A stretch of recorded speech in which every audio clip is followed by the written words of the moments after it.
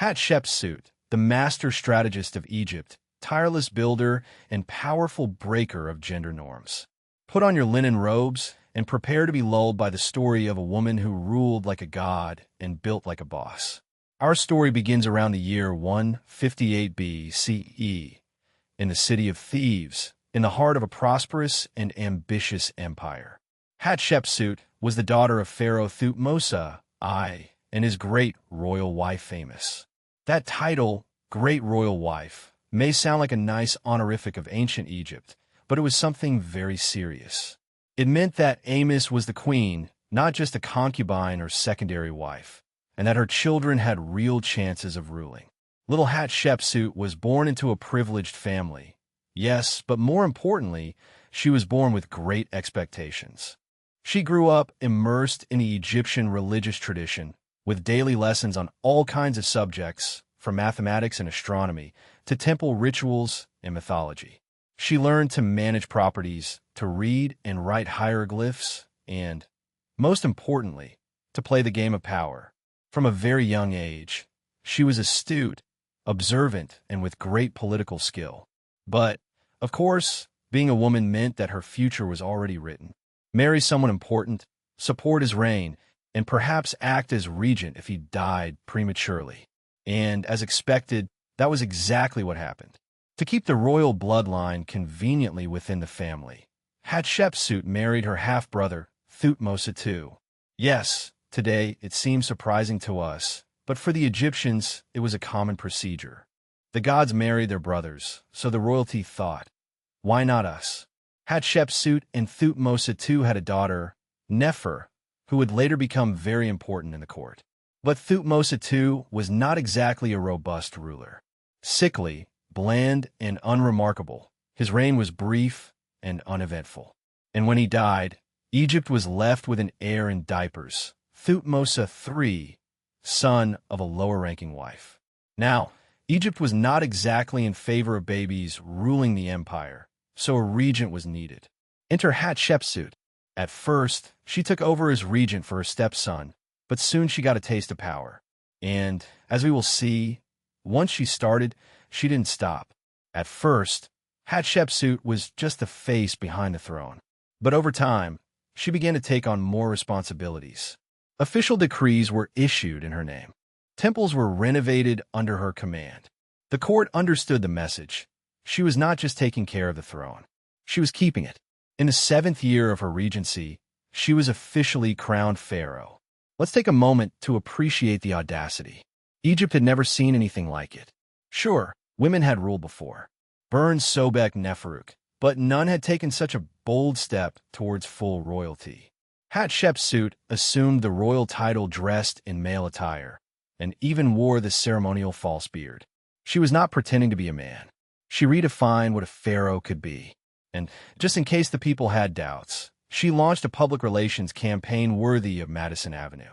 Reliefs, obelisks, and inscriptions proclaimed her divine birth, courtesy of the god Ammonius himself. She was not just a ruler. She was destiny incarnate. Hatshepsut was not content with ruling. She wanted to leave something permanent. Her reign is marked by one of the greatest construction booms in Egyptian history. Temples, monuments, and obelisks sprang up like wildflowers in the desert in spring. Her crown jewel, the mortuary temple in Deir el-Bahari, a large terraced complex nestled in the western cliffs of the Thebes. Known as Djeser Diru or Holy of Holies, it is a masterpiece of ancient architecture. Elegant, symmetrical, and grandiose, but not ostentatious. It served as much a tribute to her reign as a testimony to her divine right to govern. Inside, it narrated her history, her divine conception, her coronation, and the peace and prosperity of her reign. The temple also paid homage to the gods, especially Ammonius, to whom she attributed her right to govern. A smart political move. If you can't beat the patriarchy, co-opt the most important god in the area. One of the most celebrated achievements of Hatshepsut was a trade mission to the legendary land of Punt. Think of Punt as the ancient Egyptian version of Shangri-La. Mysterious, exotic, rich in incense, gold, and baboons. Scholars still debate its location, possibly in present-day Eritrea or Somalia. Hatshepsut sent a fleet of ships loaded with merchandise to trade, and they returned with incense trees, ebony, ivory, gold, leopards, and exotic animals. It wasn't just about the economics. It was about image. Hatshepsut demonstrated to Egypt that she could bring prosperity as the gods had foreseen. The entire expedition is narrated in elaborate reliefs in Deir el-Bahari, including images of Queen Pun, who is depicted with generous proportions. Let's just say that the Egyptians weren't shy with their chisels. Being pharaoh was not just a matter of architecture and incense. It was about keeping the court at bay. Hatshepsut was surrounded by astute allies. The main one was Senenmut, her butler, architect, and possibly much more. Rumors have circulated for centuries. Was he her lover, her confidant, or just a very ambitious bureaucrat? Be that as it may, he was vital in her reign. He directed construction projects, was tutor to her daughter, and statues were erected in his honor. An uncommon privilege for a commoner. But power always generates tension. It is likely that some court factions rebelled against her reign, especially the priesthood and the military elites who preferred a male king. Hatshepsut carefully navigated these waters, maintaining traditional rituals and keeping her image firmly linked to divine favor. Around 1458 BC, Hatshepsut disappears from the records. It is not clear how she died. Old age, illness, or perhaps a small palace intrigue. But after her death, her stepson Tutmosis III finally managed to govern alone. And boy, did he have feelings to resolve. At some point in his reign, he launched an erasure campaign. The statues of Hatshepsut were destroyed. Her name was erased from the walls. Her obelisks were buried or enclosed in walls. She was not only erased from history, she was censored. But why? Revenge, insecurity, a political cleansing. Most likely, it was about restoring the traditional line of succession and avoiding the uncomfortable precedent of women with too much power. Pharaohs are eternal, but fragile egos, apparently just as durable. Let's fast forward to the 19th century. Archaeologists begin discovering fragments of the reign of Hatshepsut. A statue here, an engraving there. Little by little, the image of a much more important ruler than erasure suggested emerges. Then, in 2007, there was a major breakthrough. A mummy found in the Valley of the Kings decades before, but never identified, is finally identified thanks to a tooth found in a canopic box bearing her name. And thus, Hatshepsut had returned. What did she leave? An empire at peace, a more stable court than most pharaohs dreamed of, reopened trade routes, architectural wonders, and, importantly, a redefinition of what power could be. She demonstrated leadership is not about gender, but vision. She was not trying to be a man. She was trying to be a great pharaoh, and she achieved that. Her story reminds U.S. history isn't written by victors. It is written by the survivors, and sometimes it takes some 1,000 years and a dental examination to clear things up. So, when you go to bed, dreamer, remember Hatshepsut, the woman who rewrote rules, engraved her name in stone, and was then erased, only to outlive all. Good night from the temples of Thebes, the terraces of Deir el-Bahari, and the shadow of a queen who will not be forgotten. Catherine the Great. Now, dreamer, we head north, far north, to the bright, icy halls of Imperial Russia. Sit in a leather armchair and prepare for court intrigues, power struggles, enlightenment, philosophy, and many horses. It's time for the saga of Catherine Great. Empress, reformer, and master doing everything while wearing corset. Born as Sophie Frederica Augusta von Anhalt-Zerbst in 1729. Our future empress was not exactly a sure candidate for fame. She was a German princess of little importance, from a minor duchy, the 18th century equivalent of being born on a suburban estate. Her family was noble, but not rich, and young Sophie was intelligent, stubborn, and ambitious. She devoured books, studied languages, and probably scared most boys away with her intelligence. A classic gifted person. Russia enters scene. In 1744, Empress Elizabeth of Russia was looking for a wife for her heir, Grand Duke Peter. Sophie was a perfect fit. She was young, Protestant, but willing to switch sides, and had enough noble blood to pass test. So she left for the Russian court, where she converted to Orthodoxy, changed her name to Ekaterina Alexa, and began her training in Russian royal politics. Attention, spoiler, involve a lot of backstabbing and zero PR support. Her husband, Peter III, was not pleasant. He was clumsy, immature, obsessed with Prussia, and possibly deranged. He liked to play with toy soldiers and ignore his wife. Catherine, for her part, read Voltaire, Machiavelli, and the history of Russia as if she prepared for the final exam. She was playing a long game, and Peter didn't even know there was a game. Let's fast forward to 1762. Empress Elizabeth died. Peter III ascends the throne and immediately begins burning bridges. He antagonized the church, the army, the nobility, and probably Palace Cat.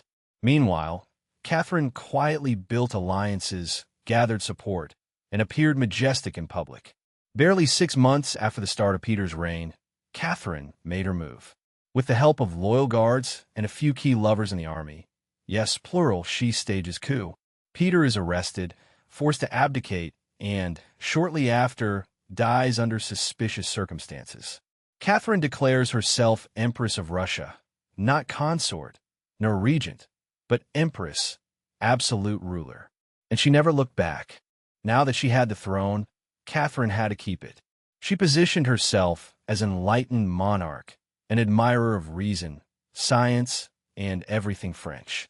She maintained correspondence with Voltaire and other stars of the Enlightenment, as if they were pen pals from summer camp. At the same time, she knew how to play autocrat's game. She expanded the power of the nobility over the serfs, repressed dissent, and kept the secret police well fed. Catherine's policies were a strange mix of progress and repression. She modernized administration, codified laws, and founded schools. She also suppressed rebellions with an iron fist and never seriously challenged servitude. It was the Enlightenment with a hint of absolutism. Catherine not only reigned, but also conquered. Under her rule, Russia expanded dramatically. She snatched territories from the Ottoman Empire, annexed Crimea, and divided Poland as if it were a ham at Christmas.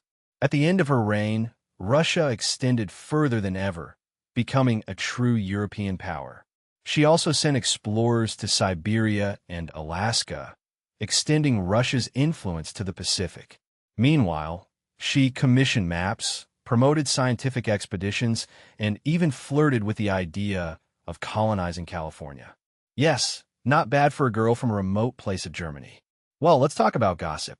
Catherine the Great had lovers. Many. Some were powerful political allies. Others were much younger and far more handsome. But she was not apologetic about it.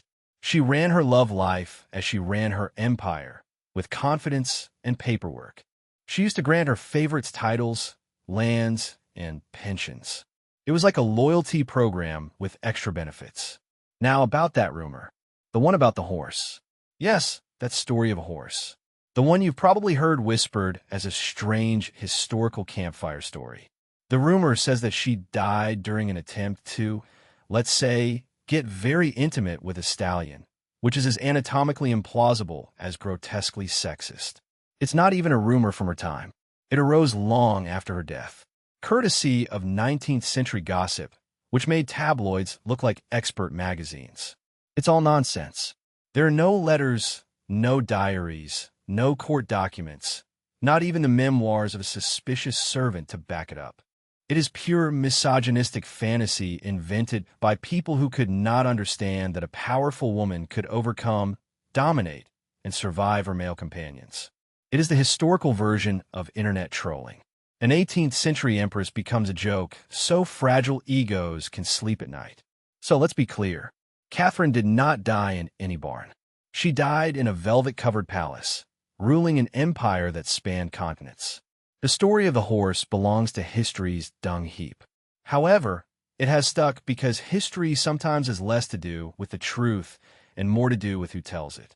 And in Catherine's case, her enemies decided that the best way to undermine a legend was with something so grotesque that people would never forget her. But of course, even in her time, she was not loved by all.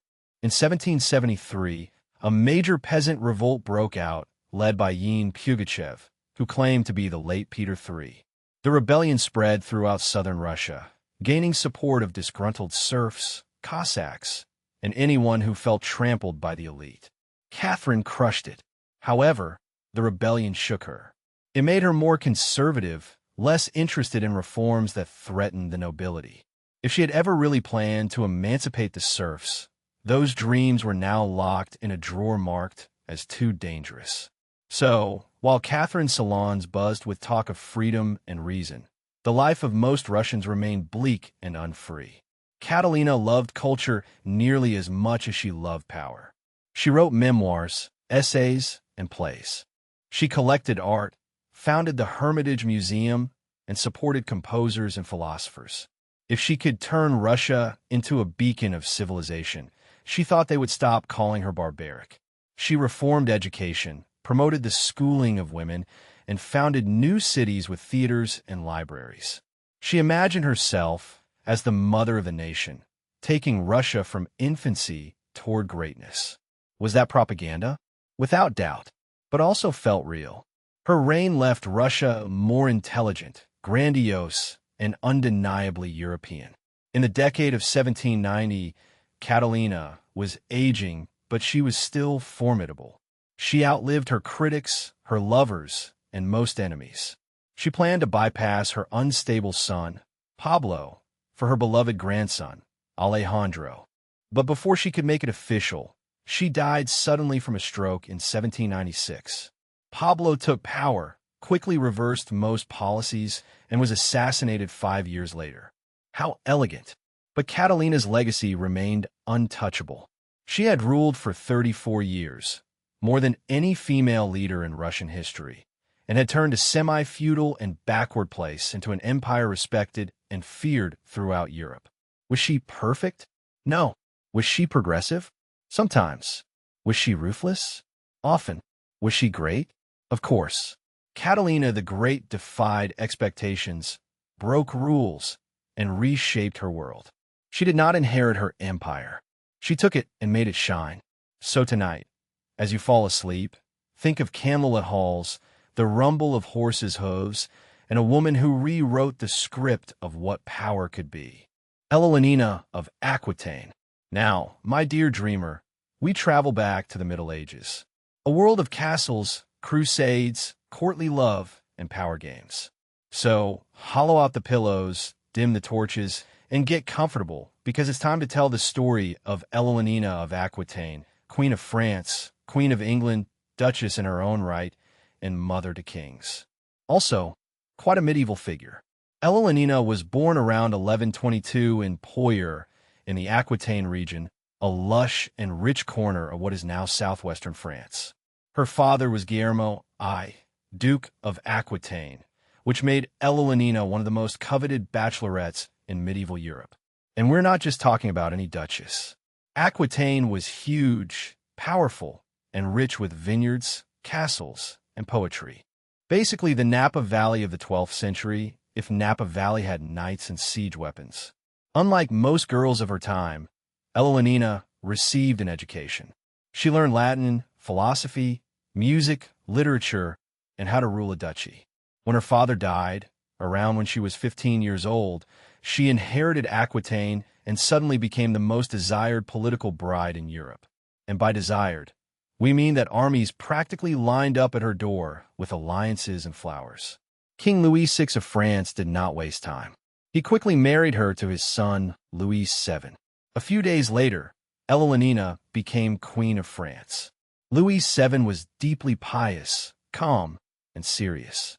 Elenina was bright, outspoken, and not exactly thrilled to spend her days in seclusion and sackcloth. She wanted parties, poetry, and maybe the odd conquest. He wanted to pray. It was not an ideal match. Even so, Elenina gave her all. She had 2 daughters, advised Louis on political matters, and even joined him on the Second Crusade to the Holy Land. That's right. She packed her bags to his court, put on armor, modified armor, and marched through Europe and Asia Minor. And, Unlike most royal appearances, it wasn't just ceremonial. Ellalinina led troops from Aquitaine and had her own followers. Was she successful? Actually, no. The crusade was a disaster. The European forces, including those led by Louis VI and Emperor Conrad III, were poorly coordinated and suffered from bad planning and logistics. The march to the Holy Land was brutal. The troops faced extreme weather, hunger, disease, and constant attacks. Morale was low, and discipline disintegrated. The Crusaders failed in their main objective, to recapture the city of Edessa. Their most notable action, the siege of Damascus, was disastrously mismanaged and ended in retreat. But Ellalinina's real moment of infamy came when rumors spread that she had gotten too close to her uncle Raymond de Poyer, Prince of Antioch. French tongues wagged, royal tempers flared, and her marriage to Louis began to crumble faster than a tapestry in a storm. When they returned to France, they annulled the marriage. Officially, it was because they had not had a male heir. Unofficially, let's say Ellalinina and Louis agreed to seek other kingdoms. Now single again, Ellalinina wasted no time. On her trip home, she survived at least 2 kidnapping attempts. Yes, literal attempts by nobles to kidnap her and forcibly marry her to obtain Aquitaine. She rejected them like a boss. In 1152, she married Henry Plantagenet, Duke of Normandy and future King Henry II of England. He was 11 years younger than her, passionate, brilliant, and with great ambitions. Within 2 years, he became king, and Ellalinina became Queen of England again. This time, things were different. Ellalinina was not just queen. She was co-ruler of one of the largest empires in Europe. Together, she and Henry ruled England and vast stretches of France, from the Scottish border to the Pyrenees. She gave him 8 children, including future kings Richard the Lionheart and John. Yes, the one from all the Robin Hood stories. But although they had powerful children, their marriage was a rough sea. The relationship between Eleanor and Henry deteriorated over time, partly because Henry was a notorious womanizer and partly because Eleanor didn't like being sidelined. She had ruled Aquitaine alone. She wasn't going to quietly fade into the background. In 1173, she took the boldest step yet. She joined her sons in rebellion against their father. Yes, you heard right. She and her royal sons launched a full-scale rebellion against the King of England. Ellalinina was unwilling to allow Henry to boss her children around or divvy up their inheritance as if it were his personal cheese board. Unfortunately, coordination was not her strong suit. The sons quarreled, the allies wavered, and Henry responded with ruthless efficiency. The rebellion crumbled, and Ellalinina was captured before she could blink. It was a resounding failure. Henry arrested her and imprisoned her for the next 15 years. But even in captivity, Ellalinina remained a force. Her court in Poitiers had already become legendary as the cradle of courtly love, where troubadours sang of knights and ladies, honor and passion. She was creating fanfiction before it was cool. When Enrique died in 1189, Ellalinina was released from house arrest by her son, Ricardo Corazon de Leon. At that time, Ellalinina was over 60 years old, but she was unwilling to retire. While Ricardo dedicated himself to the Crusades, Ellalinina ruled the kingdom in his absence. She negotiated ransoms, dealt with diplomacy, quelled uprisings, and probably brewed tea stronger than any medieval noble could stand. Even when her less glamorous son John ascended to the throne, Ellalinina played the role of royal peacemaker and power broker. She arranged marriages, forged alliances, and managed properties like a queen. She did not stop until her last years, when she retired to the Abbey of Fonthiver, where she finally died in 1204 at 82. That was an Olympic life in the Middle Ages. Ellalinina of Aquitaine was not only queen twice. She was quite an institution. She was a mother, ruler, diplomat, patron of the arts, and a first-rate political operator. She wielded soft power and hard strategy. She helped give birth to a new culture of chivalry, poetry, and romance, all while navigating the brutal game of medieval thrones. And she did it all while surviving political scandals, the consequences of the Crusades, imprisonment, and more births than most queens could endure. So tonight, my dear dreamer, as the torches flicker and the last juggler strums his instrument, rest easy knowing that you have spent the night with one of history's great figures. Ellalinina of Aquitaine, the queen who ruled empires, defied kings, and left a legacy that resonates in castles and chronicles alike. Queen Boudica. Now, dear dreamer, we delve into the wild winds of ancient Britannia, where a warrior queen once set the Roman Empire aflame. Literally wrap yourself in a wool cloak and prepare to meet Queen Boudica, avenger of injustice, scourge of the legions, and the original rebel with a cause. Our story begins around the year 30 A.D.C., more or less in the green hills of Britannia. It was not the England of Shakespeare or stone castles. It was a land of tribal kingdoms, wooden palisades, iron swords, and fierce independence. Boudica was born into the tribe of the Aini, who inhabited what is now Norfolk in eastern England. The Aini were a proud people, with their own customs, religion, and laws, and a deep distrust of outsiders. The Romans had been in Great Britain since the year 43 A.D.C., led by Emperor Claudio, who wanted a new and brilliant conquest to distract him from his chaotic political life. The Romans arrived with roads, taxes, and legions. The Aini played along, more or less. Prasutagus, husband of Boudica and king of the Aini, reached an agreement with Rome so his kingdom would remain semi-autonomous. It was not love, it was a compromise. Boudica was queen by marriage, but she was not a mere figurehead. She had been trained in warrior traditions. Think less of a decorative consort and more of a head of state wielding a spear. She and Proceres had 2 daughters, and together they tried to maintain fragile peace with the Roman lords. When Proceres died around the year 60 A.D.C., he tried to secure the future of his family with a compromise. He left his kingdom jointly to his daughters and the Roman Emperor Neron. In theory, this was a diplomatic gesture. In practice, it was a time bomb. The Romans completely ignored the will. They declared that the land of Aini was theirs, entered, confiscated properties, and treated the local population as rebellious slaves. Worst of all, in a public spectacle designed to humiliate, Roman officials whipped Boudica and assaulted her daughters. This was not just a political mistake. It was a cultural insult, a personal violation, and a declaration of war. The Romans saw it as a message. Obey us, or you will suffer. Boudica saw it differently. Fight or die. Boudica did not retreat. She did not plead. She did not linger. She began organizing, gathering tribes. In Britannia's tribal world, loyalty was complex, often based on family, honor, and revenge. Boudica had all 3. The Trinovants, long oppressed by Romans, were first to join. Others followed soon after. It was no longer just the icy knife fight. It was Britannia's uprising. She addressed her followers not only as queen, but as a grieving mother, a dishonored leader, and a native facing a foreign invader. The power of her story united thousands. According to Roman sources, her army numbered almost 100,000 troops.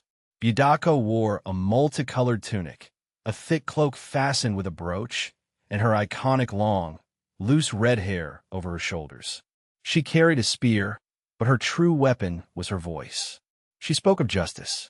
She promised revenge, then brought the fire. Camulodunum, now Colchester, fell first. A Roman city built upon Celtic territory. It housed a hated temple to Claudius and a small, poorly defended garrison.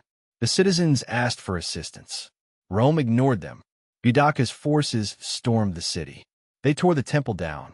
They massacred the garrison troops. They showed the civilians no mercy. It was ancient, total war. The news quickly spread. Panic gripped Roman settlements. Next was Londinium, the nascent Roman city that would become London. Governor Suetonius Paulinus, suppressing the Druids in Wales, hurried back. He assessed the situation, abandoning the city. Londinium burned fiercely. Then Virilmium, present-day St. Albans. The same fate befell it. Tacitus estimates that over 70,000 died. Regardless of whether the figures are accurate, the devastation was real. Rome had never seen such revolt in Britannia. Boudicca was not just burning cities. She was incinerating Rome's illusion of control. But Rome was stubborn when found. Governor Paulinus finally gathered his forces, perhaps only 10,000 men, but battle-hardened legionaries, disciplined, ruthless, and organized. They wisely chose a battlefield, a narrow gorge flanked by forests that left no room for Boudicca's troops to deploy. It was a tactical snare.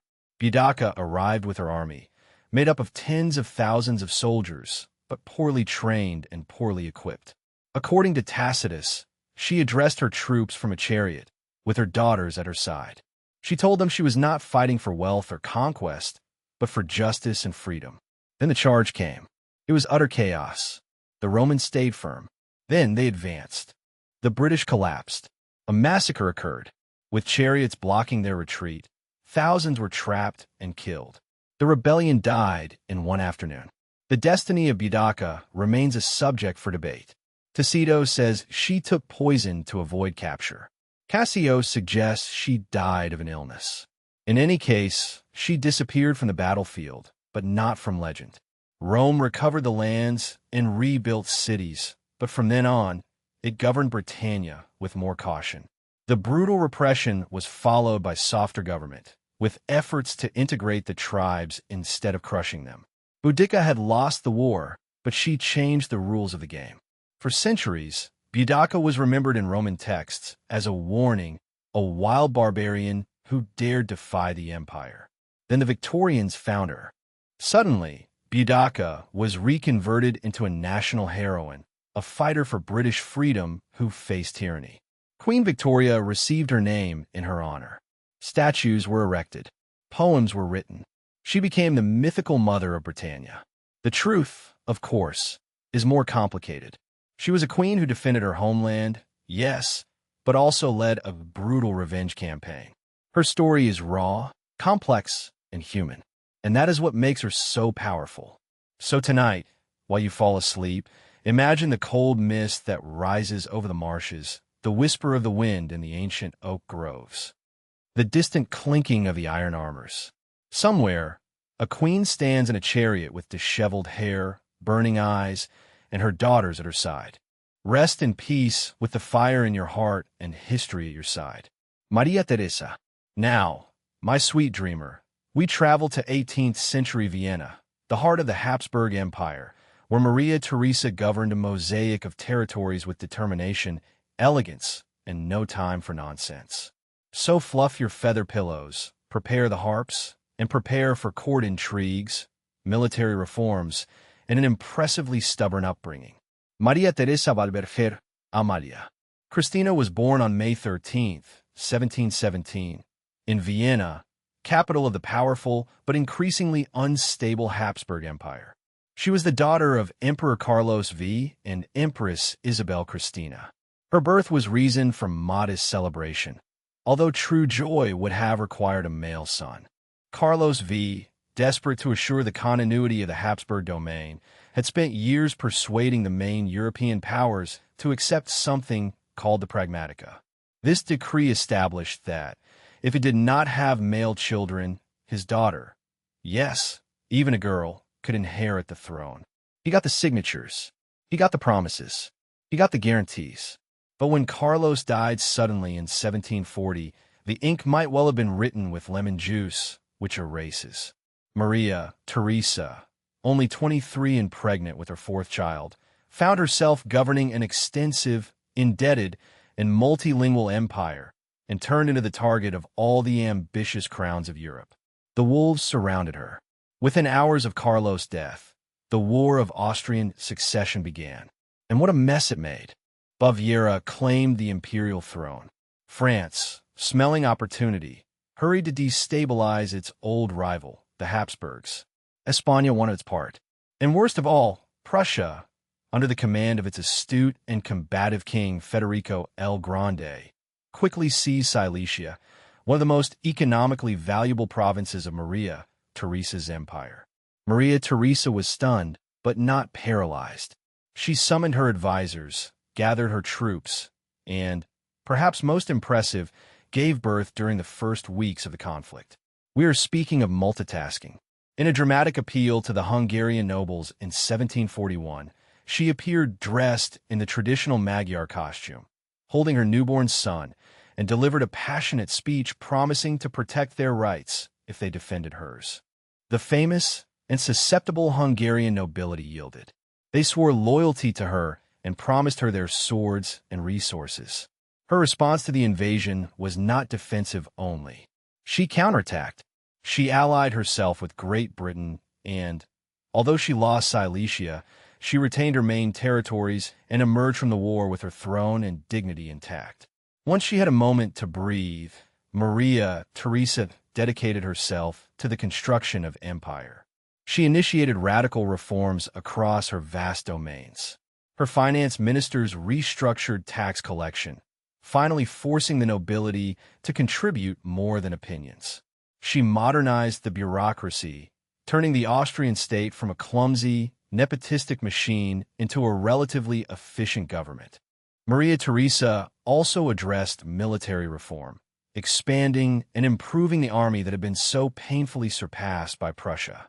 She established military academies, standardized training, and promoted better logistics and supply systems. Education was one of her passions. She implemented compulsory primary education for boys and girls, a radical concept at the time. The goal was not literacy only. It was about obedience, patriotism, and the dissemination of Enlightenment values carefully filtered through Catholic doctrine. Speaking of that, although she was influenced by Enlightenment ideas, Maria Theresa remained a devout Catholic. She suppressed Protestantism, censored books, and opposed many of the more liberal reforms that her son, Joseph II, would later champion. She believed in reason, but also in hierarchy, order, and her divine right to rule. Maria Theresa did not use only armies and decrees. She also used weddings. And boy, did she use them! With 16 children, 11 of whom survived to adulthood, Maria Theresa wielded one of Europe's most powerful diplomatic tools, dynastic marriage. Each child was a piece on her political chessboard. Her daughters married princes and kings from across the continent. Her sons were prepared for leadership. Her most famous marriage was that of Maria Antonietta, her youngest daughter, to the future Louis XVI of France. We all know how that ended. But for Maria Theresa, it was a masterstroke at the time. Marrying her children to rival dynasties allowed her to secure peace, forge alliances, and project the influence of the Habsburgs far beyond Austria's borders. She controlled these marriages to a point of absurdity. She wrote long letters to her daughters full of advice, criticism, moral sermons, and, on occasion, passive-aggressive guilt. She expected piety, loyalty, and behavior worthy of a queen, not extravagant wigs and excessive budgets for cakes. Perhaps her boldest political move came in the 1750s with the so-called diplomatic revolution. For centuries, Austria and France had been bitter enemies. But with the rise of Prussia as a mutual threat, Maria Theresa took a turn from the script. In a move that surprised Europe, Austria allied with France. What was once inconceivable became reality. Enemies became partners. The marriage of Maria Antonietta to the Crown Prince of France sealed the deal. This realignment led directly to the 7 Years' War, one of the first truly global conflicts. Maria Theresa hoped to recover Silesia and crush Prussia. She didn't get it, but she stood firm. The war ended without major changes on the map, but Austria emerged as a resilient and reformed power, with Maria Theresa commanding respect even from her enemies. Her marriage to Francisco Esteban de Lorena was a true partnership. He was not her husband only. He was her co-ruler, her confidant, and her emotional support. She loved him deeply, and when he died in 1765, she was devastated. Maria Theresa never recovered from the loss. She wore mourning for the rest of her life, retired from court life, and became increasingly conservative. But she did not stop governing. Her son, Jose II, became emperor of the Holy Roman Empire, and she named him co-regent. They often clashed. He wanted radical Enlightenment reforms. She preferred careful, controlled change. He was all ideals and urgency. She was pragmatism and morning lace. Even so, they worked together, sometimes arguing, sometimes reaching compromises, always focused on strengthening the empire.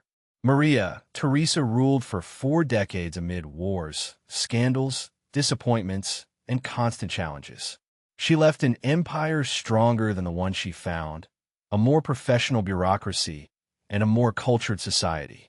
She did not start as a military genius, a legal expert, or a reformer. She became all that out of necessity, determination, and unwavering duty.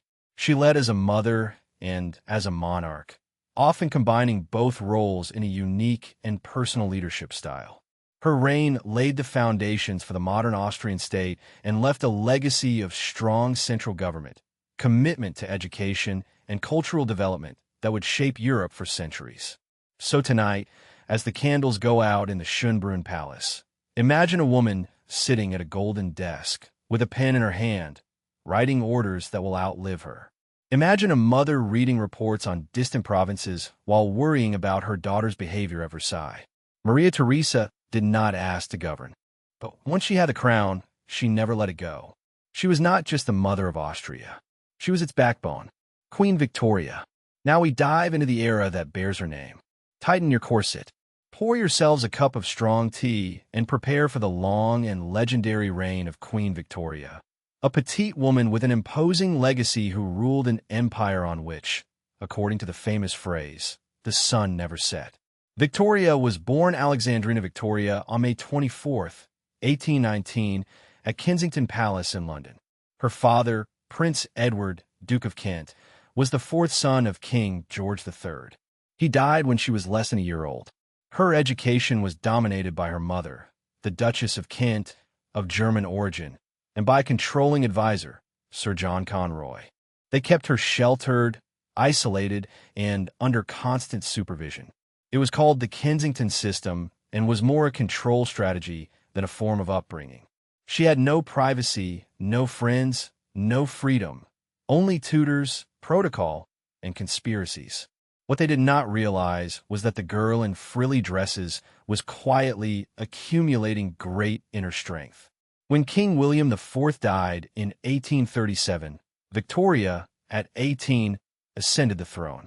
She had not been tested, she had no experience, and she was only 150 m tall, but she knew exactly who she was. From the moment she ascended the throne, Victoria made clear that she would be her own woman. Her first act was to move out of her mother's house and banish Sir John Conroy. Politely, of course. It was the 1830s. She was young but determined. Her diaries show a woman fully aware of her responsibilities. She attended cabinet meetings, met with ministers, and formed firm opinions on national affairs. With Prime Minister Lord Melbourne as her first political mentor, she learned quickly. She also quickly became the face of a transforming Great Britain. Industrialization was changing everything. Steam engines, factories, railroads, telegraphs, the urban population skyrocketed. So did poverty, pollution, and unrest. Victoria did not legislate, but symbolized stability. She represented continuity as Great Britain moved into modernity. And she had opinions, sharp, sometimes thoughtful, always sincere. Prince Albert of Saxe-Coburg and Gotha enters the scene. Victoria met her German cousin when she was 16 and asked him to marry her 3 years later. Yes, she asked him to marry him. Queens do that. They married in 1840 and quickly became one of history's most influential couples. Albert was more than just a consort. He was her intellectual equal, her advisor, and for a time, her anchor. He modernized the royal house, promoted science and industry, and urged her to support public works, education, and the arts. Her love letters are effusive, yes, but also full of mutual respect. They had 9 children, a dynasty that would later spread across Europe like royal confetti. But not everyone loved Albert. He was foreign, serious, and liked meddling in politics. He faced criticism from Parliament and the press, but Victoria defended him tooth and nail, calling him her angel of the house. Her marriage was not perfect, but devoted. And when Albert died suddenly of typhus in 1861, Victoria was devastated. Albert's death plunged Victoria into a state of mourning that marked the second half of her reign. She retired from public life, wore black for the rest of her days, and secluded herself in Windsor Castle in Balmoral, in Scotland. For years, she barely appeared in public. She avoided parliament, ceremonies, and even her own subjects. People began to wonder if the Queen still ruled. But Victoria, always paradoxical, ruled firmly from the shadows.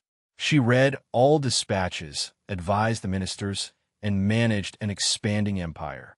She did it dressed in mourning, with a broken heart and steel pen.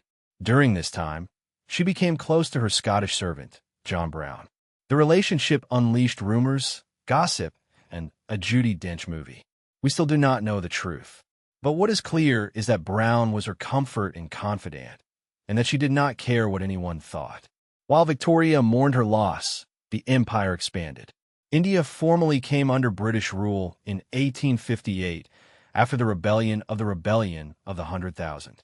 In 1876, Prime Minister Benjamin Disraeli named her Empress of India, a title she adored.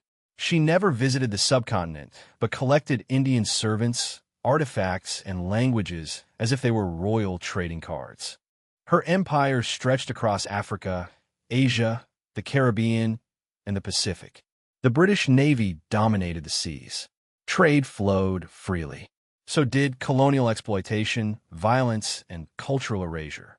Victoria saw herself as a maternal, benevolent, civilizing figure chosen by God. The truth, of course, is more complex. But in the minds of her contemporaries, she was the empire. Her name, her face, and her silhouette symbolized everything. She wrote to the viceroys. She advised the generals. She made alliances with foreign monarchs. She knew the power of symbolism and used it well. Victoria's children married into all the main European royal houses. They became kings, queens, and consorts throughout the continent. They called her the grandmother of Europe. But with family came dramas. Her eldest son, Bertie, the future Edward VII, was a source of constant concern.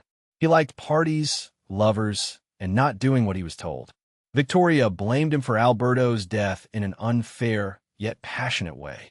Alberto had fallen sick shortly after intervening in a scandal related to Bertie's getaways with an actress, and although the connection was weak at best, Victoria clung to it. In her pain, she needed to blame someone, and Bertie's carefree attitude made him an easy target. Her maternal love was fierce, and so was her disappointment. She never approved of his behavior, but she couldn't change it. Their relationship was notoriously tense. Then there were the scandals, the assassination attempts, the palace rumors, the backstabbing in politics. Victoria faced everything with iron determination and a hand that rarely stopped writing. She was prolific, dozens of letters a day, diaries spanning decades. Her handwriting could terrify the ministers. Her opinions could influence governments. In her last years, Victoria became an institution. She reigned longer than any previous monarch, more than 63 years.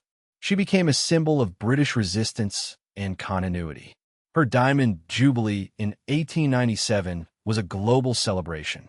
The crowds cheered her, the colonies sent representatives, the empire was on display, and the little widow dressed in black ruled it all from her carriage. When she died, on January 22, 1901, she had outlived all of her contemporaries. She had witnessed revolutions, world-changing inventions, and power shifts that no one could have predicted. Her death marked the end of the Victorian era. A new century had dawned. Tonight, as the gas lights go out and the trains rattle silently through the countryside, let us remember the Queen who should never have reigned, who was never expected to last so long, and who ended up defining a century. Queen Victoria, determined, complicated, powerful. She cried deeply. She loved intensely. She enjoyed absolute power. So sleep well, dear dreamer, sovereign of your own world. Nefertiti. Now, dear dreamer, We go back more than 3,000 years to ancient Egypt, where a queen of enigmatic beauty and unparalleled power changed religion, art, and the very idea of royalty. Light your oil lamp, drink your date wine, and meet Queen Nefertiti, the woman who disappeared from history but never really left. Her name evokes an image of eternal beauty, mystery, and golden splendor. Nefertiti means the beautiful one has arrived, a name that sounds like prophecy and poetry in one. She arrived on the world stage around the year 1350 AC, during the 18th dynasty of ancient Egypt, in what historians call the New Empire, the Golden Age of Egypt. Her origins are unknown, although not for lack of curiosity. Some believe that she was born into a noble Egyptian family. Others speculate that she was of foreign blood, perhaps from Mitanni, and that she married a member of the royal family as part of a diplomatic alliance. A popular theory suggests that she was the daughter of Ai, a high court official and eventual pharaoh, which made her a member of the Egyptian nobility. Another proposes that she was the sister of Akhenaten, her future husband. There is no consensus, but whatever her origins, when she married the pharaoh, then known as Amenhotep IV, Nefertiti was a woman of high rank and great ambition. Amenhotep IV was not a conventional king. Shortly after ascending the throne, he discarded Egypt's traditional pantheon in favor of a single god, Aten, the solar disk. This was not a casual religious reform, but a theological revolution. He changed his name to Akhenaten, which means effective for Aten. Nefertiti embraced this change with enthusiasm. She was not only by his side, but was part of the movement. Her name became Nifa Neferuta Nefertiti. Beautiful are the beauties of Aten. The beautiful one has arrived. Together they moved the capital from a thieves' area to a desolate place on the east bank of the Nile, building a new city, Akhenaten, the horizon of Aten, known today as Manna. This was to be his new beginning, his divine canvas, his sacred break from the past. In the art of this period, Nefertiti appears everywhere. She is not demure in the background, nor relegated to the role of mother or muse, but an equal. She is shown making offerings to Aten, riding chariots, defeating her enemies, wearing royal attire, including the blue crown typically reserved for pharaohs. It was not a symbolic pose. It was shared power. And in these reliefs and sculptures, we see something radically emotional. Akhenaten and Nefertiti are depicted in tender scenes with their daughters, playing, laughing, and exchanging kisses. Royalty had never seemed so human. The Amarna period not only changed theology, but transformed the artistic language of Egypt. The rigid and idealized forms disappeared. The curves, the softness, and elongation arrived. Akhenaten was represented with a narrow face, a pendulous belly, and fleshy lips. Nefertiti is also represented with elegance and individuality. Art emphasized a kind of divine androgyny, a mixture of masculine and feminine attributes, possibly reflecting the creative completeness of the Aten. This new aesthetic was controversial, but gave rise to some of Egyptian art's most emblematic works. Among them stands out the bust of Nefertiti, discovered in 1912 in sculptor Thutmose's workshop.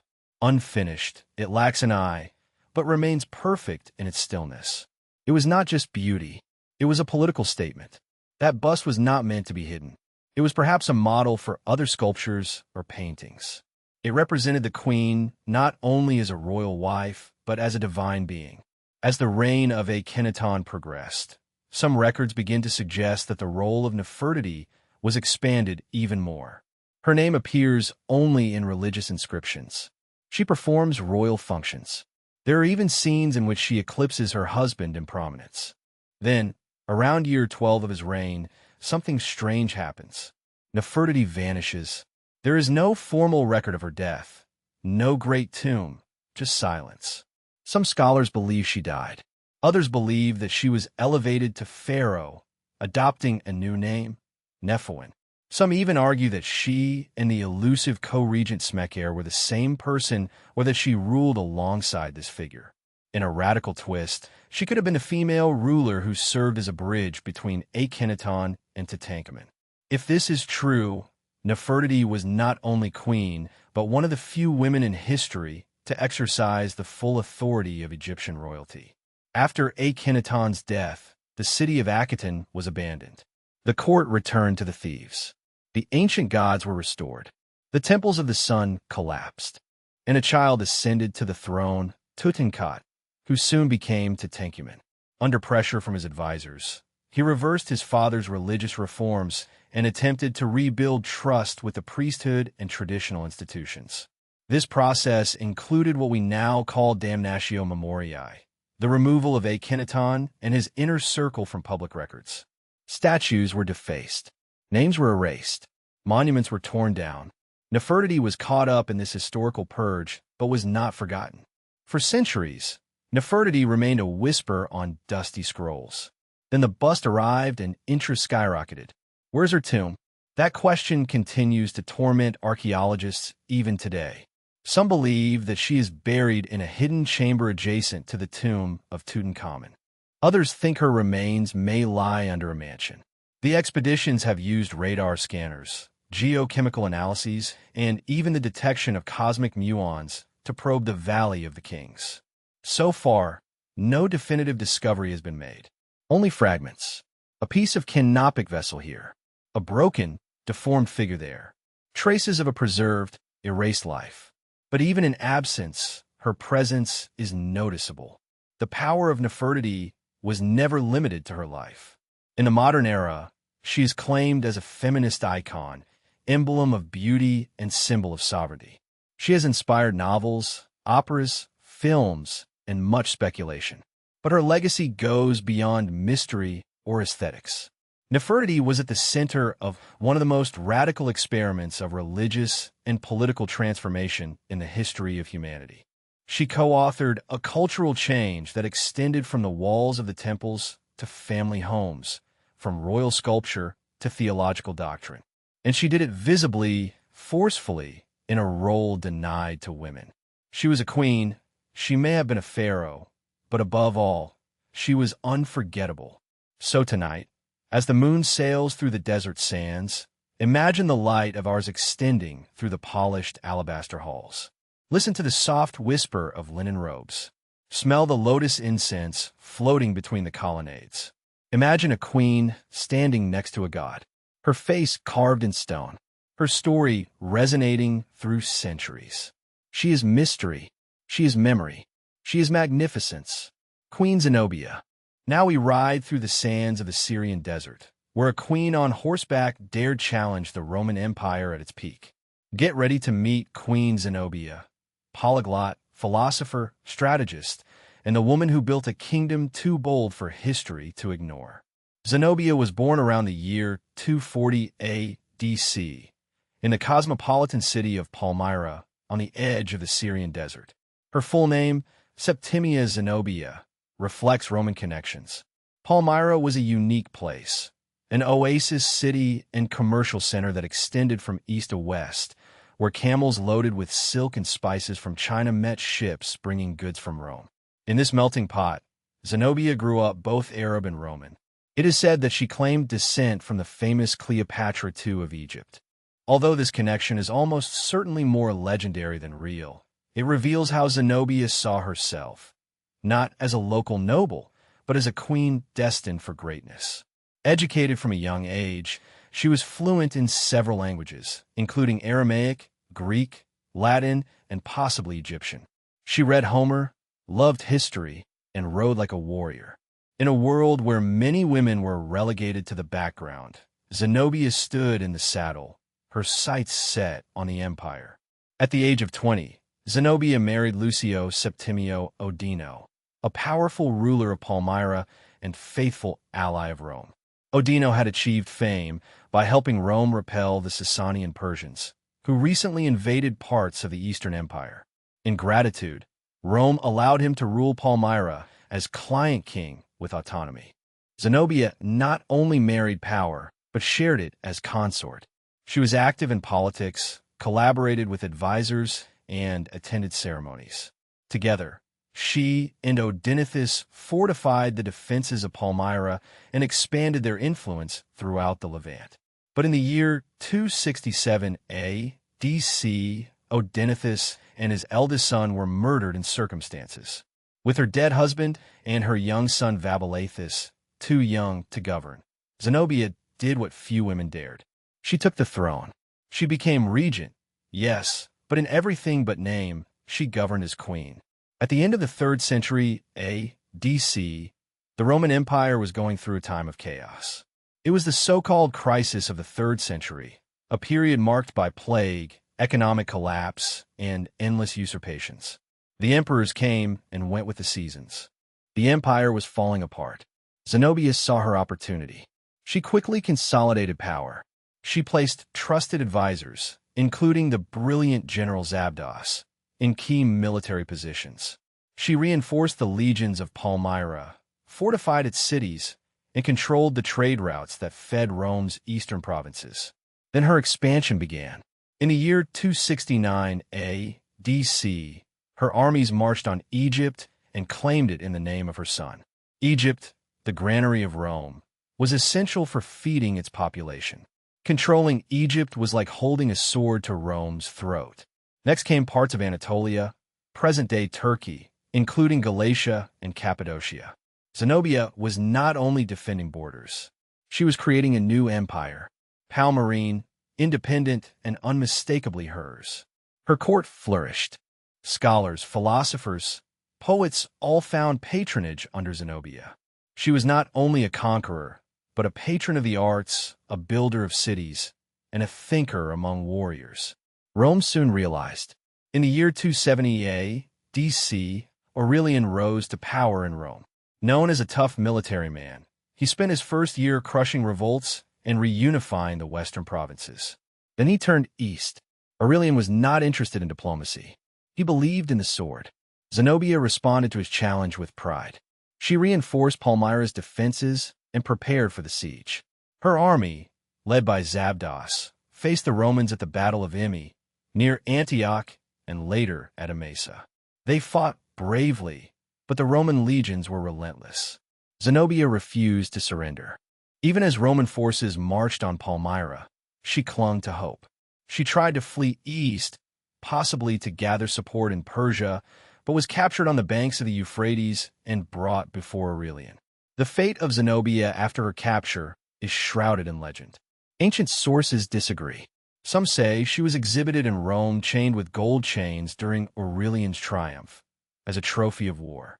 However, it is said that even chained, she kept her head high, radiating serenity. Others say that Aurelian, impressed by her courage and intelligence, granted her a villa in Tibur, where she lived comfortably and even remarried a Roman nobleman. Was she humiliated or honored? Was she a prisoner or guest? The truth may be somewhere in between. What matters is that Zenobia resisted. She was not executed. She was not erased. She was remembered. Palmyra was allowed to continue under Roman control for a brief period of time, but in the year 273 A.D.C., it rebelled again. This time, Aurelian destroyed it. The temples were torn down, and the palaces set ablaze. The golden city of the desert was reduced to rubble. However, even in ruins, Palmyra continued to be a symbol of what it once was, a brilliant bastion of resistance, splendor, and ambition. And in the center of it all, Zenobia, the woman who dared to claim the authority of Rome for herself. Her name became legend. In Byzantium, she was considered a cautionary example. In the European Renaissance, a heroine of the modern era, a nationalist icon in Syria, and a feminist symbol throughout the world. Her story was rewritten, reformulated, but never forgotten. Beyond the battles, beyond the coins and crowns, Zenobia was a woman who reflected deeply on her role in history. According to some sources, she once said that she was not seeking to overthrow Rome, but to govern it better. Her ambition was not destruction, but improvement. She believed in civilization, erudition, and good government. She did not see herself as a usurper, but as a legitimate sovereign. And that belief, that conviction, made her dangerous. Not because she rebelled, but because she made rebellion seem like justice. So tonight, as the winds sweep the Syrian sands and the moon casts its silver light on the ancient stones, think of Zenobia, the queen who built an empire in the desert, the woman who ruled scholars and soldiers, the sovereign who defied the greatest power of her time. Not for conquest, nor for vanity, but because she knew she could. Empress Dowager Cixi. And now, sweet dreamer, we are heading to the forbidden city of Imperial China, where a woman began as a low-ranking concubine and ended up ruling behind the throne for almost half a century. Intrigue, reform, rebellion, and pure political dominance. It's time to meet Empress Dowager Cixi, the woman who held an empire in ruins with jeweled fists and iron will. Cixi was born in 1835, during the Qing dynasty, in Beijing, into a respectable, but not especially powerful, Manchu family of the Yahanara clan. She was not destined for greatness, at least not by birth. But from a very early age, she showed a sharp wit, a fierce intelligence, and a quiet self-confidence that would shape the future of an empire. At the age of 16, she entered the Forbidden City as a concubine of the Xianfeng Emperor. Among the dozens of women who competed for the emperor's attention, she was granted the title of Noble Lady Lan. It was not a very high title, but neither the lowest. In 1856, Cixi gave birth to the emperor's only surviving son, Zichuan. This elevated her instantly. She was promoted to the rank of consort Yi. It was the beginning of her rise, and she knew it. When the Xianfeng Emperor died in 1861 amid internal struggles and a foreign invasion, 5-year-old Zichuan became the Tongji Emperor. Although Cixi had no formal right to power, she was the emperor's mother. In Confucian China, that meant something. Cixi was now an empress dowager, and her influence was just beginning. After the emperor's death, a group of 8 regents appointed by Xianfeng assumed power. They considered Cixi and the older Empress Dowager Tian as decorative figures. They were wrong. Cixi, along with Prince Gong, the emperor's uncle, plotted a coup. In a bold and meticulously coordinated maneuver known as the Xinyo coup, the regents were overthrown. Some were exiled, others executed. Cixi and Tian became co-regents, ruling from behind a silk curtain. Literally, when the hearings were held, they sat behind a screen while the ministers knelt on the other side and addressed them through intermediaries. Cixi proved to be a master of palace protocol, taking advantage of tradition to exercise absolute power in a system that was not intended for women to lead. As regent, Cixi ruled through her son, the Tongji Emperor, but she was the one really responsible for the decisions. She oversaw the military reforms, rebuilt parts of the capital devastated by war, and modernized aspects of the administration. The Taiping Rebellion, one of history's bloodiest civil wars, was still in full swing when she rose to power. She helped support the campaign to repress it, even empowering regional generals like Zhang Guan and Lai Hongjiang, who became key figures in China's future. Although the Tongji Emperor reached his majority in 1873, his reign was brief and turbulent. He died in 1875, probably from syphilis, though the official version said he died of smallpox. He left no heir. Cixi took another bold step. She selected her nephew, Zichuan, as the next emperor. The 3-year-old boy was crowned Emperor Guangxu, and Cixi resumed her regency. She ruled once more from behind the curtain, consolidating her control over power. The late 19th century was a time of turmoil. The Western powers, emboldened by the Opium Wars and their unequal treaties, began dividing China into spheres of influence. Railroads, telegraphs, and factories began to appear, but so did resentment. Cixi supported the self-strengthening movement, reforms aimed at modernizing China's army and industry, while preserving Confucian values. Shipyards were built. Foreign experts were hired. The imperial navy was modernized, but all advances were cautious and strictly controlled. She commissioned the Summer Palace's construction, funded partly with funds meant for the navy, which aroused great controversy. Although this decision would tarnish her reputation, the truth is more complex. The Navy lacked sufficient funds due to widespread corruption and mismanagement, endemic problems throughout the Qing system. Even so, Cixi tried to balance two worldviews, modern reform and dynastic survival. Each step forward felt like walking on a tightrope. In 1898, the Guangxu Emperor, already in his 20s, launched a broad program of reforms. The 100 Days Reform proposed a Western-style education system, bureaucratic restructuring, and constitutional government. Cixi, alarmed by the speed and radical nature of the changes and by the emperor's willingness to marginalize her, counterattacked. In the Summer Palace, she placed Guangxu under house arrest. The reformist leaders were arrested and executed.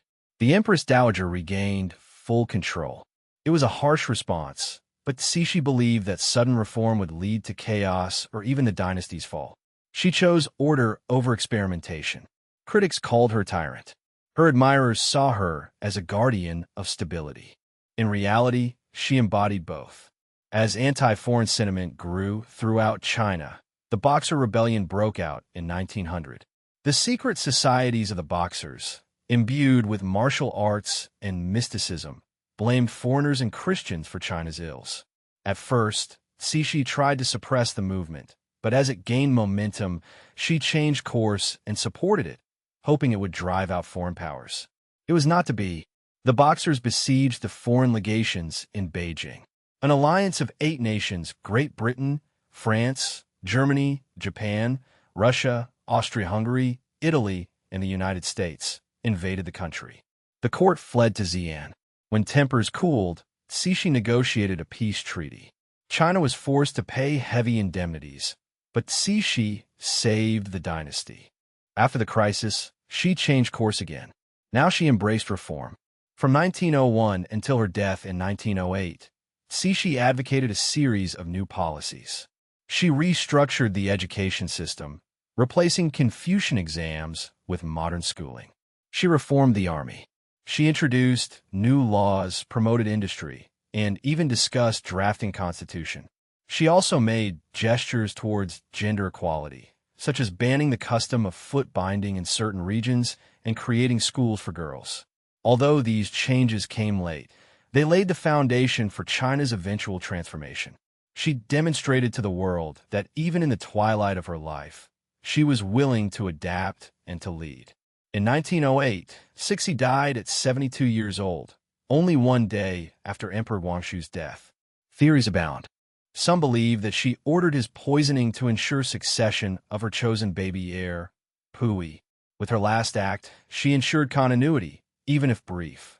3 years later, the Qing dynasty collapsed during the Xinhai Revolution. However, Cixi's influence endured. For almost 50 years, she had ruled behind veils, behind emperors, but never behind times. So tonight, as the stars rise above the walls of the Forbidden City and wind whispers among the pines of Summer Palace, remember the woman who hides behind the curtain. Cixi, the empress who refused to disappear, who survived emperors, and who turned concubinage into a mandate. She ruled without throne, commanded without a crown. She resisted. Queen Isabel, I of Castile. And now, my dear dreamer, we return to 15th century Spain to meet a woman who defied norms, married for strategy, unified a country, and started an era of empires. Get comfortable under your velvet blankets, and let us whisper you to sleep the story of Isabel I of Castile, queen, warrior, and mother of modern Spain. Isabel was born on April 22, 1451, in the small town of Madrigal de las Altas Torres. She was the second daughter of King Juan II of Castile and Isabel of Portugal. Her childhood was far from glamorous. Her father died when she was only 3 years old, and the crown passed in her stepbrother Enrique IV's hands. Enrique's reign was, to put it mildly, unstable. The nobles conspired, factions clashed, and questions about the succession swirled like a sandstorm. Isabel and her brother Alfonso were, in essence, political hostages, moved from castle to keep them away from the court's intrigues. But Isabel watched everything. She grew up pious, intelligent, and reserved. She was not destined to inherit anything until destiny, chaos, and her own iron will collided. As Isabel matured, Marriage proposals rained down on her from Portugal, France, and even England. But all of them came with conditions and political risks. Enrique IV, always indecisive, tried to arrange a marriage for her in order to secure his own unstable legacy. Isabel refused. She wanted to control her future. In an era in which royal women were pawns, Isabel dared to be a player. In 1469, she chose Fernando de Aragon. They were second cousins, so they needed a papal dispensation. They did not wait. They forged one and got married secretly. It was the beginning of one of the most transcendental unions in history. Although young, Isabel and Fernando formed a formidable couple. They agreed to govern jointly, each retaining control over their own kingdoms but presenting a united front. Their alliance was political, practical, and deeply personal. In 1474, Enrique IV died, triggering a succession crisis. His daughter, Juana, known as Juana la Beltraneja, claimed the crown. Many believe that she was not the legitimate daughter of Enrique IV. With the support of Portugal, Juana challenged Isabel's right to the throne. A brutal civil war broke out. Isabel led armies. She negotiated with the nobles.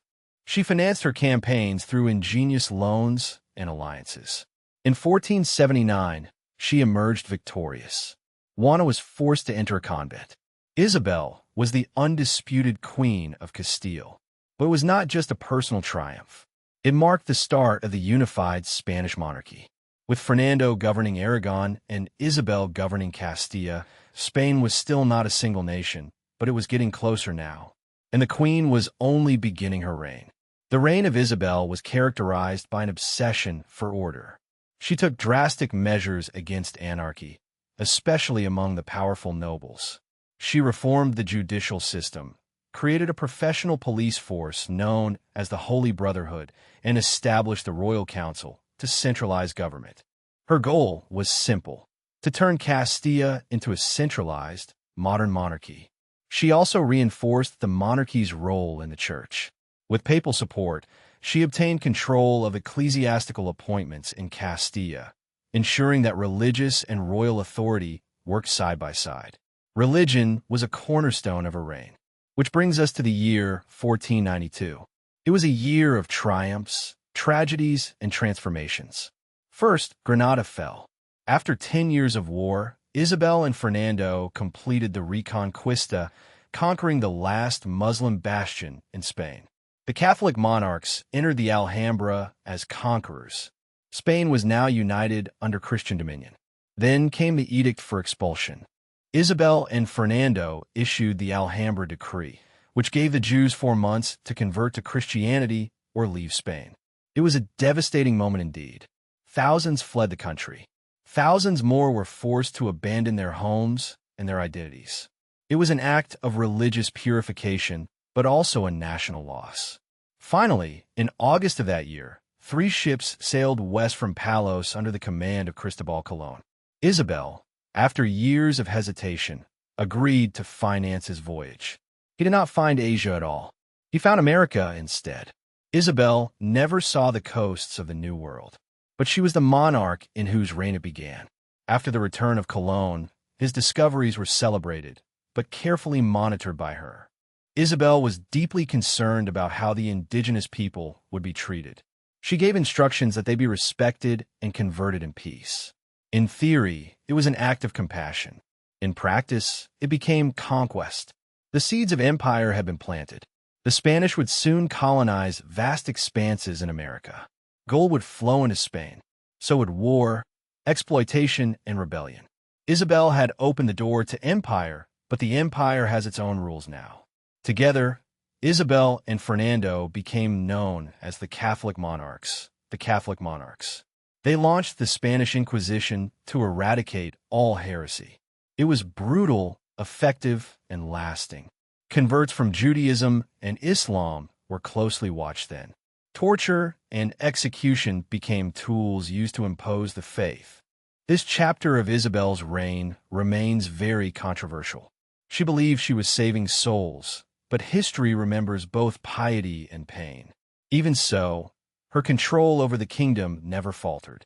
She maintained power in a world dominated by men, negotiated foreign alliances, and kept a restless nobility under her control. She was not just a queen, she was the queen. Isabel understood the true power of family. She arranged strategic marriages for all her children. Catalina with England, Juana with the Habsburgs, Isabel with Portugal, and Juan with Austria. Its objective was to ensure alliances surrounding France and elevate Spain. But tragedy then struck. Her only son, Juan, died at age 19. Her daughter, Isabel, died while giving birth. Catalina's husband, Arthur, Prince of Wales, died months after their marriage. Her daughter, Juana, descended into madness. The great dynastic plan of Isabel began crumbling. The dream of a stable, united, and Catholic Europe vanished. Even so, she continued forward and drafted a testament in which she captured her hopes for Spain, her beliefs, and her unwavering faith. Isabel died on November 26, 1504, in Medina del Campo. Her body was buried in the Royal Chapel of Granada next to Fernando. She believed that her soul was in God's hands. Her legacy remains in the pages of history books since then. She had governed Castile for 30 years. She had shaped the map of Europe and the world. Her vision, faith, and willpower transformed Spain into a global empire. She left behind a unified, reformed, and powerful kingdom, but also one wounded by intolerance and overshadowed by the Inquisition. She was heroine and heretic, savior and scourge, saint and sovereign. History remembers her because it cannot forget her. So tonight, when the bells of Toledo strike midnight and the stars turn over the Alhambra, let your mind drift to the woman who built a nation from the chaos of dynasties and the hope of faith. She dared to lead. She dared to govern. She dared to dream of a world yet to be born. The Empress Theodora. Now we travel to the brilliant but treacherous world of Byzantine Constantinople, where a former actress turned empress governed alongside one of the greatest emperors of the Eastern Roman Empire. Fix your silk sheets and get comfortable. It is time to meet the Empress Theodora, survivor, schemer, saint, and co-ruler of Byzantium. Theodora was born around the year 500 A.D.C. in the vibrant city of Constantinople, capital of the Eastern Roman Empire, today better known as Byzantium. Her family was of modest origin by imperial standards. Her father was a bear tamer in the Hippodrome, the noisy arena of the city, where chariot races, public speeches, and political alliances were celebrated before tens of thousands of people. When her father died young, her mother struggled to keep their family afloat. In an era in which social class determined almost everything, Theodora and her sisters had few options. They entered the world of spectacle. In Byzantium, this was a marginal world, more scandalous than famous. Theodora was known for her wit, her beauty, and her presence on stage. But what she learned from spectacle, the art of persuasion, charisma, and emotional control, would serve her far more in a palace than on a stage. After spending time in North Africa, possibly as a courtesan or companion to a provincial official, she returned to Constantinople, converted into a different woman. She had embraced Monophysite Christianity, a faith orthodoxy considered heretical, and had abandoned her old life for something bigger. She was no longer just an artist. She was something completely different. Before talking about the marriage that would change an empire, we must meet the man who would become Theodora's companion in power and love. Music. Justinian. Justinian was an ambitious man. Nephew of the Emperor Justinian I, he was being prepared to govern. He was known for his legal brilliance, his administrative mind, and his vision to restore the glory of the Roman Empire. When he met Theodora, the attraction was instantaneous, but also politically dangerous. Roman law prohibited high officials from marrying actresses. Justinian not only defied the law, but also rewrote it. In the year 525 A.D.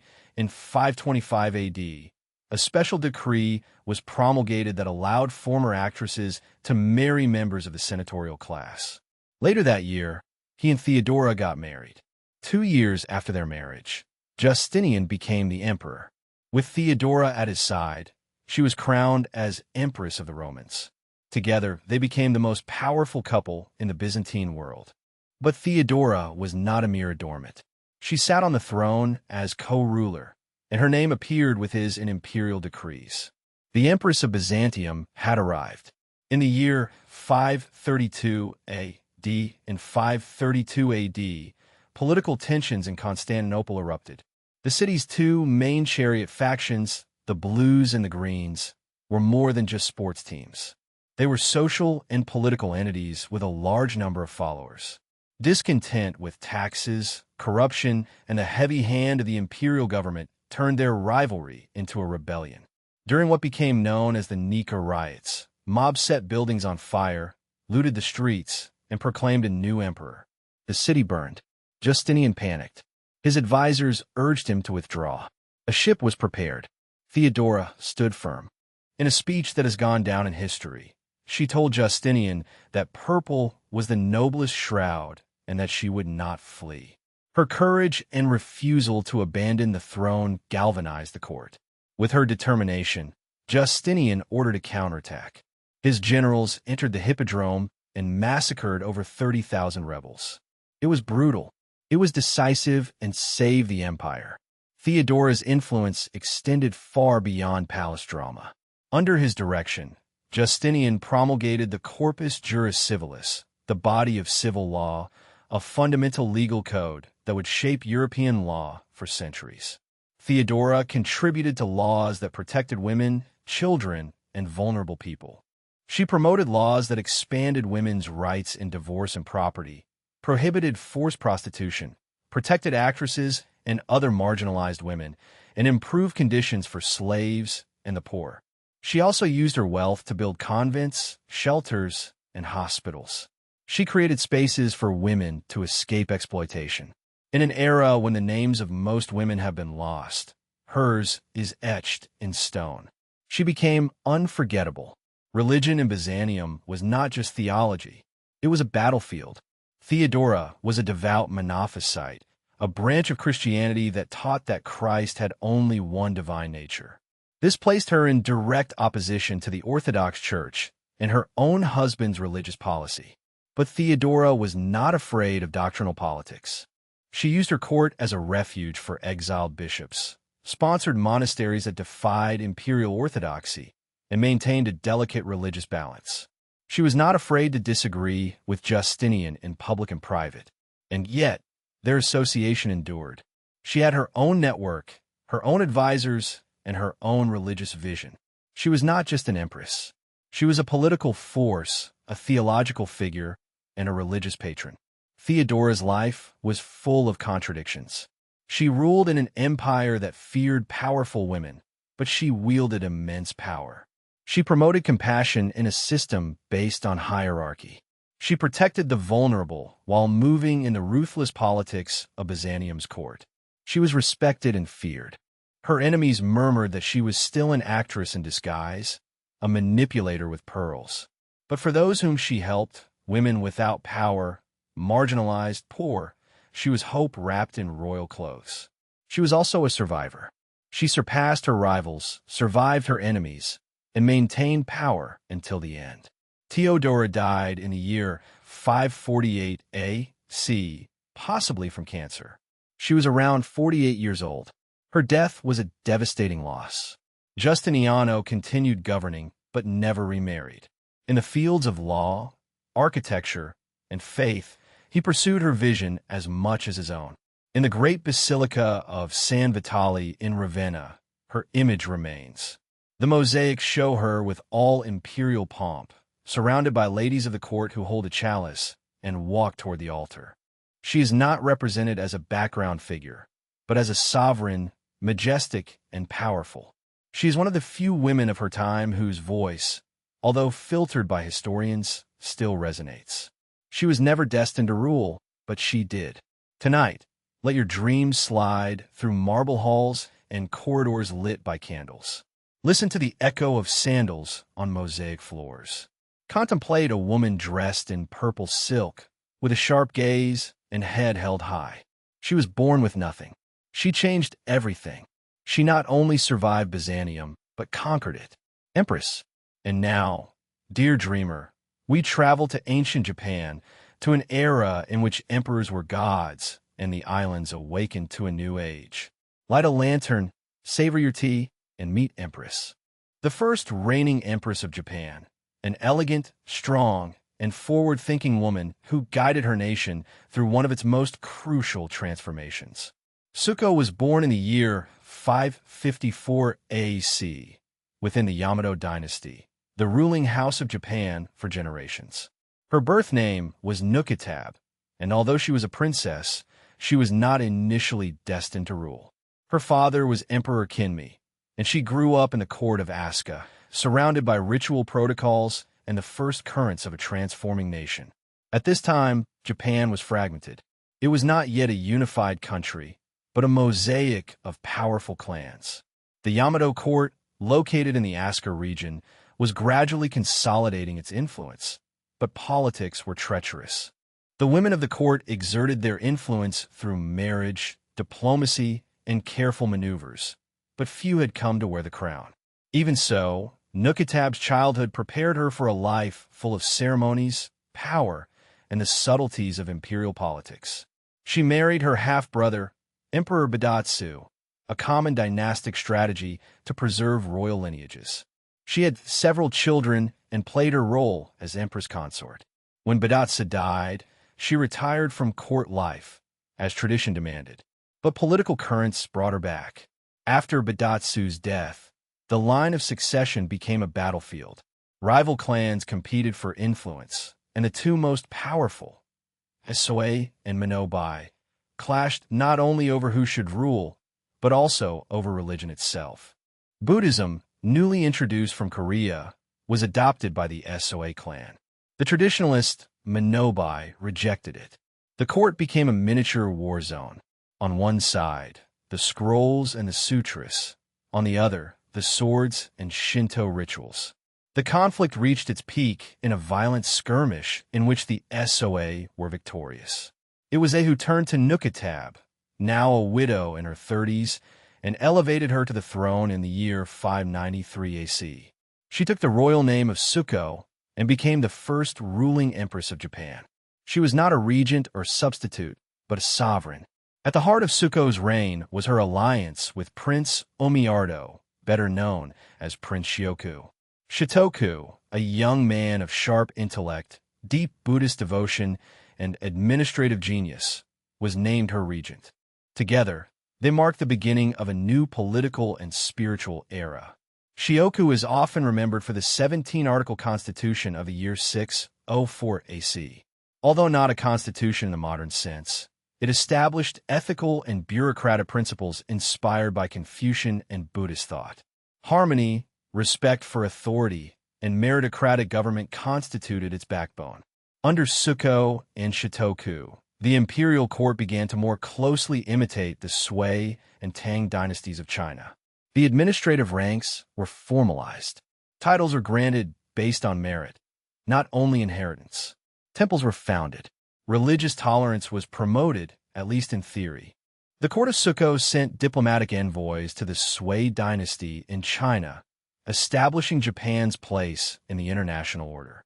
These missions brought monks, medicine, calendars, writing systems, and technologies.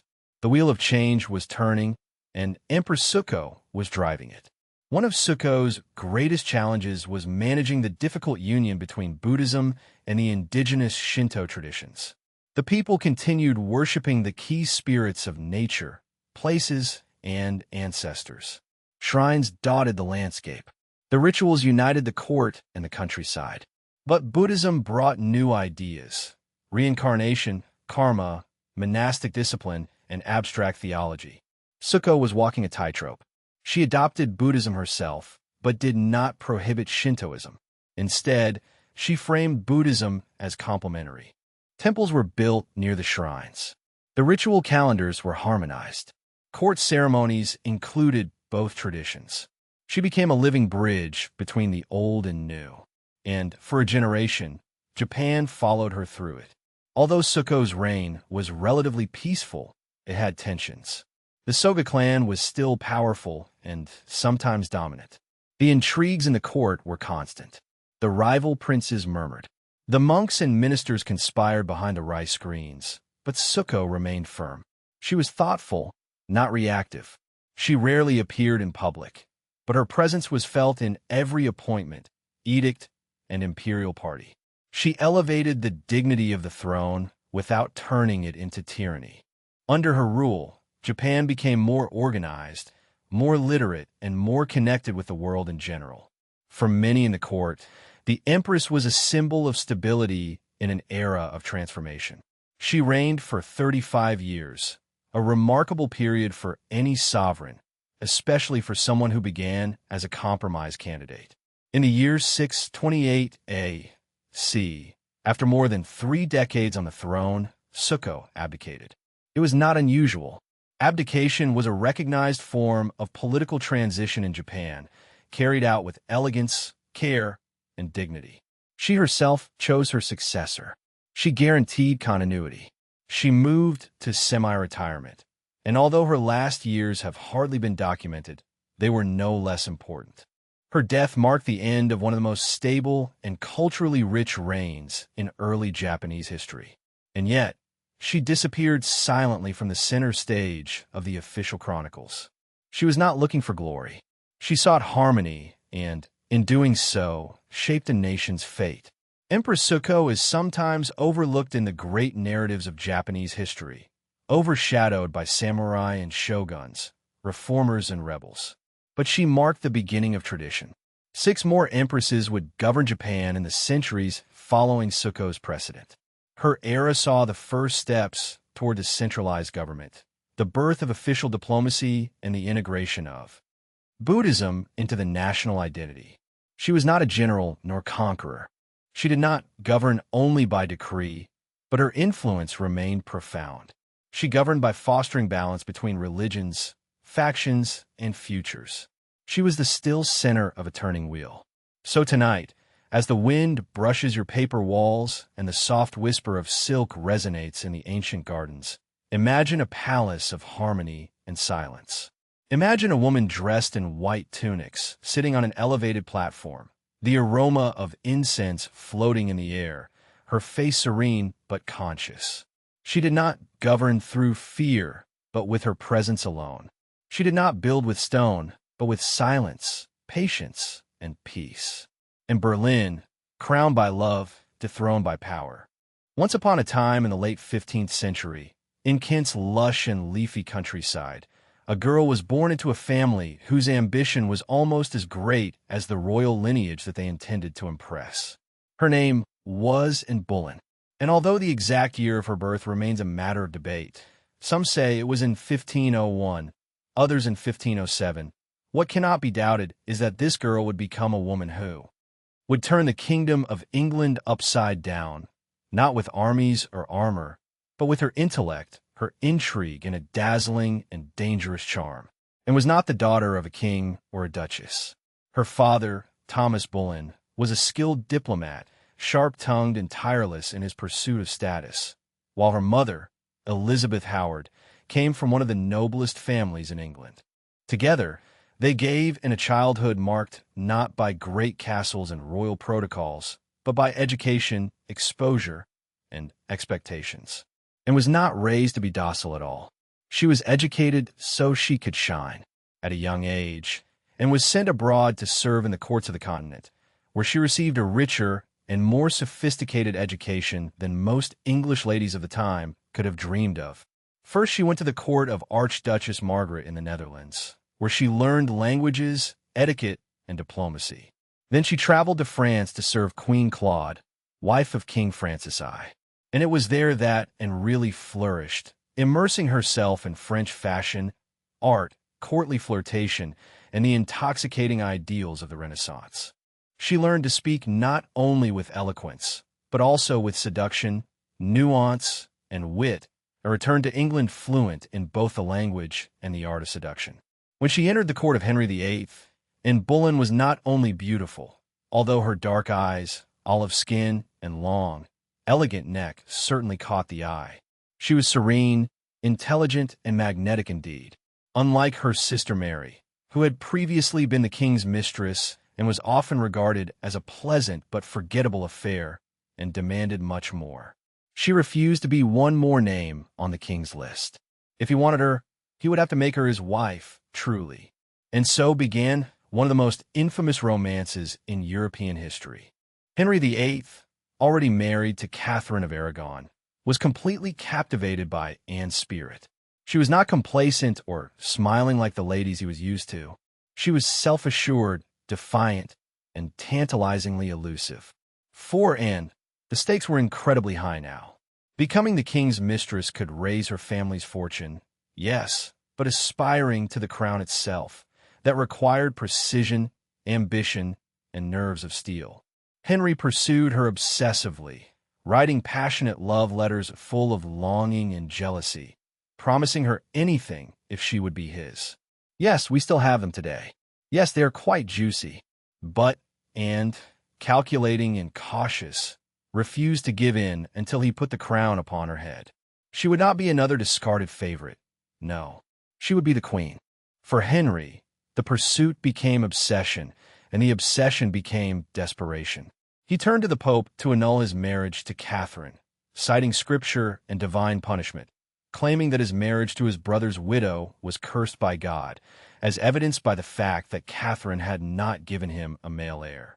But the Pope, entangled in European politics and unwilling to anger Catherine's nephew, the powerful Holy Roman Emperor Charles V, refused to grant it.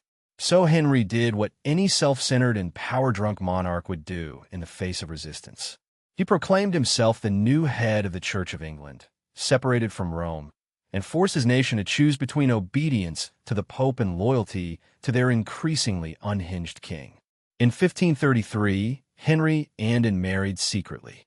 Shortly after, Anna was crowned Queen of England in a magnificent ceremony, as grandiose as any monarch's coronation, although not exempt from murmurs and sideways glances from a public that still adored Catalina. Anna, now visibly pregnant, walked proudly through Westminster Abbey in golden dresses, savoring the moment she had orchestrated so carefully. But destiny, it seems, had a cruel sense of irony. Anna gave birth that same year to a girl, Isabel, a bright and fiery girl destined to become one of history's most legendary monarchs. But Enrique, at that moment, was deeply disappointed. He had risked his soul and torn his kingdom for Anna, and what he wanted, needed, demanded was a son. The power that Anna had gained so quickly began to fade. Although she remained Enrique's wife and queen, her position was never secure. She had earned many enemies in the court. She was too stubborn, too influential, too similar to the king himself in her refusal to play the role of obedient wife. Her second and third pregnancies ended in miscarriage. One of them occurred tragically after a shock, perhaps from witnessing Enrique's fall during a jousting accident or learning of his growing flirtation with a quiet lady-in-waiting named Jane Seymour. The same court that once applauded her rise now whispered about her fall. In 1536, just 3 years after becoming queen, Anna was arrested and taken to the Tower of London. The charges against her were shocking and suspiciously convenient. Adultery, incest, treason. Her own brother was among the accused. The trial, as you can imagine, was more a real execution in slow motion than a legal process. Anna, always eloquent and serene, defended herself fiercely, but it was clear that the verdict had been written long before the trial began.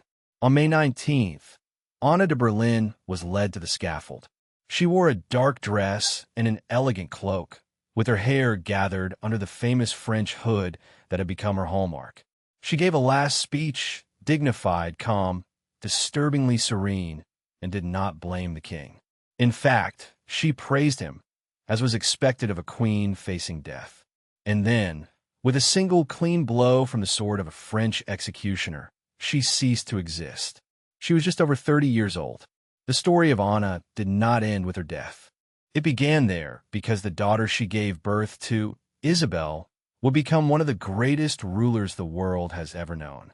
And the reforms she unleashed with her marriage would resonate throughout the centuries, changing not only England, but the very landscape of Western religion. Anna was not a victim, nor a simple villain, not even just a queen. She was a revolution wrapped in silk and steel. She was a woman who dared to ask for more. And although the world tried to reduce her to size, her shadow extends throughout history. Still, Isabel I, the queen who turned her ruin into a reign of glory. When Isabel Tuda was born on September 7th, 1533, in the sumptuous halls of Greenwich Palace, with the autumn light filtering through the stained glass windows and the air charged with hope and anxiety, her arrival was not greeted with the joyful fanfare that her parents had desperately hoped for, since she was not the child for whom her father had shattered his kingdom. She was not the male heir, the heir around which he had restructured the spiritual and political foundations of his nation. Instead, it was a girl, a delicate red-haired disappointment, wrapped in diapers and shadows of expectations. Her mother, the infamous and dazzling Anna de Boleyn, had risen like lightning in the court, intelligent and provocative, a woman whose ambition had cost Enrique his marriage to Catalina de Aragon, his alliance with the Pope, and his religious reputation. And now that her womb had not given birth to the promised son, her political position began to crumble like old parchment abandoned in the rain. When Isabel was barely 3 years old, she had lost everything that had once secured her future. Her title of princess was revoked, her place in the succession was declared illegitimate by parliamentary decree, and her mother was executed by order of her father, accused of adultery, incest, and treason. Accusations as laden with political connotations as they were probably false. From that moment on, Isabel's childhood was marked by the strange paradox of being both a member of royalty and irrelevant.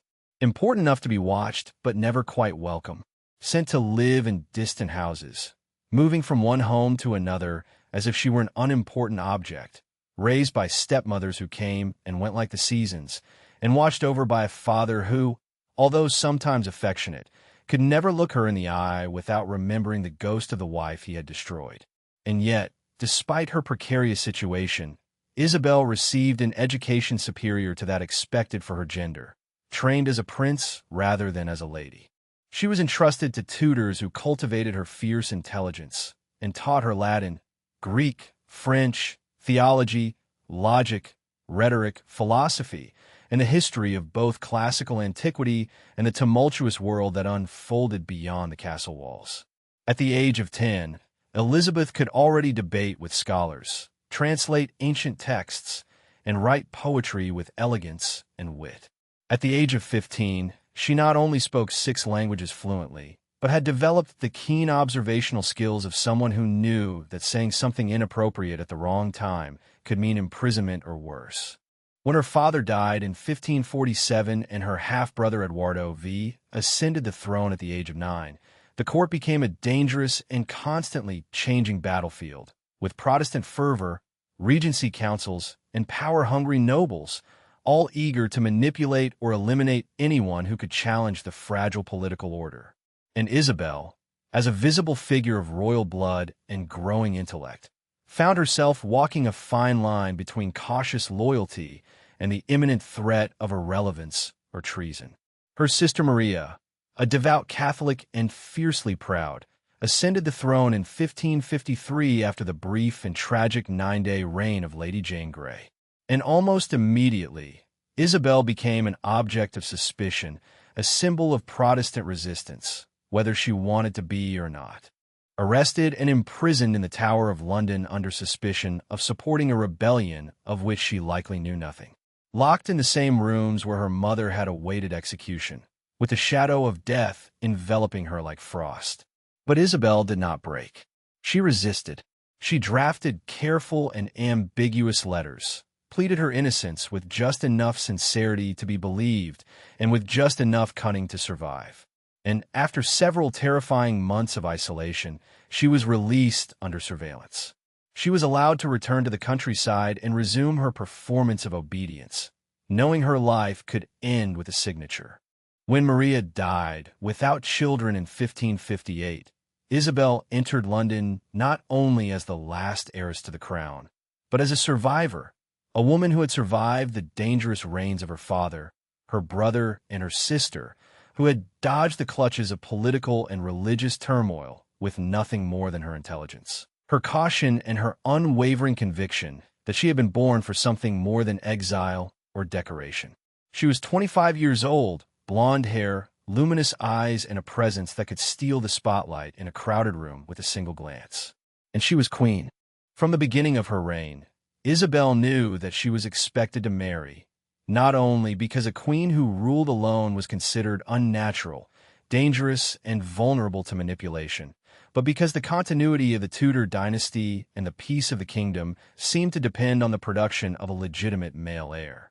But Isabel, ever a strategist, refused to cede her power to a man, refused to tie herself to the ambitions of foreign princes or national nobles, and instead cultivated a whole mythology around her identity as a singular sovereign woman, declaring herself married to her kingdom, her crown, and her people, and weaving the narrative of the Virgin Queen with such mastery that what was a defect became a divine quality. She kept her suitors dancing to her tune for decades. Felipe II of España, the Archduke Carlos of Austria, the Duke of Anjou, and others, flaunting the possibility of an alliance without ever closing the deal. She used her singleness as a diplomatic tool, bargaining chip and cloak of independence that allowed her to stay out of the marital disputes between factions. In court, she surrounded herself with witty, brilliant, and loyal men. William Cecil, her advisor and anchor. Francis Walsingham, her spymaster and silent sword. And Robert Dudley, her beloved favorite, a man whose intimacy with the Queen was the subject of endless speculation, jealousy, and scandalous rumors, but whom she never married, possibly because she knew that even love, if formalized, could threaten her throne. And it worked. The reign of Isabel marked the beginning of a period of relative stability, economic growth, and artistic flourishing that went down in history as the Golden Age of Isabel, an era in which poets, playwrights, and philosophers flourished like roses after the rain, in which William Shakespeare, Christopher Marlowe, Edmund Spenser, and Ben Jonson turned the English language into something new, alive, and full of fire. And when theaters, music, and mass became not only entertainment but national pride, she navigated international waters with the same mixture of charm and ferocity that had defined her rise, playing the dangerous game of European politics with astonishing skill, supporting Protestant causes abroad without committing to open war, sponsoring explorers like Francis Drake and Walter Raleigh, who claimed new lands and filled the English coffers with gold and stories. And finally, when she was provoked beyond what was bearable, she rose up against the most powerful empire in the world. When the Spanish Armada set sail for England in 1588, a fleet of imposing ships destined to crush her reign and restore Catholic power, Isabel did not flinch. Instead, she put on a breastplate, rode to her troops in Tilbury, and declared in one of the most emblematic speeches in royal history that, although she had the body of a weak and fragile woman, she had the heart and stomach of a king, and also of a king of England. And when the Armada was defeated, not only by English courage, but also by storms and divine fortune, the legend of Isabel was sealed. As the decades passed, Isabel remained single, childless, and increasingly isolated. Her old friends died, her favorites faded, her throne was safe, but her heart was increasingly alone. She wore her armor in the form of a crown, her face powdered in towering wigs, a kind of royal theater, a spectacle to distract attention from the fragility that hid underneath. And although she danced less, laughed less, and trusted fewer people than ever, she never stopped ruling. She died in 1603, at the age of 69, after 44 years of reign, the last monarch of the Tudor dynasty and perhaps the greatest. She left no heir, but she left a legacy. Isabel was not destined to be queen. She was not born to rule. She was born as a disappointment. She was the daughter of a disgraced mother and a father who had ordered her death. But she transformed herself into Gloriana, into Astria, into the Virgin Queen, into a woman so powerful, so luminous, and so incredibly brilliant that entire generations would look back and call her reign a golden age. She proved that a woman could rule not as a mere substitute, not as a wife, not as a sexual object, but as a sovereign. She took the broken pieces of a dynasty in ruins and forged with them an era of art, exploration, identity, and myth. And although her lineage ended with her, her story became legend. And so, dear dreamer, as the candle flame flickers against the velvet of the night, let us remember her not only as queen, not only as ruler, but as a survivor. A woman of impossible will and infinite brilliance who changed the course of history simply by refusing to be less than extraordinary. Cleopatra, the last queen of Egypt. Let's travel through the life and legend of Cleopatra, the last pharaoh of Egypt and one of the most fascinating figures in history. Her story is a story of intelligence, power, and romance. A story of a queen who captivated two of the greatest leaders of Rome and fought to preserve her kingdom. Close your eyes and enter into a world of golden palaces, secret political deals, and a woman who defied the odds to leave her mark on history. Cleopatra was born in 69 BC. In the bosom of the Ptolemaic dynasty, a Greek family that had governed Egypt since the time of Alexander the Great. Unlike most of her ancestors, she embraced Egyptian culture, even learning the native language, a rarity among the Greek rulers of Egypt. Her father, Ptolemy XII, was an unpopular ruler. Upon his death, Cleopatra ascended to the throne at only 18 years old, governing with her younger brother, Ptolemy XIII, as co-ruler. However, palace intrigues and power struggles soon broke out, forcing Cleopatra into exile. But she was not a woman who would be easily defeated. In the year 48 AC, Cleopatra saw the opportunity to regain her throne when Julio Caesar, Rome's most powerful general, arrived in Egypt. With her kingdom plunged into chaos, she needed his support. According to legend, she had herself smuggled into Caesar's rooms, wrapped in a carpet, making an unforgettable entrance. Cleopatra's intelligence, charm, and political acumen conquered Caesar. With his military support, she defeated her brother's forces, and Ptolemy XIII drowned in the Nile while trying to flee. Cleopatra was restored as Queen of Egypt, now ruling alongside her younger brother, Ptolemy XIV. Cleopatra and Caesar became lovers, and in 47 AC, she gave birth to her son, Caesarion, little Caesar. She traveled to Rome with him, consolidating her alliance with Caesar. However, when Caesar was murdered in 44 AC, Cleopatra returned to Egypt knowing that her protector had disappeared and that the future was uncertain. After the death of Caesar, Rome plunged into civil war. Two men emerged as dominant figures: Octavio, Caesar's adoptive heir, and Marco Antonio, one of Caesar's most trusted generals. Cleopatra allied herself with Antonio, whom she met in 41 AC, in legendary circumstances. She sailed to meet him in a magnificent barge dressed as the goddess Aphrodite, enveloped in golden perfume, which captivated Antonio from the moment they met. Their relationship was not only romantic, but also political. Cleopatra needed Antonio's support to maintain Egypt's independence, and he needed her wealth to finance his campaigns. Together, they ruled as a powerful couple of the ancient world. They had 3 children and formed an alliance that threatened Rome itself. Cleopatra envisioned an empire in which Egypt and Rome could rule together, restoring the power of the East. In Rome, Octavio saw Cleopatra and Antonio as a threat. He launched a propaganda campaign in which he presented Cleopatra as an intriguing seductress who had bewitched Antonio and sought to undermine Rome. The rivalry intensified into all-out war. In the year 31 AC, Octavio's forces clashed with the navy of Antonio and Cleopatra in the Battle of Actium. Their fleet was defeated and their fate was sealed.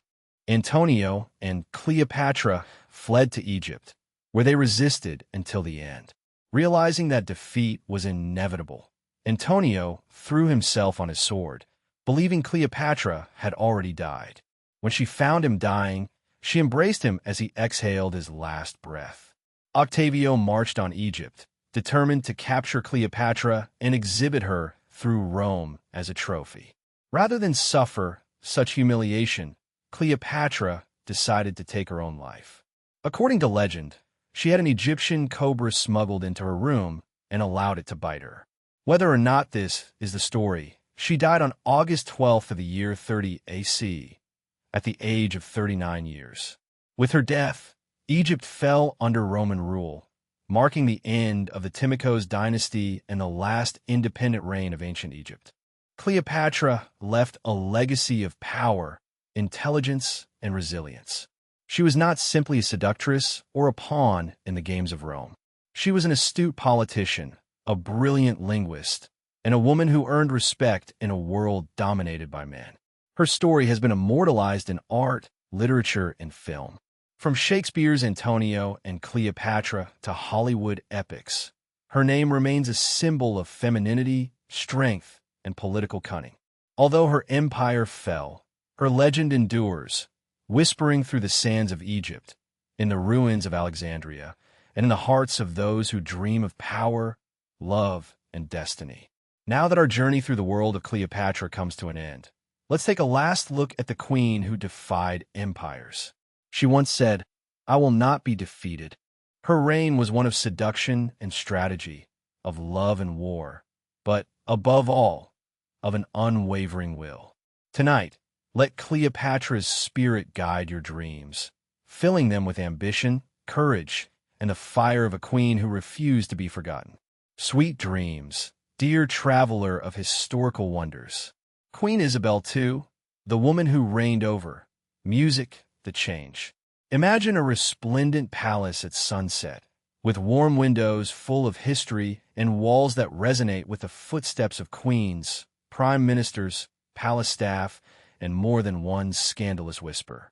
We know a woman who wore the crown not as a trophy, but as a duty, who was born in a world of empires and horse-drawn carriages, and died in a world of Instagram monarchies and Zoom diplomacy. She was not noisy. She was not flashy, but she was there. Always there, through war and Wi-Fi, through Diana and data leaks, through the turbulent 60s and Brexit. This is the story of Queen Isabel II. She came into the world on April 21st, 1926, not with trumpets or fireworks, but with a modest sense of decorum, as if she already understood the mission that awaited her.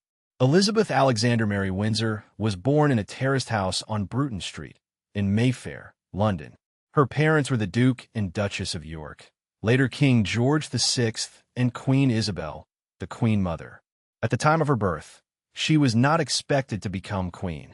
Her uncle, Edward VIII, was the heir to the throne, a handsome bachelor with a weakness for American divorcees, and a gift for shaking up the establishment. The young Isabel was third in the line of succession, an educated reserve of royalty.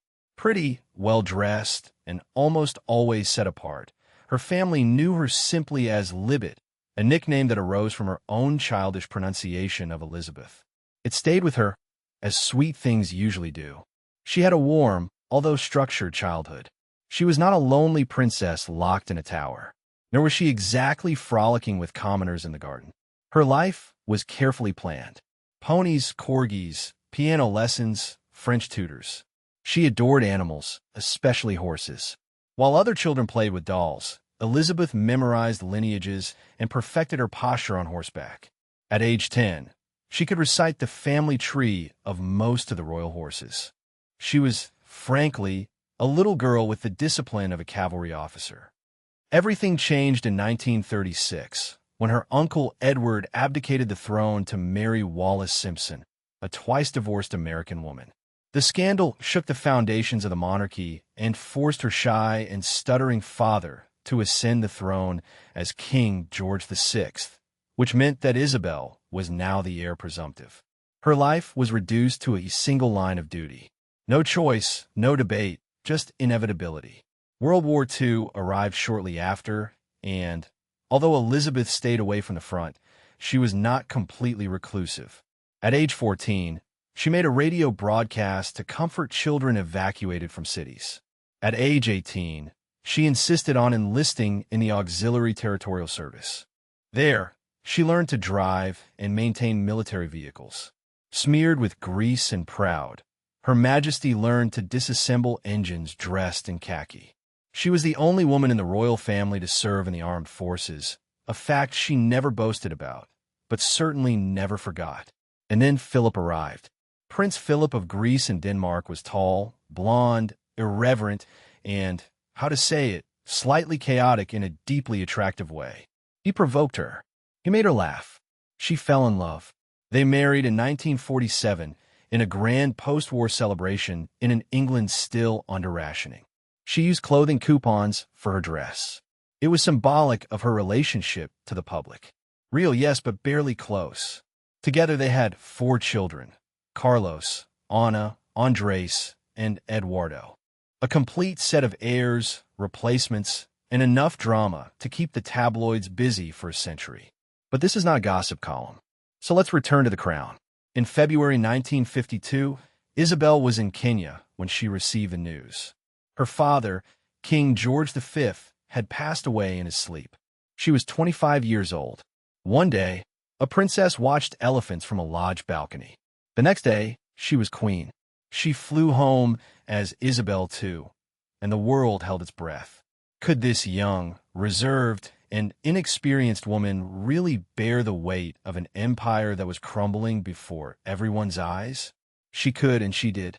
For 70 years, 7 decades of constitutional monarchy passed like a symphony in a world that was moving faster and faster. She met 15 British prime ministers, from Churchill to Liz Truss. Yes, barely.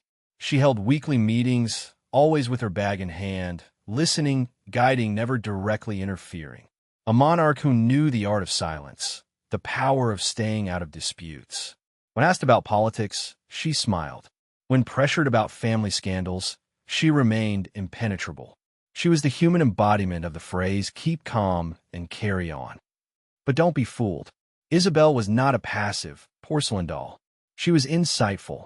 She memorized government documents. She asked incisive questions. Under the pearls, there was steel. And she adapted slowly, subtly, and she did. She allowed the royal family to be televised, democratized, and scrutinized. She survived the horrible year 1992, annus horribilis, as she herself called it, when Windsor Castle burned down, 2 of her children divorced, and public criticism reached a peak. Then came the death of Princess Diana in 1997, a moment when the crown almost broke. The Queen's initial silence was widely condemned, but then, little by little, she appeared, spoke, and bowed her head as Diana's coffin passed. It was one of the few times she removed her mask, and it worked. She resisted. Her last years were surprisingly human. She smiled more, appeared in sketches, yes, sketches with Paddington Bear and James Bond. Her relationship with the public softened into genuine affection. Prince Felipe died in 2021 after 73 years of marriage. At his funeral, she sat alone, masked, hunched over, small in her grief. It was one of the most moving images of the pandemic. A queen, but also a simple widow. She passed away on September 8, 2022, at Balmoral Castle, in Scotland, after a brief illness. A quiet end to a reign that spanned from the Cold War to TikTok. She was 96 years old. What did she leave behind? A monarchy that somehow survived. A country that never quite agreed on what it wanted from her, but mostly respected what it got. A global legacy that included the end of the empire, the rise of the Commonwealth, and a generation that grew up seeing her face on coins, stamps, and the odd commemorative tea towel. She was not revolutionary. She was not radical. She was coherent, reliable. She represented continuity in an age of chaos. And perhaps, dear dreamer, that was her quiet brilliance. So now, as you let yourself be carried by the dream, think of her, of the girl who never asked to be queen, of the young woman crowned too soon, of the old monarch who greeted from a balcony, still smiling after 70 years of service. Not everyone adored her. Not everyone agreed with the institution she defended. But few could deny the grace with which she endured everything. And perhaps, when you close your eyes, you ask yourself, what does it mean to appear day after day in a changing world and remain relevant? Rest in peace, dear dreamer. The crown is heavy, but so was her silence, and she carried both with determination. Princess Diana, the heart that did not behave. Now we do not delve into a story of power or conquest, but into something far more rebellious. The soft and bright glow of a woman who refused to fade out. Imagine a girl who is not yet royalty, not yet tragic, not yet anything that the world would label her. Just a girl with long legs, a bright smile, and a laugh that gushed as if she had not learned to hide it. A girl who danced in hallways and cried in secret, who believed in romance, and, yet, was destined for something stranger. Not a fairy tale, but a revolution dressed in pearls. Tonight we meet Diana, not as a myth, nor as a martyr, but as she was, human, luminous, wounded, wild. Let's go back to the beginning, before the headlines, before the disillusionment, before she became the people's princess. Diana Frances Spencer was born on July 1st, 1961, into an aristocratic family that had long hovered around the margins of royal glamour. Her childhood home, Park House, was located on the Sandringham estate in Norfolk, owned by the Queen. The Windsors were not unknown. In fact, they were weekend neighbors. But Diana's childhood was not as golden. As it seemed, her parents, John Spencer, Viscount of Althorpe, and Frances Roche, were fragile in their own ways. Her mother longed for freedom. Her father clung to tradition. The divorce, which occurred when Diana was 6 years old, divided more than just a home. It broke her sense of security. She often spoke of the sound of her mother's heels walking away, a sound that never left her. Her education was irregular. She was brilliant in spirit, but not in exams. She twice repeated the entrance exams to secondary education, and no one expected her to stand out in academics. But she had presence. She was kind, funny, shy, but with an inner engine of emotion so powerful that, when it surfaced, it was noticeable. She loved ballet, pop music, and dancing barefoot. She wrote letters in cursive and often dreamed of being loved. She did not long for fame, not yet. What she wanted was love. Then Carlos appeared. He was a prince under pressure, heir to a throne that demanded stoicism and spectacle. And he was 32 years old and still not married. His romantic past was a series of near misses and old loves, none of which quite fit. Diana was 19 years old. They thought she was sweet, docile, and immature enough to mold.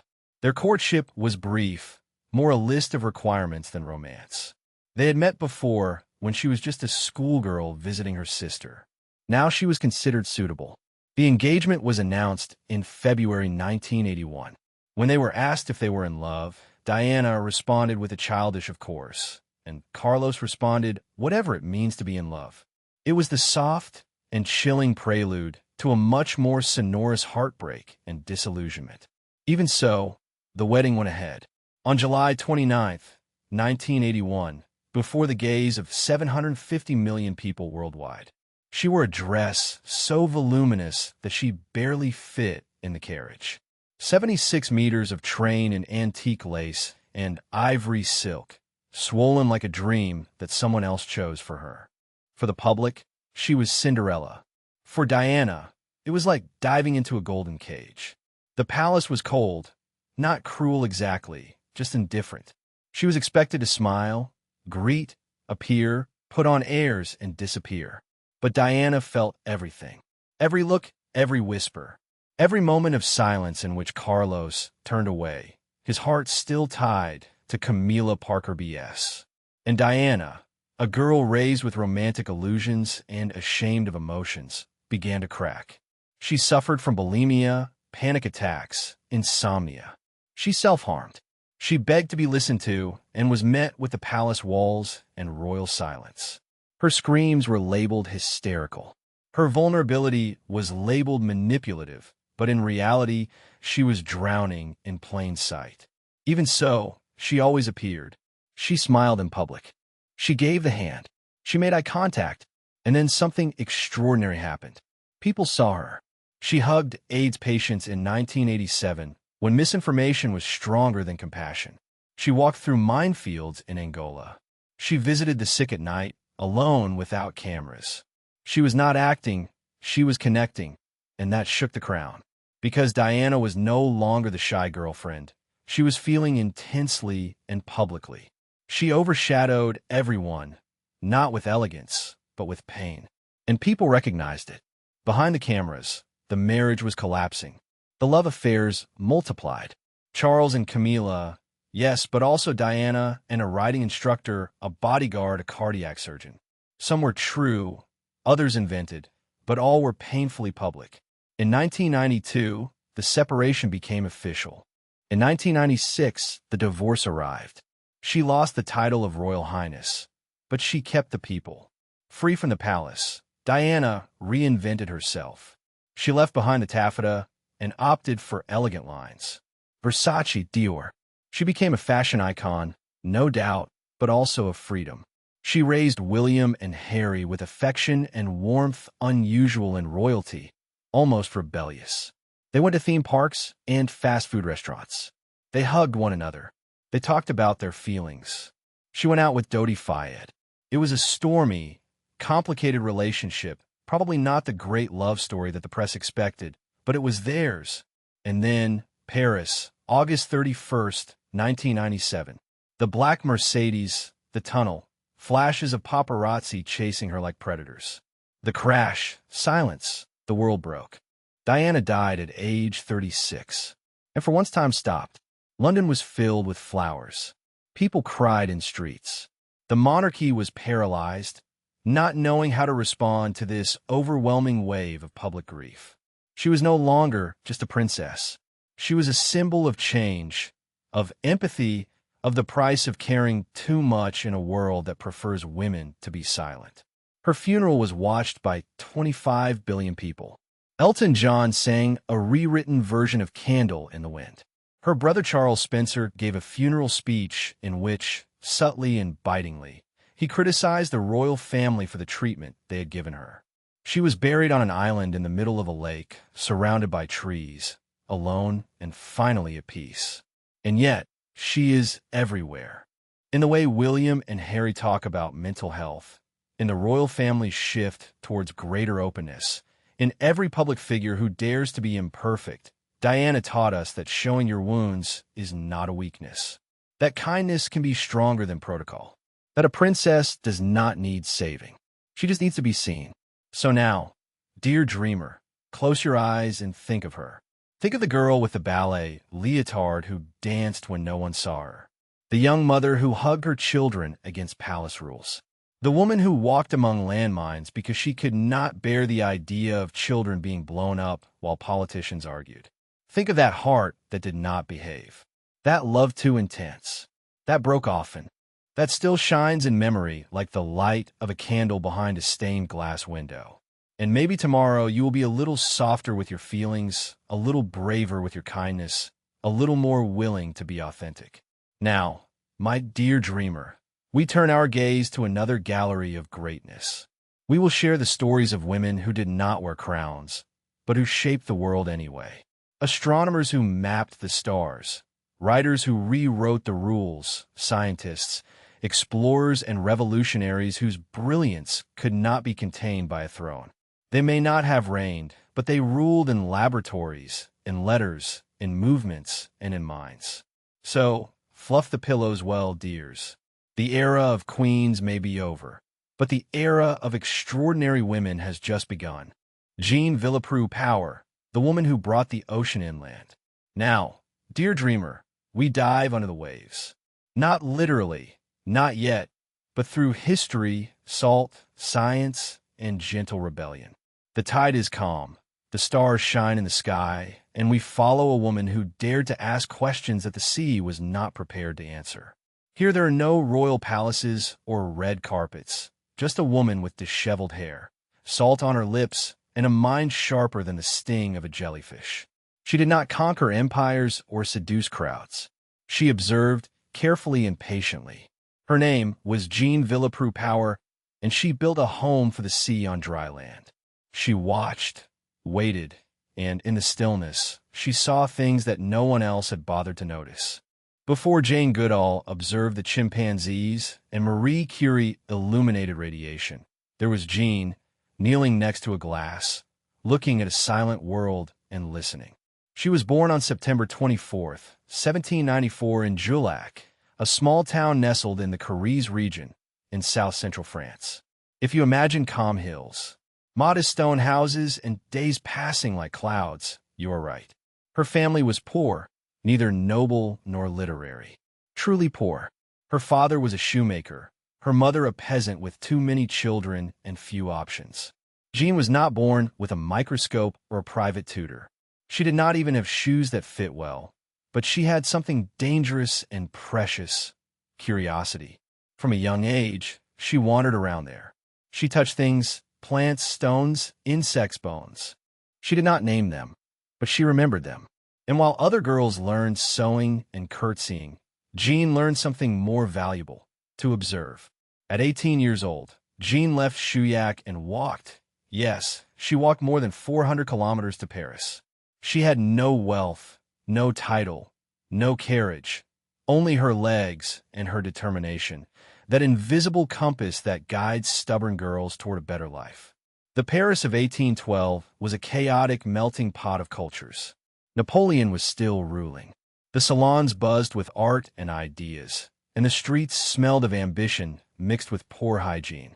Jean, ever practical, became a dressmaker's apprentice. But not just any dressmaker, but a designer for the aristocracy. She had a natural talent: precision, patience, elegance.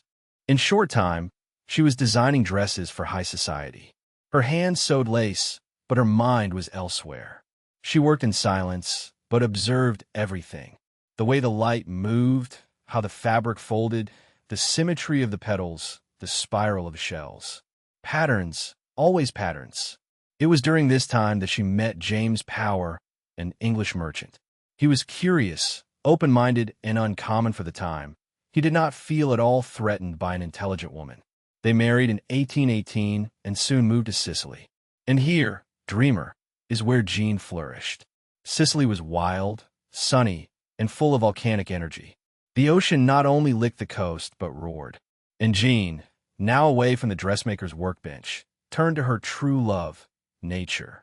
She became a naturalist, discreetly at first, then with vehemence. She collected shells, stones, and marine creatures. She studied everything from hummingbirds to fossils. But it was the ocean, mysterious, changing, and teeming with life, that truly captured her attention. Now comes the interesting part. At that time, marine biology was in its infancy. The idea that marine life could be studied without taking it dead out of the water was absurd. Scientists collected dead, dry, deformed specimens and made conjectures based on their remains. But Jean had a different idea. What if we didn't kill them to understand them? What if we observed them alive? So in 1832, Jean did something revolutionary. She created the first glass aquarium. It was not just a container, but a controlled environment, a system, a window into the secret life of marine creatures. She made 3 versions: a small glass container for indoor studies, a larger model with a seawater flow system, a huge cage placed directly in the sea, a primitive version of what we now call an ocean corral. And so, without further ado, she opened the door to a completely new way of learning. Her most famous work was with Argonauta Argo, the paper nautilus. At that time, male scientists were convinced that this strange octopus lived inside shells it stole from other creatures, that it was basically a sea squatter. But Jean did not agree. She placed an Argonaut in her tank and waited, observing. The days passed, and then she saw it. The Argonaut manufactured its shell, secreting it from its own body, and molded it as if it were clay. It was the builder, not the thief. She documented the process with exquisite detail, refuting a century of scientific nonsense, and sent her findings to the Academy. And these, finally, reluctantly accepted. That moment, dear dreamer, is the silent revolution in which a woman without formal education, without university affiliation, and without a powdered wig corrected the men in command because she had something more valuable than prestige: tests. Jean did not stop. She published books, wrote articles, and sent letters to other naturalists throughout Europe. She became a member of the Katana Academy of Natural Sciences, its first female member. Her name began to circulate in scientific circles, not loudly, but steadily. But then catastrophe struck. In 1838, on a trip back to London, a trunk containing all her research, drawings, data, and specimens was lost at sea, disappeared. Years of work vanished. And this is perhaps the most brutal part of her story, because Jean did not recover. The loss shattered her. She retired, continued studying, yes, but in silence. Her once promising legacy began to fade. Her name had been practically forgettable when she passed away in 1871. Her glass aquariums, her discoveries about Argonauts attributed to others, went unnoticed, silenced by the selective memory of history. But, dreamer, history is not a straight line.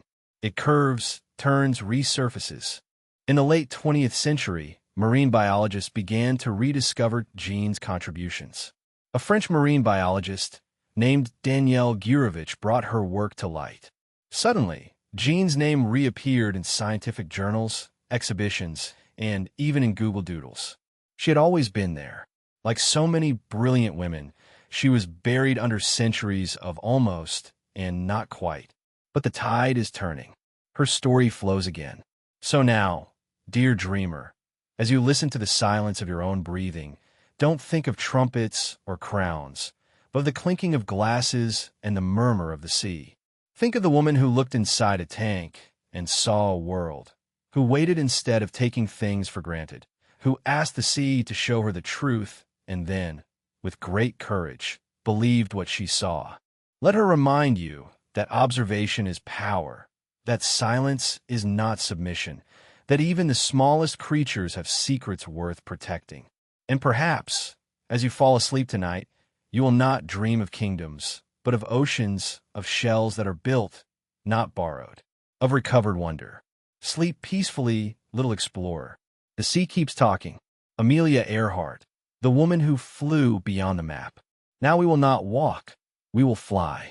Close your eyes. Feel the hum of a twin-propeller engine piercing the clouds. The pressure of the wind against the cabin window, the smell of aviation oil, and renewed determination. Tonight we're not in a palace, or in a prison, or in a laboratory. We are in the sky, following the trajectory of a woman who lived with one foot on the ground and the rest somewhere above it. This is the story of Amelia Earhart, the woman who exceeded all expectations, defied gravity and society, and disappeared without really disappearing. She not only broke barriers, but treated them as if they were suggestions. So buckle up, dear dreamer. The engines are hot. The flight plan is ambitious. The history deserves such altitude. Amelia Mary Earhart was born on July 24, 1897, in Atchison, Kansas. Her childhood was not glamorous, and certainly not stable. Her father, Edwin, struggled with alcoholism. The family moved often, the money was unstable, and her mother, Amy, although she came from a wealthy family, raised her daughters in an unconventional way, without corsets, climbing trees, and with freedom to express themselves aloud. Amelia was not a typical Edwardian girl. She built ramps to jump off the roof. She collected insects, shot rats with a .22 rifle, wore pants whenever possible, and refused to smile on command. When she saw her first plane at a state fair, she said that it looked like a thing of rusty wire and wood. It was not a defining moment, nor instantaneous love. That would come later. For now, she wanted more than just flying. She wanted freedom. She studied here and there. At Columbia University, then she dropped out. She enrolled again, then dropped out again. She was intelligent, curious, and motivated, but restless. Then World War I began. Amelia became a nursing assistant in Toronto, caring for wounded soldiers. She saw what war did to bodies, what duty meant. She developed a kind of quiet strength. After the war, in 1920, she went to an air show in California. A pilot offered to take her for a ride. She was in the air for 10 minutes, and that was it. As soon as I was in the cabin, I knew I had to fly. She said that flying was expensive. Very expensive. So Amelia worked at everything she could. Truck driver, stenographer, photographer, to pay for classes. She trained with Nita Snook, one of the first female aviators. She learned fast and flew even faster. She cut her hair, bought a brown leather jacket, and slept in her flying clothes to make it look worn. In 1922, she bought her first plane, a yellow Kinner Ayrshire. She called it Canary. That year, she set her first record, the women's altitude record, at 14,000 feet. She was not yet famous, but hungry for success. In 1928, Amelia got a call that changed everything. A rich socialite, Amy Guest, planned to be the first woman to cross the Atlantic by plane, but her family objected. They needed a girl with the right image. Amelia stepped in. She was not piloting the plane. She was a passenger along with a mechanic and pilot, but made history as the first woman to cross the Atlantic by plane. The press went wild. The headlines called her Lady Lindy, comparing her to Charles Lindbergh. She hated that nickname, but smiled at the cameras. Suddenly, she felt uncomfortably famous. Amelia knew what fame, money, and influence meant. She gave lectures, promoted products, and wrote a best-selling book. She used the income to buy planes, finance flights, and help other female aviators. She did not want to be a mascot. She longed to fly.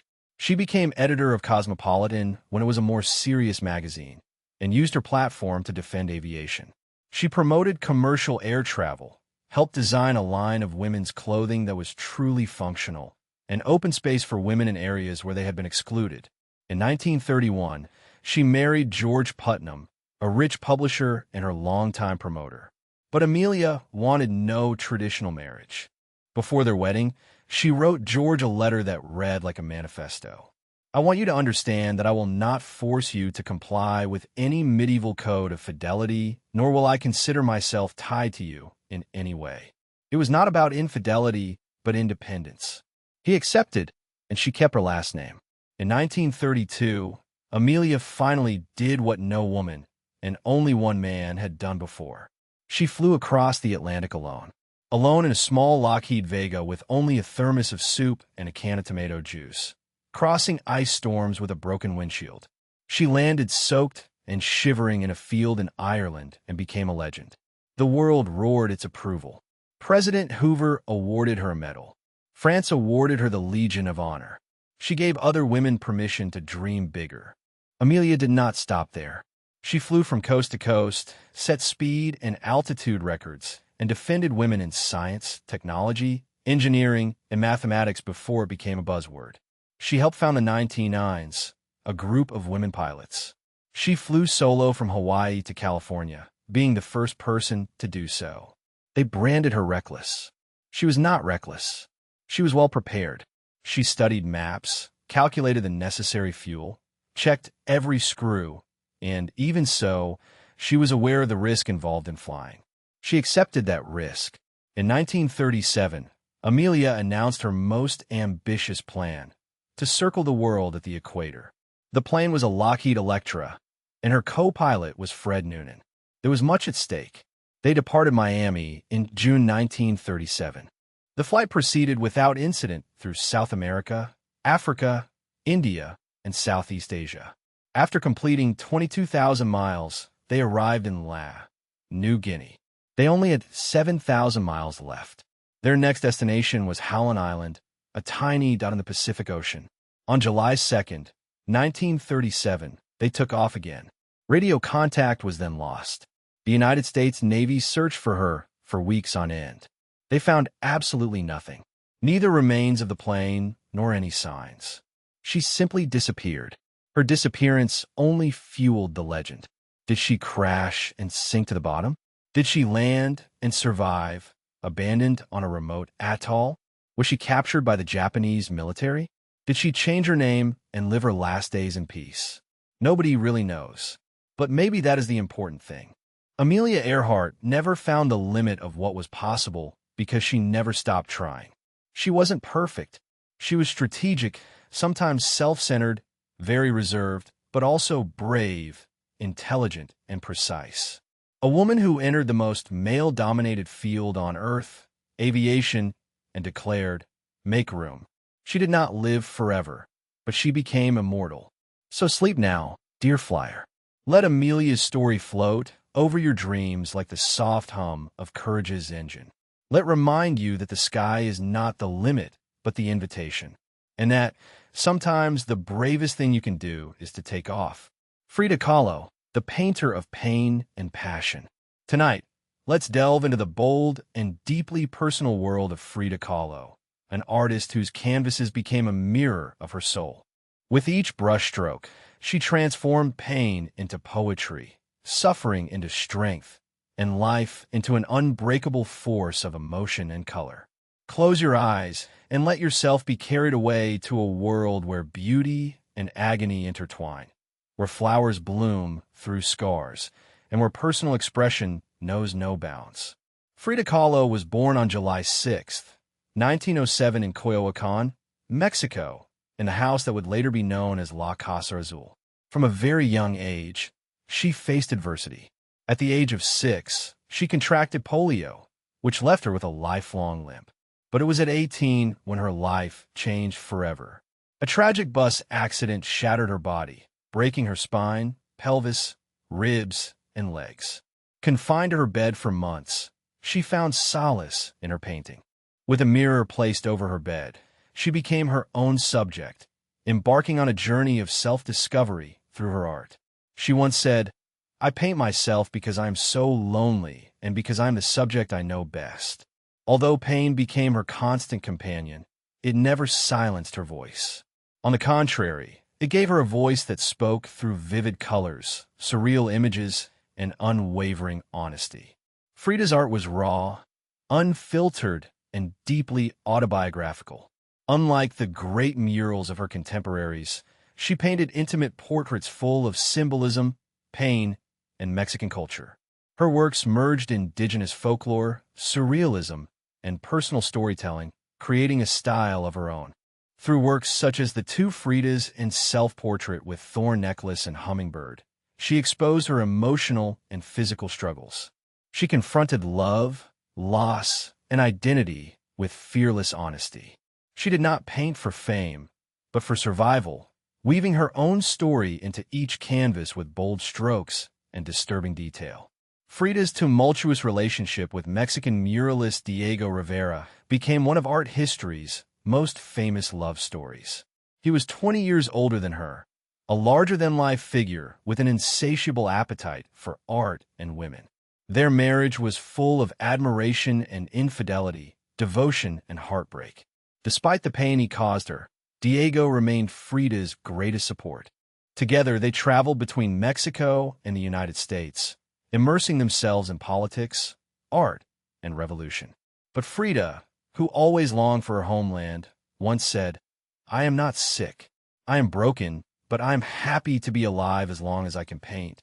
Their love was a paradox, destructive and deeply intertwined with their artistic inspirations. Even after their divorce and eventual remarriage, Frida never stopped loving Diego, writing, "I love you more than my own skin." Frida's body never healed, and the years of pain only intensified. She underwent countless surgeries, with her spine supported by metal corsets and her legs wrapped in bandages. However, she refused to be defined by her suffering. Instead, she painted it. In the broken column, she is alone, with her torso open, revealing a ruined column instead of her spine. Nails pierce her skin. Her face remains stoic. She does not seek compassion. She demands to be seen. Her paintings became her voice. She screamed when she could not speak. She stood upright when her body failed her. Through vibrant colors, surreal images, and raw emotion, she turned pain into power. Her suffering was undeniable. However, she chose to dress in traditional Tehuana clothing, adorning herself with jewels and flowers, embracing her culture and identity despite her difficulties. As her health declined, Frida became more politically open, embracing communist ideals and finding solace in her Mexican roots. She continued painting despite worsening health, even attending her last exhibition in 1953 while lying in a hospital bed, refusing to let fragility steal her moment of triumph. In the last entries of her diary, she wrote messages of resilience, writing, "Feet, What do I need them for if I have wings to fly? Her rebellion never faltered. Her artistic talent never faded. 1 year later, on July 13th, 1954, she passed away at the age of 47. The last entry in her diary said, "I hope the exit is joyful, and I hope never to return." However, in each brushstroke, she remains. Now that our journey through Frida's world comes to an end, let's take one last look at her intrepid self-portraits, her flowers in bloom, her scars that became stories. She once said, "I paint flowers so they don't die." And neither will she. Frida Kahlo is more than an artist. She is an icon, a symbol of rebellion, creativity, and resilience. Her paintings whisper to those who feel shattered, reminding them that pain can be transformed into something beautiful, that even the deepest wounds can flourish. Tonight, let the spirit of Frida Kahlo inspire your dreams, filling them with color, passion, and the unwavering will to create beauty even in the darkest moments. Sweet dreams, dear traveler of painted emotions. Georgia O'Keeffe, the spirit of the desert and flowers. Tonight, let us be carried away by the infinite landscapes of Georgia O'Keeffe, an artist who saw the world with a vision unlike others. Her broad desert horizons, her imposing flowers, and her bold use of color captured the essence of nature's quiet power. She was an independent, resilient, and creative woman who shaped modern art with her bold brushstrokes. Close your eyes and delve into her world, where petals unfold like whispers and the desert resonates with timeless beauty. Georgia O'Keeffe was born on November 15th, 1887, in Sun Prairie, Wisconsin. From a very early age, she saw the world differently, not in rigid details, but in fluid shapes and deep colors. As a girl, she wandered through open fields, mesmerized by the simplicity of nature, an influence that would later define her artistic style. In an era when women were expected to conform to norms, Georgia chose a different path. She studied at the Art Institute of Chicago and at the Art Students League of New York, but traditional methods never satisfied her. She longed to create something deeper, something that expressed emotion, movement, and the soul of nature. In the early 20th century, O'Keeffe's abstract charcoal drawings caught the attention of photographer and gallery owner Alfred Stieglitz, who exhibited them in his New York gallery. Their artistic connection soon turned into deep love, and she moved to New York to be with him. With his support, O'Keeffe explored new forms, moving from abstraction and natural images, painting the world as she felt it rather than how it looked. Her large-scale flower paintings became her hallmark, enlarging the delicate petals into bold and enveloping shapes. Works like Black Iris and Jason Weed transform nature's smallest details into something grand and powerful. Critics debated their meaning, often interpreting them through a prism of femininity and sensuality, but O'Keeffe rejected such labels. "I paint what I see," she insisted. "I paint what I feel." Although New York had given her fame, it was the landscapes of the American Southwest that truly stole her heart. In 1929, O'Keeffe traveled to New Mexico for the first time, where the vast desert, red cliffs, and sun-bleached animal bones spoke to her in a way that no city ever could.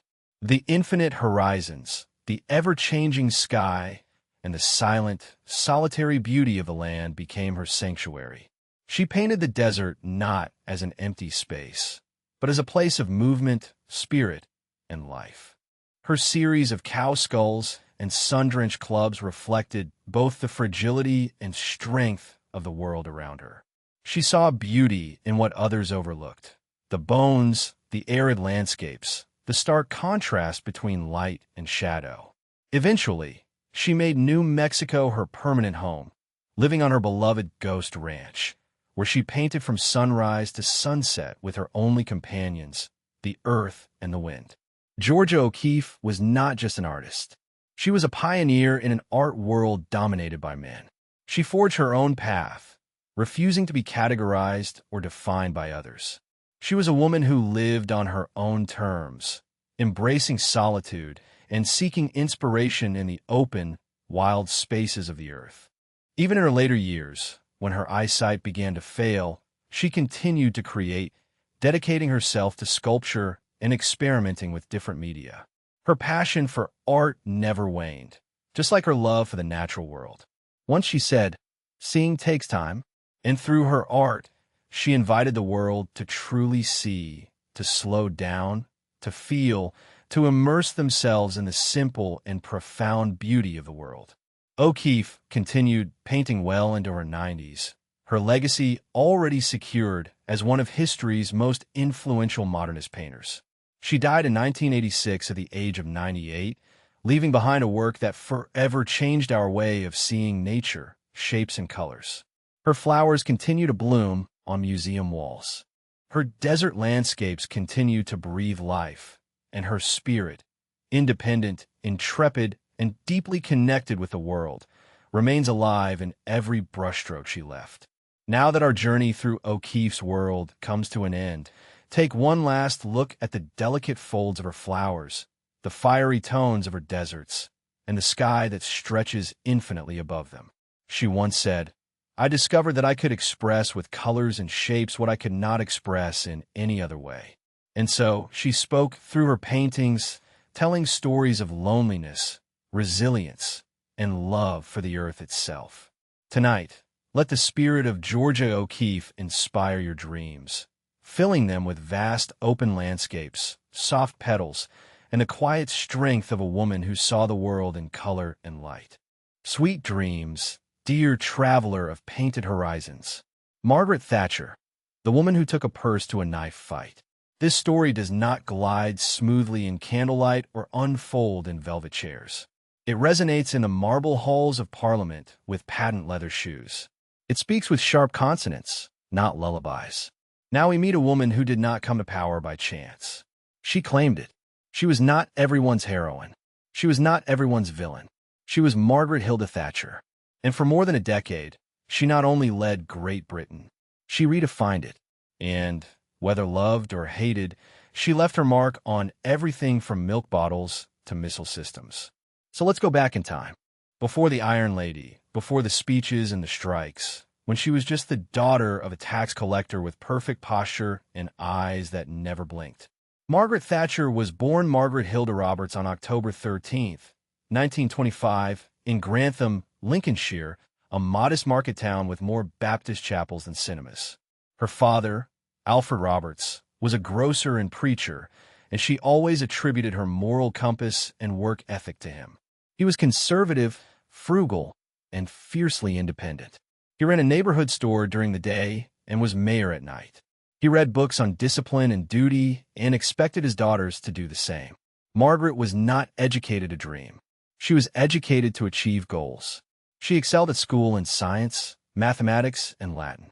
She was not a fashionable girl, but focused. While other girls went to dances, Margaret joined debating clubs. At 17, she had her sights set on Oxford, not only to attend, but to conquer it. She arrived at Somerville College of Oxford in 1943 to study chemistry. But even then, her real subject was power. While other students worried about classwork, Margaret worked to get to Parliament. In 1946, she was president of the Conservative Association of the University of Oxford and already spoke like a mini-stateswoman. While most post-war students leaned to the left, Margaret remained a devout conservative, firmly believing in individual responsibility and economic freedom. Her accent was precise, her manners impeccable, and her opinions sharp. She had no interest in softening her character. She once said, "If you want something said, ask a man. If you want something done, ask a woman." And she meant it. In 1951, she married Dennis Thatcher, a wealthy businessman and war veteran who didn't mind remaining silent next to a rising star. He supported her ambitions and financed her first steps in politics. That same year, she ran unsuccessfully twice for election, but she didn't give up. She was elected deputy for Finchley in 1959. She had twins. She kept her seat. She ascended. In 1970, under Edward Heath's government, she became Minister of Education and Science. And then her first public controversy came. She cut a program providing free milk to school children older than 7. The sensationalist press nicknamed her Thatcher, the milk snatcher. She was 45 years old. The whole country knew her name. In 1975, she did the unthinkable. She challenged Edward Heath for the Conservative Party leadership and won. She became the first woman to lead one of the main political parties in the United Kingdom. The press did not know what to think. Too elegant to be approachable, too feminine to be traditional, too hard to be warm, but she did not flinch. She read political documents at 5 a.m., and she rehearsed her speeches until her voice dropped an octave. She wore blue suits and brooches, and carried her bag as a weapon. The Soviet press nicknamed her the Iron Lady. She loved it. In 1979, after a wave of strikes and economic crisis, Margaret Thatcher became the United Kingdom's Prime Minister, the first woman to hold that position. She inherited a country mired in chaos, inflation, unemployment, and fiery unions.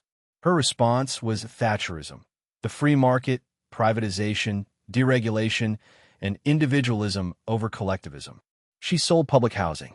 She crushed the unions. She cut public spending and raised interest rates. And she did it all without blinking. For her followers, she was a savior. For her detractors, a destroyer. In April 1982, Argentina invaded the Malvinas Islands, a small British territory thousands of kilometers away. Many expected Great Britain to negotiate. Margaret sent warships. 10 weeks later, Great Britain had won. The victory revived national pride and skyrocketed her popularity. She became not only prime minister, but a symbol. Strong, ruthless, inflexible. Her re-election was overwhelming, but peace did not come. She faced the National Union of Miners, which led to the miners' strike from 1984 to 1985. A brutal confrontation that lasted a year, dividing the country and devastating mining communities. She introduced the poll tax, a very unpopular flat-rate local tax that caused protests and riots. She narrowly survived an IRA attack at the Conservative Party conference in Brighton in 1984. She came out unscathed and gave her speech the next day. But the first cracks began to appear. Her style, previously refreshing, began to seem dictatorial even to her allies. Finally, she was ousted in 1990 by her own party. She left Downing Street in tears. After leaving office, she wrote her memoirs, gave lectures, and traveled around the world. But her health began to decline in the 2000s. Dennis died in 2003. She followed him in 2013 at 87 years old. Members of royalty, world leaders, and protesters attended her funeral. Her legacy, a battlefield. For some, she saved Great Britain. For others, she destroyed it. She offered women a model of power, but not necessarily sisterhood. She transformed the economy, but left scars in public life that still sting today. She was not warm, but authentic, and she taught a whole generation that it is not necessary to be liked to lead. So now, dreamer, rest your mind. Let Margaret's heels walk away, echoing through a century that she reshaped. Let it remind you that ambition is not shameful, that strength and femininity are not opposites, that power is not always gentle. Sleep now, little rebel, and wake with a purpose. Oprah Winfrey, the woman who spoke, listened, and changed everything. Now, dreamer, settle into something soft. This story does not rush or roar. It shines. It leans toward you, looks at you in the eyes, and tells you, you are not alone. Because tonight we enter a story that began with silence and shame, but blossomed in a power, purpose, and a platform that moved millions. This is the story of Oprah Winfrey, a woman who rose from a dirt-floored shack in Mississippi to become one of the most powerful and beloved figures in the world. She did not inherit her place. She built it brick by brick, word for word. She became the queen of talk shows. But more than that, she became the queen of permission to cry, to ask questions, to speak the truth. So tonight, let her story embrace you. Let it remind you that pain can be a beginning, not just a burden. That the microphone is not power. It is what you say into it that changes lives.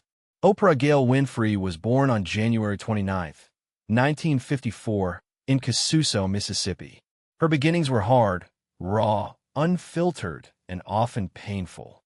She was born to a teenage mother, Vanita Lee, and was raised by her grandmother, Hattie Mae, in a house so poor that Oprah used to dress in potato sacks. Dresses. There was no running water or bookshelves full of books, just survival. But her grandmother soon realized something. Oprah spoke nonstop, with enthusiasm and charisma. At the age of 3, she recited Bible verses in church with the poise of a preacher. She was not only talented, but also ambitious. She read constantly, devoured words, and imagined a world beyond the limits of her environment. But as she grew, life became harder, much more difficult. At the age of 9, Oprah was sexually abused by a member of her family and, subsequently, by several adults. For years, she kept it secret. The trauma marked her, but did not defeat her. At the age of 14, after becoming pregnant and losing the baby, Oprah was sent to live with her father, Vernon Winfrey, in Nashville. And that's when things changed. Vernon Winfrey was not affectionate, but structured. He insisted that Oprah read a book a week, memorize scriptures, keep a schedule, and meet high expectations. It was tough love, but it gave her the rail she needed to thrive. She excelled at school. She joined the speech team. She began to shine. At 17 years old, she won a scholarship to the State University of Tennessee and studied communication. That year, she became the first black woman news anchor at Nashville's WLAC-TV. It was just the beginning. Oprah's early years in journalism were not glamorous. They moved her around and told her to lower her tone. A news director called her too emotional, but Oprah did not falter. She changed her course. In 1976, she moved to Baltimore and co-hosted People Are Talking. Suddenly, she had space to be herself.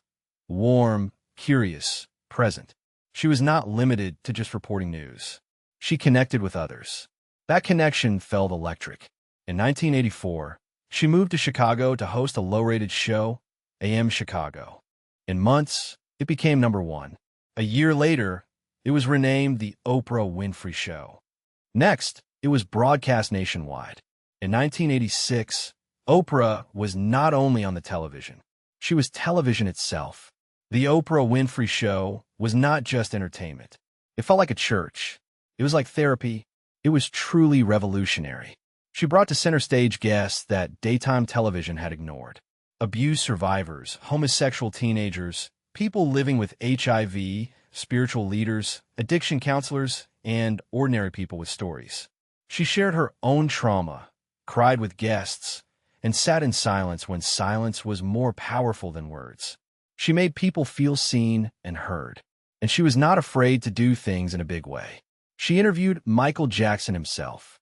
She addressed topics like race, religion, shame, and healing. She created the Oprah Book Club, which turned unknown authors into overnight bestsellers. She took Eckhart Tolle's and New Earth to living rooms across America and watched people lean towards spiritual awakening. When she gave away cars, she didn't just make the headlines. She was creating moments people would remember always. But behind the scenes, she was also building something. In 1988, Oprah founded Harpo Productions. Oprah spelled backwards, becoming one of the first women and the first black woman to own and produce her television show. She was not just a presenter, she was the boss now. Under the Harpo label, she produced films like Beloved, television series, reports, and mentoring programs. She invested in Oxygen Network, launched the Oprah magazine, and later, her own cable channel, the Oprah Winfrey Network. She became a multimillionaire. But more importantly, she became a role model for women, for black entrepreneurs, and for people who have been told no more times than they could count. Oprah was not quite perfect. She was criticized for being too commercial, too spiritual, too influential, too much of everything. She struggled with the yo-yo effect and spoke openly about that. She had no children and was honest about that, too. But she remained honest and human. That was truly her superpower. Her partner for many years, Stedman Graham, remained silently by her side. They never did marry. She called her friend Gayle King her chosen family, and the public speculated endlessly, but Oprah never entered into gossip. She simply lived authentically, without any complexes. In 2018, when she went on the stage of the Golden Globes to collect the Cecil B. DeMille Award, there, she spoke of truth, of justice, of a new day on horizon. The speech went viral. People asked that she should run for president. She didn't do it. She didn't need to. Oprah does not pursue power. She is the power. In 2011, after 25 years and 4,561 episodes, she ended the program, The Oprah Winfrey Show. But she didn't disappear. She continued acting as mentor, producer, writer, and teacher. She opened the Oprah Winfrey Leadership Academy for girls in South Africa, creating opportunities where they barely existed. She continued giving a voice to those others ignored. Meghan and Harry, trauma survivors, spiritual seekers, authors, and healers. Once she said, "Turn your wounds into wisdom." And she did it every step of the way. Now, sleep, dear dreamer. Let the story of Oprah envelop you like a soft blanket. A life that began in adversity, developed in truth, and rose to brilliance. She reminds us that empathy is leadership. That vulnerability is not weakness. It is the door to true power. And that when you speak your truth, you give others permission to say theirs. Close your eyes now. You are worthy. You are complete. You are not alone. Oprah would want you to remember that. And me too. Sally Ride, the woman who looked toward the earth and kept her feet on ground. On June 18, 1983, millions of eyes turned to the sky when the Challenger took off from Kennedy Space Center. On board, dressed in the same blue NASA jumpsuit as her crewmates, sat a 32-year-old physicist with calm eyes and sensible tone. When the engines roared and the shuttle rose, the press did not focus on the mission or the science, but on her. Would she cry? Could she stand it? Did she wear makeup into orbit? Her name was Sally Ride, and she had no time for any of that. She was the first American woman in space, and she hated being introduced like that. Not because it wasn't true, but because it wasn't the important thing. What mattered to her was not to be the first. It was doing her job, understanding the mathematics, piloting the damn shuttle. Everything else was noise. But whether she liked it or not, Sally Ride became a symbol. And with her calm and focused way of being, she helped redefine what it meant to be a woman in the world of science. Not with slogans or spotlights, but with her presence and by doing her job brilliantly. Sally Kristen Ride was born on May 26, 1951, in Los Angeles, California. Her father was a professor of political science, and her mother a counselor and volunteer at a prison for women. It was a home full of books, ideas, and that kind of silent stimulus that allows a curious child to explore without limits. From a very young age, Sally had two passions, science and tennis. She had a natural talent for both things. In fact, at the end of her adolescence, she was ranked as one of the best tennis players in the country and briefly considered becoming a professional. But in the end, the attraction of physics was stronger than the charm of the court. She studied at the Universidad de Stanford, where she graduated in English and physics, and then stayed to complete her doctorate in physics in 1978. She was researching the interaction of X-rays with interstellar matter when she saw an advertisement in the student newspaper. NASA was hiring astronauts, and for the first time, they were accepting women. From among more than 8,000 candidates, Sally Ride was one of the 35 selected. 6 of them were women. Ride was not a person who called attention. She was pragmatic, very intelligent, and focused on learning everything she could. From simulations of weightlessness to parachute training, she mastered the skills without fanfare. She was not the loudest in the room, but she was one of the best. NASA liked her calm under pressure, her intelligence, and her mordant wit. She joined the team in 1978 as part of NASA's Astronaut Group 8, a cohort nicknamed the 35 New. Despite the presence of 6 women, Sally did not correct them. She simply got to work. Her first great role came during the second and third missions of the Space Shuttle, where she served as Capcom, the person on the ground who communicates with the astronauts in orbit. Her voice was the one the pilots heard during re-entry, cold and imperturbable. When the time came to choose the crew for STS-7, the 7th mission of the shuttle, and the second flight of the Challenger, Sally was chosen as a mission specialist. That made her the first American woman in space. Yes, but she was not interested in being the pretty girl of the media. She wanted to fly. The media, of course, focused on her gender as if it were more important than her training. In the days leading up to the launch, journalists asked her if space flight would affect her reproductive organs, if she planned to put on makeup in orbit, and if she would cry if something went wrong. Sally responded with coldness and the odd, devastating phrase. When asked if she had cried at work, she replied, "Why don't you ask Rick, her crewmate, if he cried?" She was not trying to be a feminist icon. She just wanted to be taken seriously. But sometimes, doing your job well is the most radical thing you can do. On June 18, 1983, the Challenger took off with a crew of 5 people. Ride became the third woman to travel to space, after the Soviet cosmonauts Valentina Tereshkova and Svetlana Savitskaya, and the first American. She spent 6 days in orbit deploying satellites, operating the robotic arm, conducting experiments, and quietly making history. Her crewmates adored her. The mission went smoothly, and when she returned to Earth, she did something unusual. She moved away from the spotlight. NASA expected her to become a public spokesperson for the space program. Instead, she went back to training. She was selected for a second flight in 1984 and prepared for a third until the Challenger exploded in 1986 during takeoff, killing all 7 crew members on board.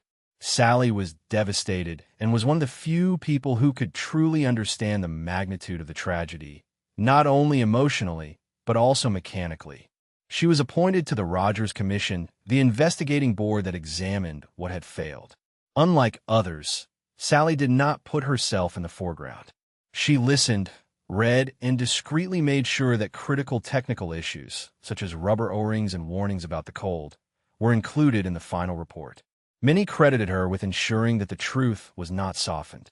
After the investigation, Sally did not return to space, but her work was not finished. She left NASA in 1987 and changed her focus to science education. She became a professor of physics at the Universidad de California in San Diego. She was co-founder of Sally Ride Science, an organization dedicated to encouraging girls and young women to pursue careers in the field of science, technology, engineering, and mathematics, STEM. He wrote several science books for children, created didactic materials about space, and gave talks that seemed not like performances, but rather invitations to feel curiosity. She lived quietly, with integrity and grace. She never made her personal life into a spectacle. In fact, it was not until after her death in 2012 that the world learned she had spent the last 27 years of her life with her partner, Tam O'Shazy. Their relationship was deep, committed, and private. With that, Sally Ride also became the first known LGBTQ+ astronaut in United States history.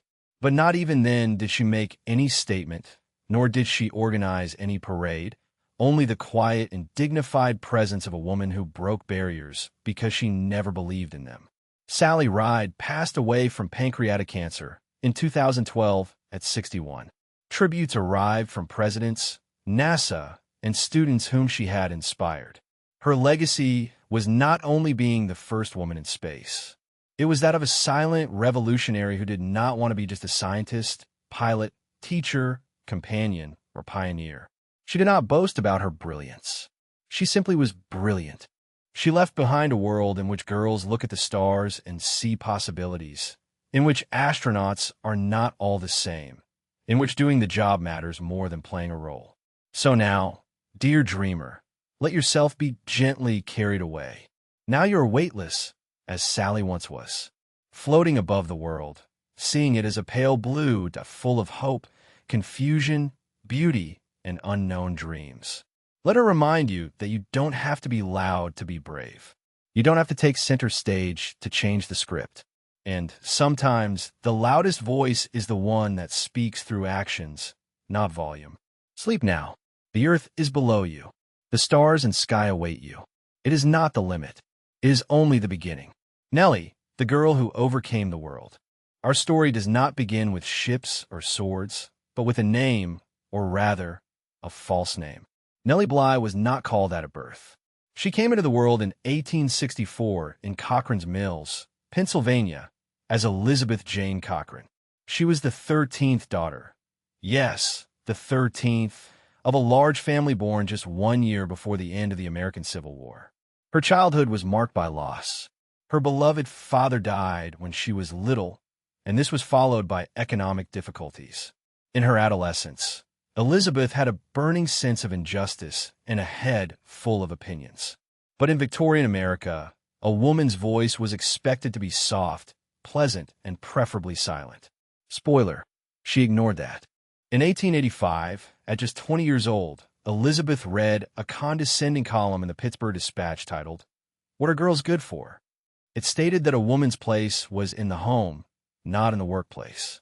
She responded with a scathing, anonymous letter signed, "Lonely Orphan Girl." The editor, surprised by her wit and righteous indignation, published it and then offered her a job. It was then that she adopted her pseudonym, Nellie Bly, taken from a song by Stephen Foster. Thus began a career that would shake the foundations of journalism. At first, she was assigned typical topics from the women's section, such as flower exhibitions, fashion, and tea parties. But Nellie was not drinking tea. She was full of ambition. She wanted to tell real stories, fight real battles, go where no woman had gone before, not as a novelty, but as a journalist with purpose. So she packed her bags, got on a train, and left for Mexico.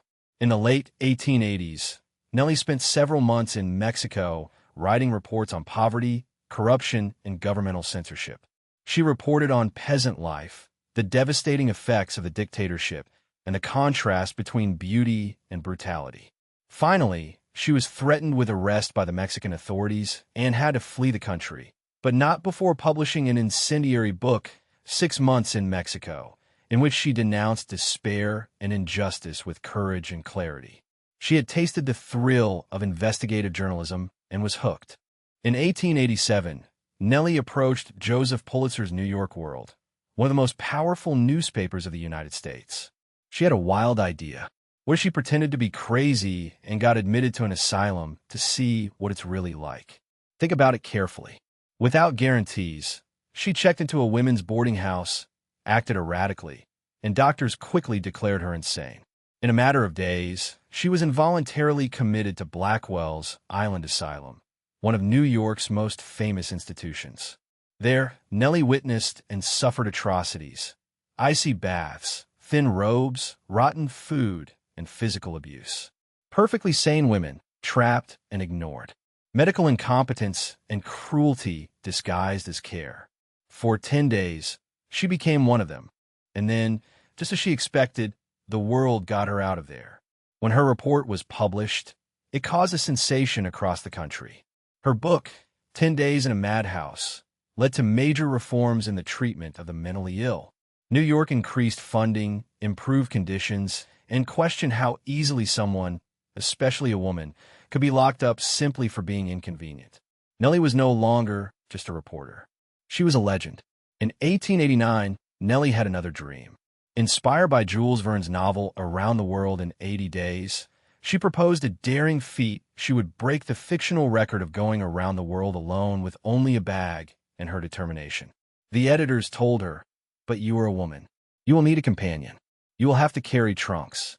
She packed a suitcase, said goodbye, and took the steamship to London. For 72 days, she crossed oceans and continents by boat, train, rickshaw, and horse-drawn carriage. She fought delays and bought a monkey in Singapore. She met Jules Verne himself and traveled through France, Italy, Egypt, Sri Lanka, Hong Kong, and Japan.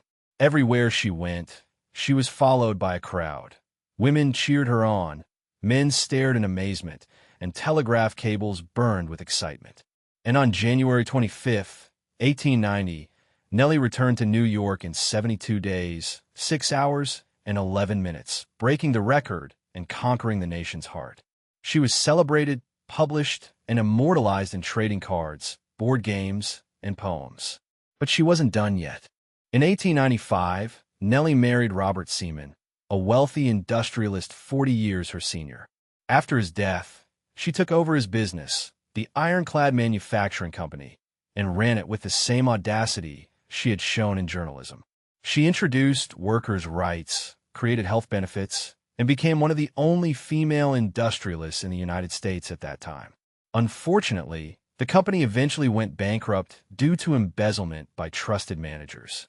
Nellie was not infallible, but she never stopped pushing limits. During World War I, Nellie sailed to Europe to report from the front, becoming one of the first female war correspondents. She interviewed wounded soldiers, wrote about the Red Cross, and denounced war profiteers with her characteristic blend of empathy and fury. She returned to New York and continued writing until her death in 1922 at the age of 57 from pneumonia. The legacy of Nellie Bly is not set in stone. It is written in every investigative article, in every woman's signature, in every truth revealed in the face of power. She proved that journalism could be a weapon for justice, that women could be daring, brilliant, and brave, and that the world could change thanks to a girl with a pen and a plan. So now, dear dreamer, close your eyes and imagine a train crossing India, a woman in a hat and coat looking out the window, her hair tousled by the wind and ambition. Imagine her taking notes in the dark, laughing at the editors who told her no, walking straight into asylums and ministries without permission. She didn't need a sword. She had a question, and that was enough. Good night, dear dreamer. May your dreams be filled with steam engines, typewriters, and the courage to move forward, no matter what others say. Sacagawea, the explorer with a baby on her back. Our story does not begin in Washington or Boston, but somewhere in the Wind River Mountains, in what is now Idaho, around the year 1788 or 1789.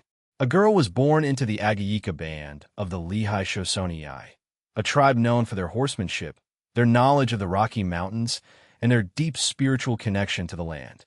Her name was Sacagawea, which means bird woman, although even that, like much of her life, is shrouded in mystery and echo. She grew up freely under an immense sky, learning about the plants, the animals, and the paths of her native land. But when she was only about 12 years old, her childhood was stolen from her. During a raid by the Hidatsa, a rival tribe, Sacagawea was captured along with other girls and taken hundreds of kilometers away to a village near what is now North Dakota. There she was held in captivity and, still a teenager, sold or won in a game of chance to a French-Canadian fur trader named Tusa Charono, who took her as one of his wives. Her world had changed, but Sacagawea, dear dreamer, was not one to give up. She learned new languages, Hidatsa and French, and clung to her Shoshonei roots. And then 1804 arrived. In 1803, President Thomas Jefferson had taken one of the boldest steps in United States history, the Louisiana Purchase, which doubled the size of the young country. But no one knew very well what had been bought, what was beyond the Mississippi. Mountains, deserts, dragons. Jefferson commissioned an expedition led by Meriwether Lewis and William Clark to explore this vast new land, find a route to the Pacific, and make contact with indigenous nations. It would become the core of the discovery. In the fall of 1804, the expedition had built a fort near present-day Bismarck in North Dakota and met Charbonneau, who introduced them to his Shoshonei wife, who was heavily pregnant. As soon as Lewis and Clark realized that she spoke Shoshonei, they knew that she was exactly the person they needed to cross the Rocky Mountains, since they needed horses. And only the Shoshones knew those mountain passes. Sacagawea was not just a translator. She was the key to survival. So she joined them, at 16 years old and 6 months pregnant. Think about it, dear dreamer. While most of us are trying to figure out our way at 16, she was preparing to cross a continent with a child on her back and history nipping at her heels. On February 11th, 1805, inside an icy fort on the edge of the border, Sacagawea gave birth to a boy, Jean-Baptiste Charono, nicknamed Pomp by Clark, who adored him. 2 months later, she tied the newborn to her back and set off with 33 men, 2 captains, and a destiny. They traveled by boat, on horseback, and on foot through rivers, plains, and forests. Sacagawea translated, negotiated, gathered food, and oriented herself through terrain she had not seen since childhood. And when one of the expedition's boats was about to capsize, she dove in without hesitation and rescued valuable diaries, instruments, and provisions, all with her newborn son tied to her back. The men were impressed. As the expedition approached the Bitterroot Mountains, they met the Shoshonei, and Sacagawea was brought before the chief to translate. And in a twist so poetic it almost seems written by the stars, the chief was her brother, whom she had not seen in years. There were tears, reunions, the past colliding with the present. Thanks to her, the Shoshonei gave the Corps the horses they desperately needed. Without them, Lewis and Clark might have perished in the mountains. Thanks to her, the expedition continued.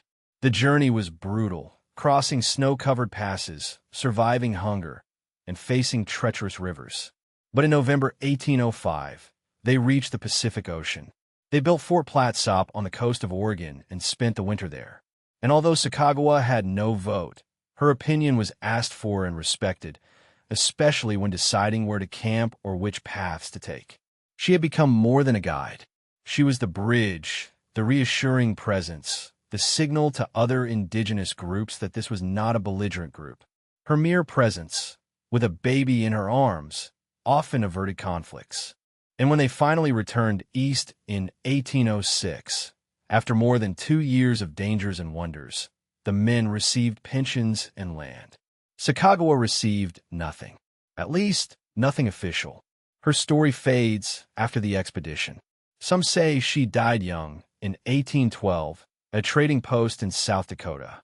Others claim that she lived to an old age, returned to the Shoshone, and died in Wyoming in 1884. There are rumors that she guided more expeditions, learned to read and write, and raised her son with pride.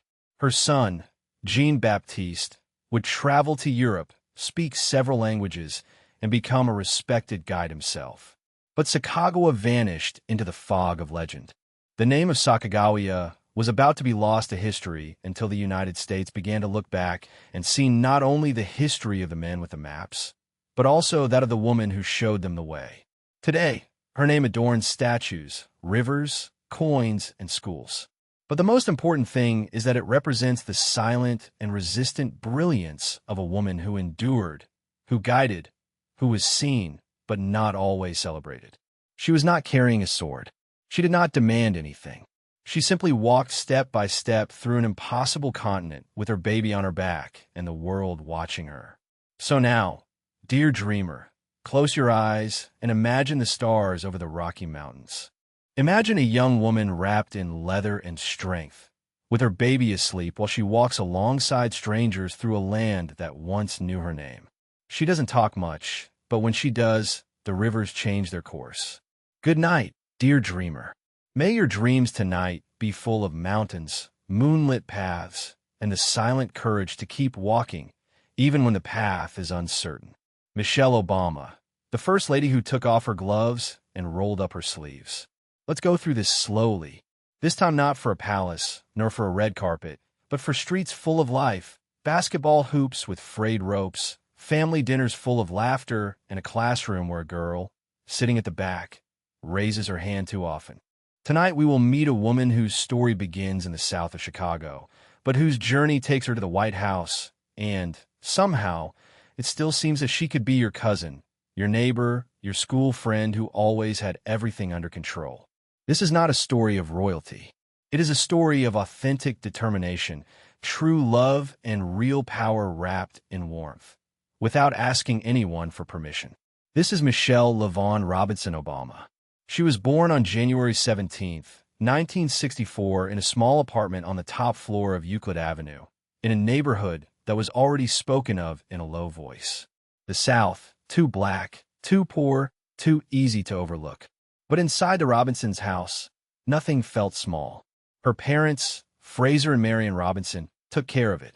Fraser was an employee of the city's water plant, dignified, humble, and wise.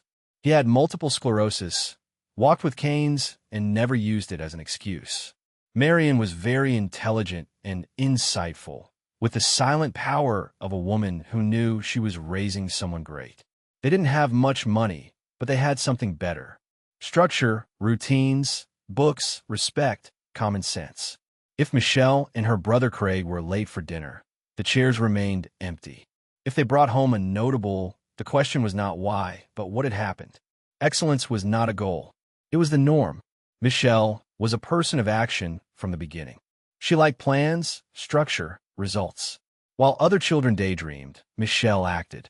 She learned to play the piano with her great-aunt in the apartment below. She practiced tirelessly. That early discipline enveloped her like armor and never left her. At school, she stood out, not only for being intelligent, but also for her motivation and tenacity.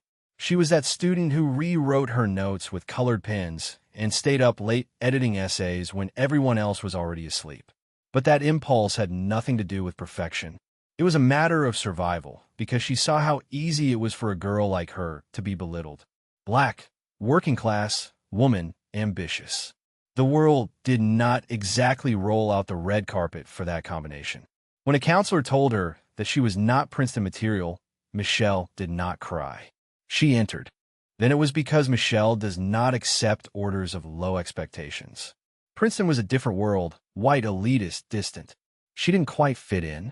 She was very aware of her race, her origins, the cultural codes she did not know. But she studied sociology and African American studies because she wanted to understand the systems that made her feel different. And once more she thrived. She graduated with honors. Then came Harvard Law, the most important stage. She entered knowing very well that she would be one of the few black women in the room, and perhaps the only one who could not rely on family wealth or an Ivy League legacy. Even so, she got in. When she graduated, she joined an important law firm in Chicago. A large office, a large salary, many hours at work. On paper, success in her soul. Restlessness. Then a fellow came in, late, charming, disarming, with a name that she could not remember. Barack Obama. She was to be his mentor. He was to learn from her.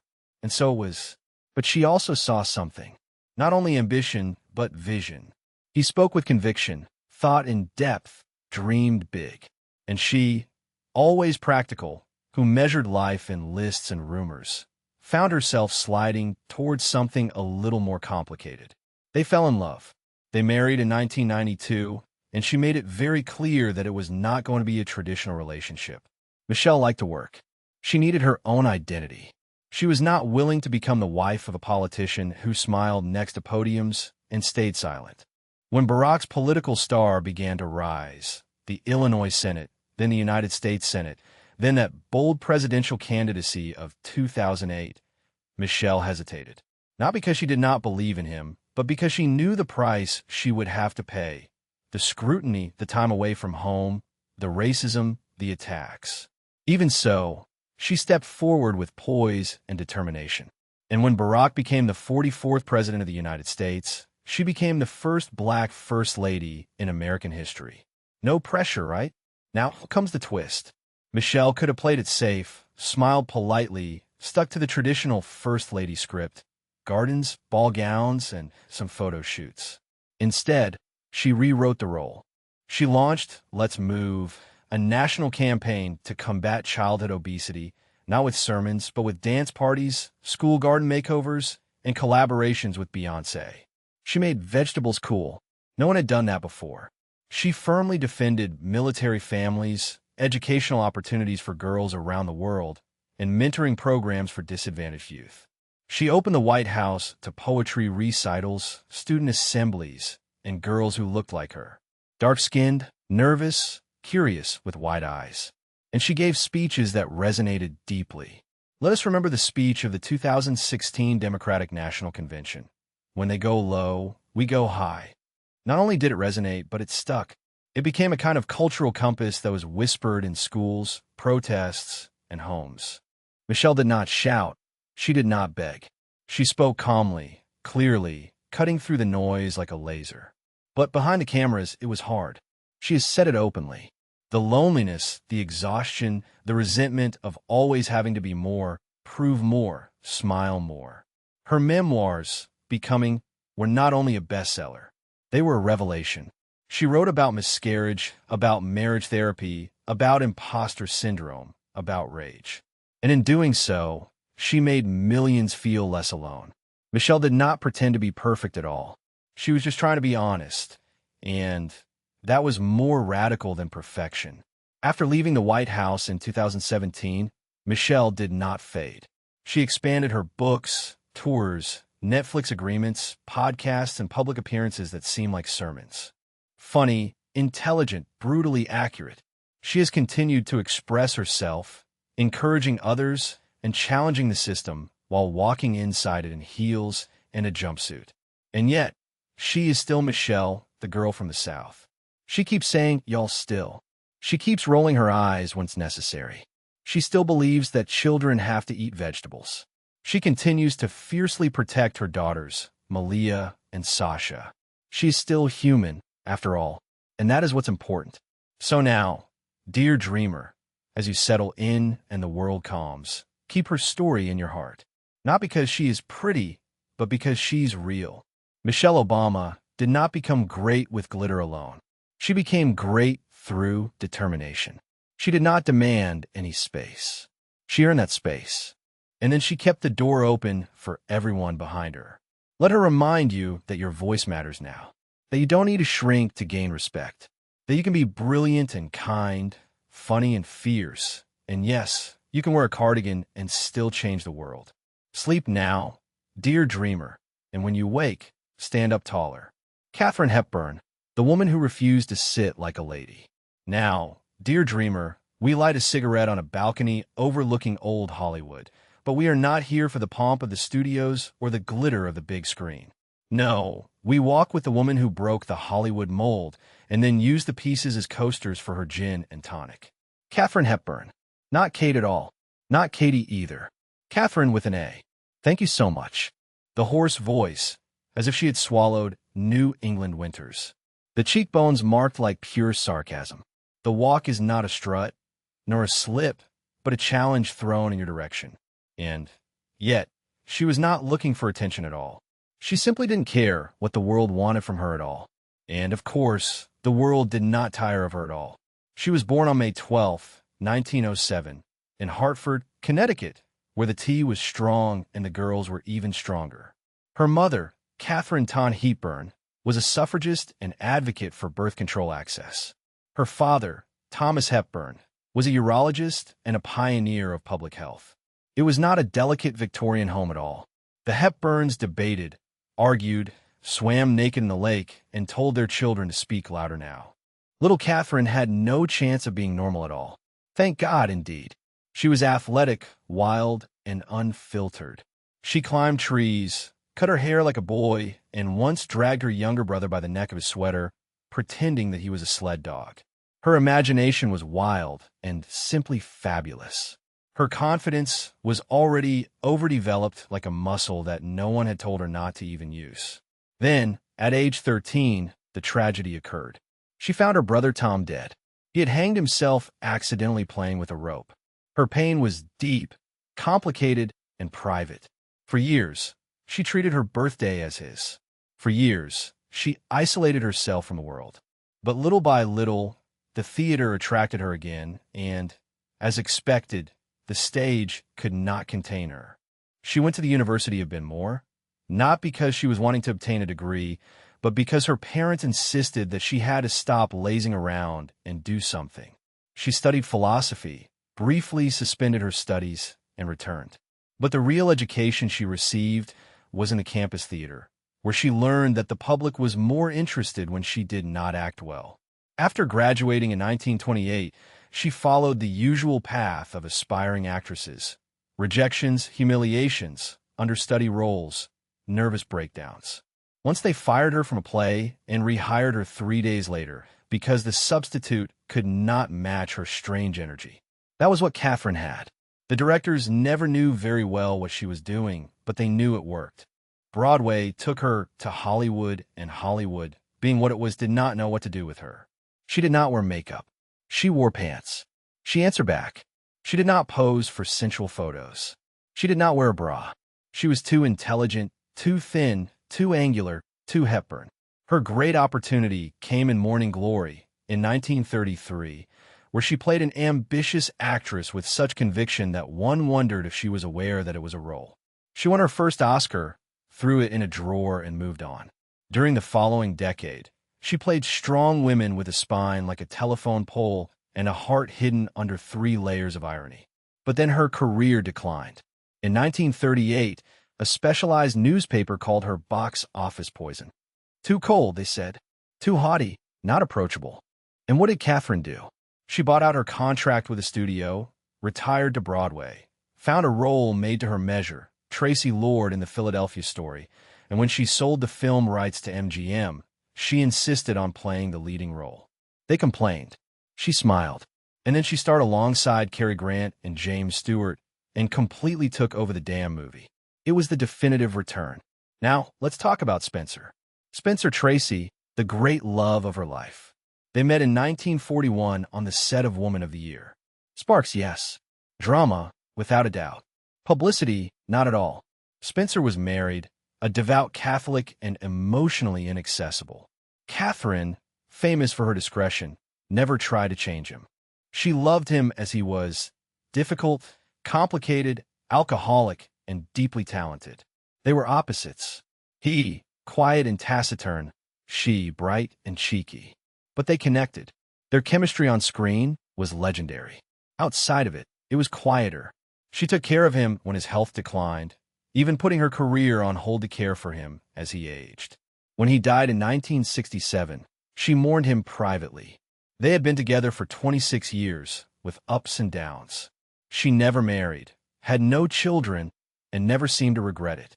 She once said, "I would have been a terrible mother." And somehow, with that frank honesty, she earned even more respect. Her film career spanned 6 decades. 6. She won 4 Oscar awards for Best Actress, which remains a record. She starred in classics, such as Guess Who's Coming to Dinner, The Queen of Africa, The Lion in Winter, and On Golden Pond. She worked well into her 70s and 80s, with that fierce energy that still shone behind her piercing gaze. She didn't usually give interviews, and when she did, she would ridicule them. She couldn't stand fools, imposters, or superficial people. She never wore makeup off-screen, drove herself, kept her Oscar statuettes in a closet next to the sink, and once left the dinner because someone tried to take a picture of her. Her mystery was not artificial. She was herself. In her last years, she finally softened a little. She gave some interviews and spoke about her life with a kind of resigned acceptance. She took care of her garden and fed the squirrels by hand. She once described death as the next great adventure. She died on June 29, 2003, at the age of 96, in the house she loved in Connecticut. Without fanfare, without fuss, she simply left. But her legacy, oh dreamer, her legacy smokes a cigarette and continues to refuse to wear a skirt. She gave women a model of uninhibited brilliance. She showed that femininity could be fierce, not weak, that glamour didn't need glitter, that you could be alone and be complete. Actresses are still trying to capture what she had. But this is the truth. You can't imitate Hepburn. You can only be inspired by her. And now, as the lights go out on this chapter, take her with you to your dreams. Not as a diva or a lady, but as a force of nature that did not bend, did not beg, and did not blink. Maybe tomorrow you will speak a little louder. You walk a little straighter. You are what makes you feel yourself, not what is expected of you. Because the world already has enough quiet girls. What it needs is a little more Hepburn. Sleep well, dear renegade. Tonight you are in good company. Marie Curie, the radiant pioneer. Let's walk next to a woman who broke barriers and illuminated the world, both literally and figuratively. The journey of Marie Curie is one of perseverance, brilliance, and an unwavering dedication to science. As you settle in, let the warmth of her legacy gently illuminate your path. A humble beginning in Poland. Even the smallest spark can ignite a bright flame. Maria Skłodowska, known worldwide as Marie Curie, was born on November 7, 1867 in Warsaw, Poland. She was the youngest of 5 siblings and grew up in a home full of books, intellectual debates, and a love of learning. Her father was a professor of mathematics and physics, and her mother was a school principal. But Marie's childhood was not without difficulties. Her family had financial problems, and tragedy struck when her mother died of tuberculosis when Marie was only 10 years old. Despite the pain, Marie found solace in her studies. She excelled in school, driven by an insatiable curiosity and the dream of pursuing higher education, a dream that was not easy to achieve for women in 19th century Poland. Poland under Russian rule imposed restrictions on women's access to education, but Marie was determined. She attended a clandestine school, the Flying University, where women could learn, defying the oppressive system. There, her passion for science deepened, and she committed to seeking better opportunities abroad. A new life in Paris, where determination met opportunity. Greatness was born. In 1891, at 24 years old, Marie moved to Paris to study at the Sorbonne. The transition proved difficult. She lived in a small apartment without heating and often survived on little more than bread and tea, but the difficulties did not discourage her. She immersed herself in her studies and earned degrees in physics and mathematics. It was during this time that she met Pierre Curie, a physicist whose affable behavior and brilliant mind captivated her. The two quickly formed a bond based on mutual respect and a shared love for science. They married in 1895 and became not only life partners, but also research collaborators who would change history. The discovery of radioactivity. When curiosity leads, the world will follow. Marie and Pierre began their research into radioactive elements. Inspired by the recent discovery of X-rays and the mysterious radiation emitted by uranium, they worked tirelessly in an improvised laboratory, often in difficult conditions, grinding and processing tons of pitchblende to isolate the source of this strange energy. In 1898, their efforts paid off. The Curies discovered two new elements, polonium, named in honor of Marie's native Poland, and radium, which emitted an intense bright light. The term radioactivity was coined to describe the phenomenon they discovered. Marie's meticulous experiments demonstrated that radioactivity was not the result of chemical reactions, but an intrinsic property of certain elements.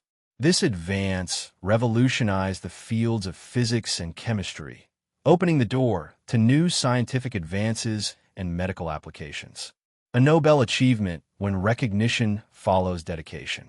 In 1903, Marie and Pierre Curie, along with Henri Becquerel, received the Nobel Prize in Physics for their research on radioactivity.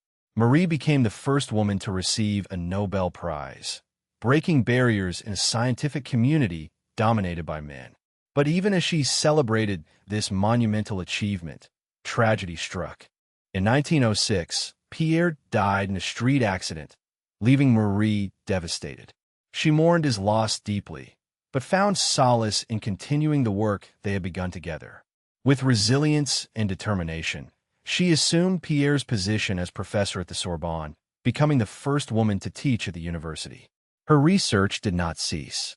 In 1911, she was awarded a second Nobel Prize, this time in chemistry, for her discovery of radium and polonium and her work isolating pure radium. To date, she remains the only person to have won Nobel Prizes in two different scientific fields. A legacy of healing. Science in service to humanity. During World War I, Curie saw an opportunity to apply her discoveries to medicine. She developed mobile X-ray units known as little Curies, which were used on the battlefield to help doctors locate bullets, shrapnel, and fractures in wounded soldiers. With her daughter Irene by her side, she trained radiology technicians and personally supervised the deployment of over 200 mobile units. Her work during the war saved countless lives and demonstrated her conviction that science should be in the service of humanity. Even in the face of danger, Curie remained dedicated to her mission, often exposing herself to high levels of radiation without fully understanding its long-term effects. A quiet, radiant ending. Even though her health was failing, her light endured. The decades of exposure to radioactive materials took a toll on Curie's health. She developed aplastic anemia, a disease related to prolonged radiation exposure. Despite her failing health, she continued to work, driven by her passion for discovery. Marie Curie passed away on July 4, 1934, at the age of 66. She was buried next to Pierre in a simple tomb. But in 1995, her remains were moved to the Pantheon in Paris, a mausoleum reserved for the most distinguished figures of France. She was the first woman to be buried there based on her own merits. A legacy that shines. Her brilliance continues to illuminate the world. Curie's legacy is immeasurable. Her discoveries paved the way for advances in cancer treatment, nuclear energy, and medical imaging. Institutions, schools, and research centers around the world bear her name, in honor of the woman who refused to let social norms extinguish her light. She once said, "You never notice what has been done. You only see what remains to be done." These words, like her life, remind us that we must move forward even when difficulties seem insurmountable. A light for the future. When you close your eyes tonight, let the story of Curie remind you that, even in the darkest moments, knowledge can be a beacon. Imagine the glow of radium, not as something dangerous, but as a symbol of curiosity and perseverance. Let it guide you toward dreams where discoveries are endless and barriers are destined to be broken. Hypatia, the last light of ancient knowledge. In the bustling city of Alexandria, where the brightest minds of antiquity gathered, a brilliant woman rose to fame in the 4th century. A woman who would become one of the most famous mathematicians, astronomers, and philosophers of her time. Her name was Hypatia, and, thanks to her wisdom, courage, and devotion to knowledge, she would be celebrated as one of the last great scholars of the ancient world. Few figures in history have embodied the pursuit of truth and reason as Hypatia did. In an era in which political and religious turmoil threatened intellectual freedom, she stood firm as a beacon of knowledge, research, and intrepid thought. Born around the year 360 AC, Hypatia was the daughter of Theon of Alexandria, a respected mathematician and philosopher. Unlike most girls of her time, she was encouraged to learn, explore, and think critically.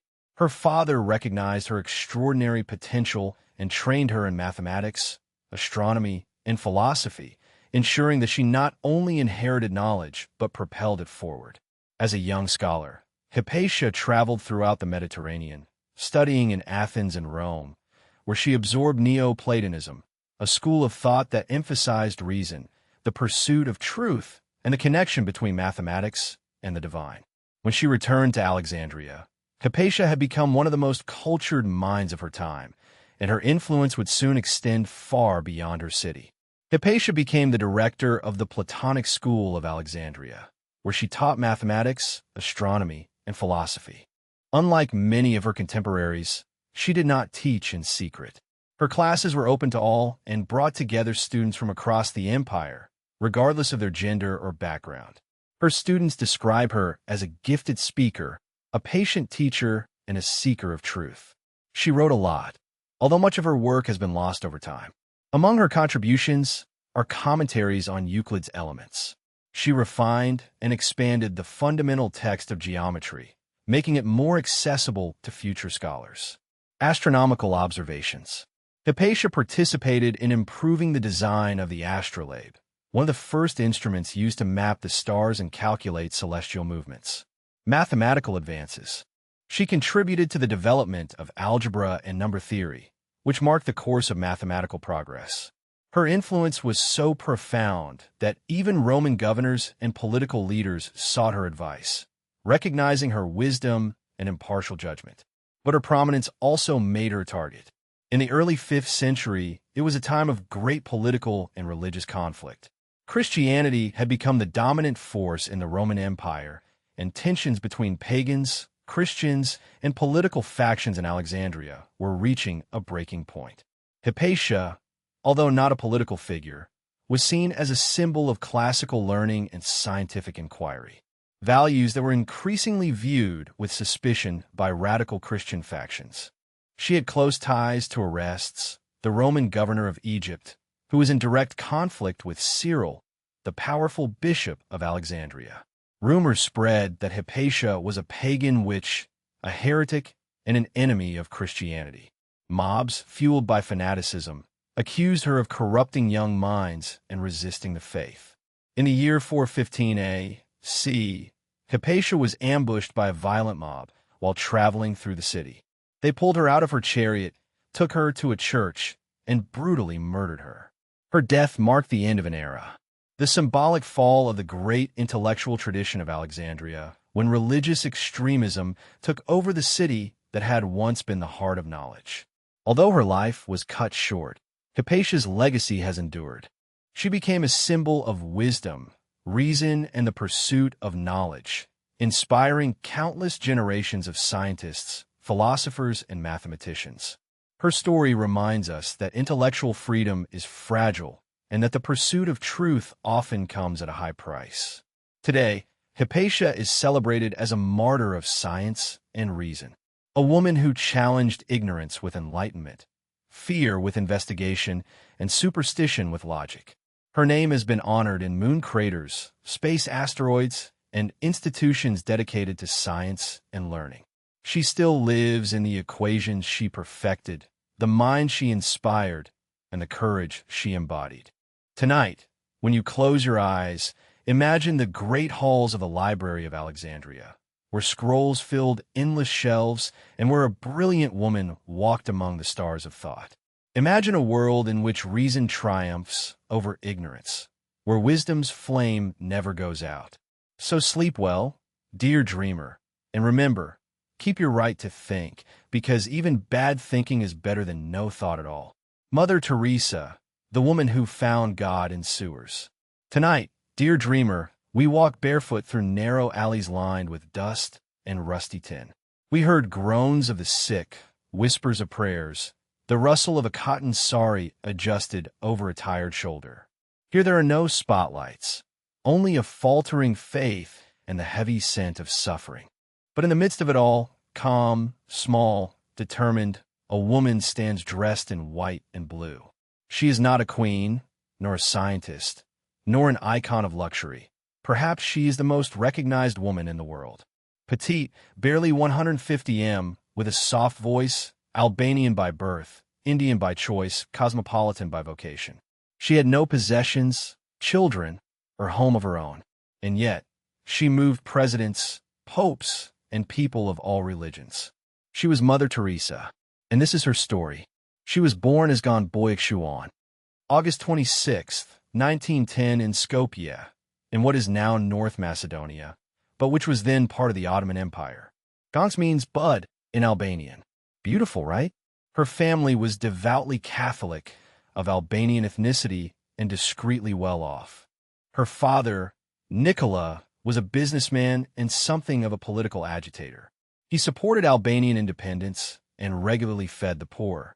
But when Gons was only 8, he died suddenly, poisoned, some say, by his activism. The loss shook her world. Her mother, Dranapoli, became the pillar of the family, raising 3 children alone, always with dignity, prayer, and open doors. Her home was known for its generosity. Even if you face hardships, do not reject the poor, her mother told her. This was the ground in which loss, faith, and service took root in young Gons. At 12, she felt the first stirrings of a religious vocation. At 18, it was undeniable. She left home forever and joined the Sisters of Loreto, an Irish order of nuns with missions to India. She took the name Sister Teresa, in honor of Therese of Lisieux, the little flower, a saint known for her humble, silent path to holiness. After training in Dublin, she sailed for India, a continent far from all she knew, without fanfare, just following her vocation. In 1929, she arrived in Calcutta, and this is where the Real story begins. At first, she was a teacher, strict, intelligent, and much loved by her students. She taught history and geography at St. Mary's High School. Mary's High School, where she became principal. She wore the black and white habit of the Loreto nuns and led a cloistered life. But outside the school walls, Calcutta was a city in flames, full of refugees, famine, leprosy, and death in the sewers. And in 1946, while traveling by train to Darjeeling for a retreat, something happened. A moment so private, so intimate, that she never fully described it. She called a call within a call, a vision, a message. Jesus, she said, told her to leave the convent, to go to the slums, to serve the poorest of the poor. Not from a distance, not through charity campaigns, but directly with her hands, with her body. All her life, she struggled to obtain permission. She abandoned the security of the Order of Lordo. She changed her traditional habit for a simple white cotton sari with blue stripes, like the one worn by the poor women of India. Without money, support, or a building, only with her faith, she began. She learned basic medicine, cared for the sick in the streets, washed open wounds, and comforted the dying. Her first student was a boy who rode on the ground using a stick. People thought she was crazy, a European woman living in slums, a lunatic. But little by little, others followed her. In 1950, she founded the Missionaries of Charity. Her mission was to take care of the hungry, the naked, the homeless, the disabled, the blind, the lepers. All those people who felt rejected, unloved, uncared for. Her only qualification was compassion. Throughout the decades, the Missionaries of Charity grew greatly. Homes for the dying, orphanages, leprosariums, hospices for AIDS patients, soup kitchens, all managed by nuns in the same humble saris, often without pay, sleep, or complaint. Mother Teresa became a symbol of altruism and service, yet remained controversial. Let's not pretend holiness is easy. Critics pointed out the conditions in some of her homes. Unhealthy, without analgesics, too focused on suffering instead of healing. They questioned her alliances with dictators and dubious donors. They were outraged by her opposition to abortion, contraception, and divorce. Even in extreme circumstances, she was not progressive. She was not political. She herself admitted that she was Catholic first and always. But there is something impossible to ignore. She showed up every day to wounds infested with worms, hungry babies, and dying men that no one else touched. She gave them dignity, a hand to hold, a face that did not flinch. You don't have to agree with her theology to see the radical act this implies. And then, there's her secret. After her death, personal, raw, private letters to her spiritual advisors were published. In them, Mother Teresa confessed to decades of spiritual darkness. She wrote about feeling abandoned by God, about praying and hearing nothing, about smiling while feeling empty inside. There is so much contradiction in my soul, she wrote. Despite everything, she continued to serve. Imagine that the woman the world saw as a living saint felt alone. But she never stopped because her faith, however tested, was unyielding. It was her backbone. She received countless awards. The Nobel Peace Prize in 1979, the Bharat Ratna of India, the Presidential Medal of Freedom of the United States. Streets, stamps, and statues were created with her image. And yet, she always rejected praise. It is his work, she said. I'm only a pencil in his hands. She died on September 5, 1997, at age 87. Her body was veiled in India, a nation that claimed her as their own. 6 years later, she was beatified by Pope John Paul II. In 2016, she was canonized as Saint Teresa of Calcutta. But the titles are not what is important. She never pursued holiness. She pursued pain. She followed it, found it, and knelt beside it. Whether you see her as a saint or a complicated human being, her life was a rebellion against indifference. So now, as you immerse yourself in stillness, think of her. The small woman with sari, the hands that wash the dying, the smile that sometimes cost everything. Let it remind you that compassion is not clean, that faith does not always feel good, that service is not glamorous, but also that love, when chosen again and again, can become sacred. Sleep well, dear soul. May your hands be soft, your voice firm, your heart like his, without fear of darkness. Emmeline Pankhurst, the woman who did not wait for her turn. Imagine a woman pacing the floor of a cell with tied corset and clenched jaw. She has ink-stained hands from writing the speeches. Her body is bruised for being dragged by the law she's trying to rewrite. This is not a story of soft whispers or requests passed from hand to hand. No, this is the story of a woman who kicked and screamed history into modernity. Her name was Emmeline Pankhurst, and she did not ask for change. She demanded it. She marched in long skirts through police lines. She went on hunger strikes that left her with sunken eyes, but unbowed. And she led a movement that brought women out of shadows and into the polls. Let's go back, dreamer, to the beginning, before protests, before the prisons, to the place where a flame was lit.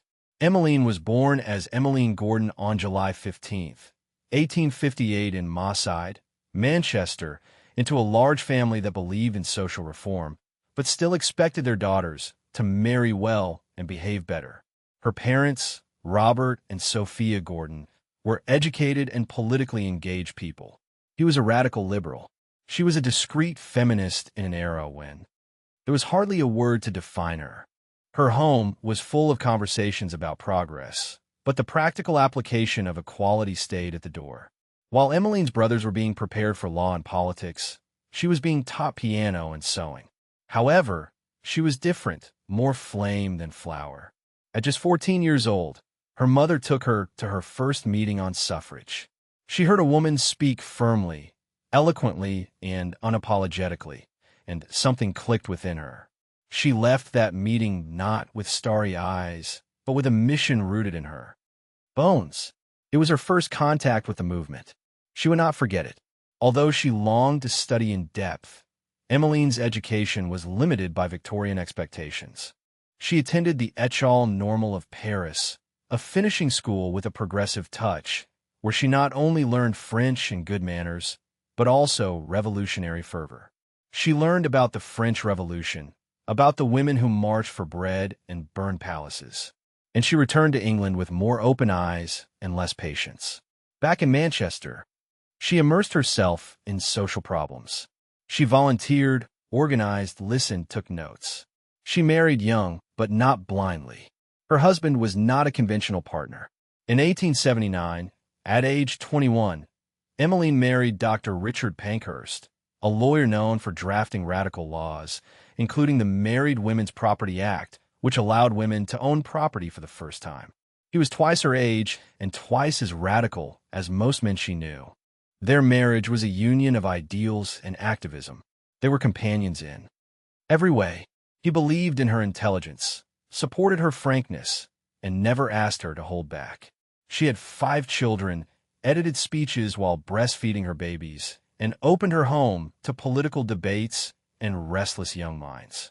Richard's unwavering belief in women's equality strengthened her. He gave her room to dream, but the cause was still moving slowly. For years, Emmeline helped behind the scenes, chairing meetings, organizing rallies, serving tea while the men spoke. But she was watching, waiting, and accumulating fuel. When Richard died in 1898, Emmeline mourned his loss and then stood up. In 1903, driven by frustration and fire, she founded the Women's Social and Political Union, WSBU, for its acronym in English. Her motto was deeds, not words. The time for polite persuasion was over. This was a movement that dared. They organized rallies, disrupted Parliament, chained themselves to fences, broke windows, set fire to mailboxes. Emmeline called it the argument of broken pane. The WSBU was open only to women, fiercely independent and totally militant.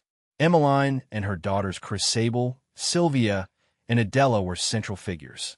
They trained their voices, learned from the press, dressed impeccably, and were impossible to ignore.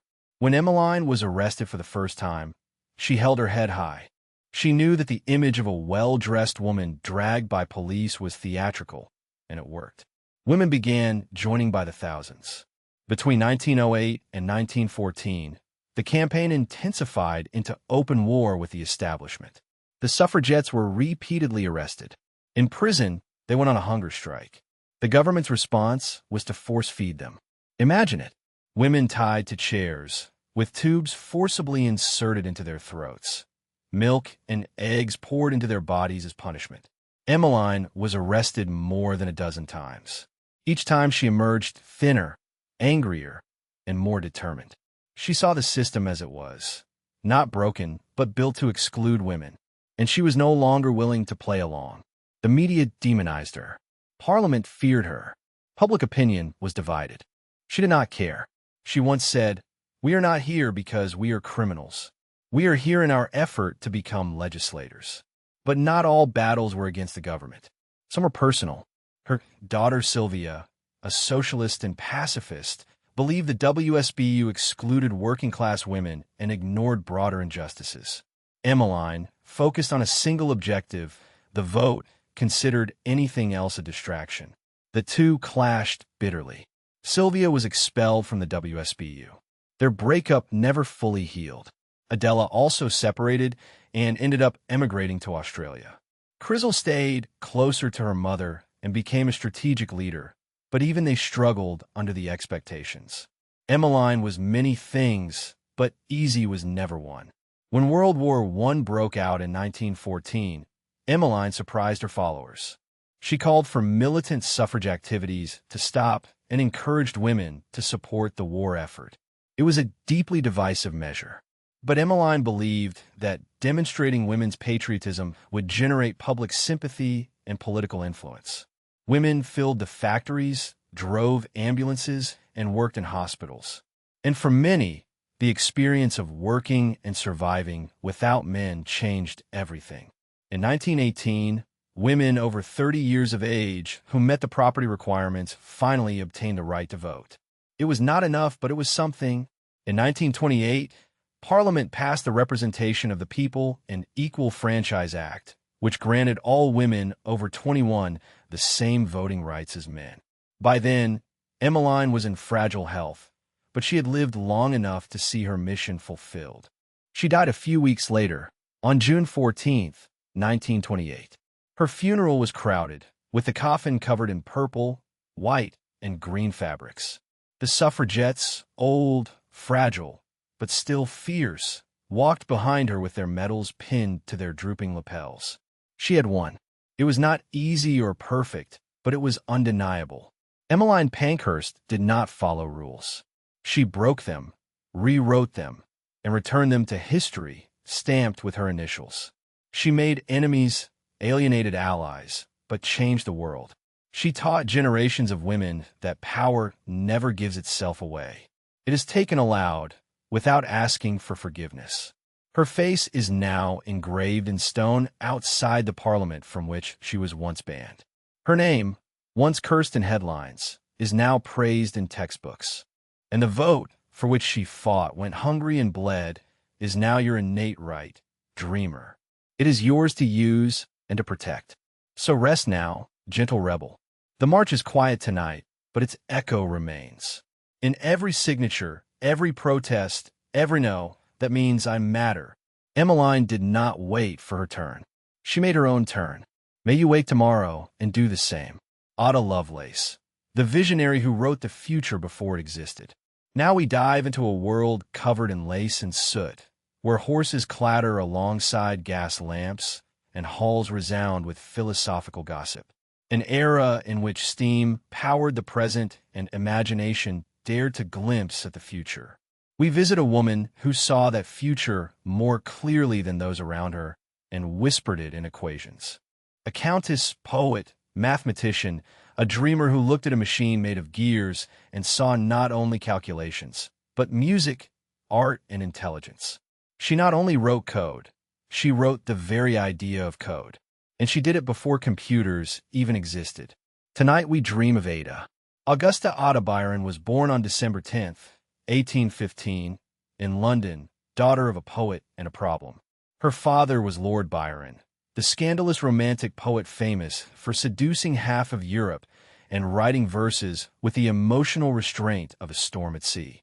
Her mother, Lady Annabella Milbanke, was exactly the opposite, cold, calculating, deeply intelligent, and determined to crush even the slightest hint of Byron's chaos in her daughter. The marriage barely lasted a year. After Ada's birth, Annabella abandoned her husband, took little Ada, and did not allow her to see him again. Lord Byron embarked for Greece and died when Ada was 8 years old, leaving behind no paternal wisdom, only a shadow and a legend against which to rebel or aspire. Annabella, for her part, had her mission. No poetry, no madness, no rebellion. She filled Ada's life with numbers, logic, and geometry. She hired strict tutors and insisted upon discipline. Under this regime, Ada mastered mathematics when most children were still struggling just to tell the time. But you can't take poetry from a Byron. It will simply be hidden away. In her adolescence, Ada began to develop what she called poetic science, a way of thinking that merged structure with imagination. Where others saw fixed numbers, she saw numbers that danced, moved, and sang. At 17, she met Charles Babbage, an eccentric and brilliant inventor who was working on a machine called the differential machine, a mechanical calculator that could solve complex equations using gears and levers. Babbage, like many men of the time, was not exactly known for taking women seriously. But Ada entered his hall, listened to him explain his invention, and then asked him such a sharp question that he was left speechless. From that moment on, he called her the enchantress of numbers. Now comes the beautiful part. In 1842, Babbage was working on plans for an even more ambitious machine, the analytical engine. It was not just a calculator, but a theoretical machine capable of following instructions. A mechanical device that could receive data, process it through a series of operations, and then produce results. Basically, it was a computer. Ada was fascinated by it. She translated an Italian article about the machine into English, then added a series of notes, long, detailed, brilliant, and tremendously speculative. One of those notes, Note G, contained what is now considered the first computer program, an algorithm designed to be processed by a machine that did not yet exist. She not only wrote about numbers, but about the potential of such a machine. She imagined it composing music, creating images, and manipulating symbols. While most of the world could not imagine machines doing more than mathematics, Ada saw a whole philosophy of computing.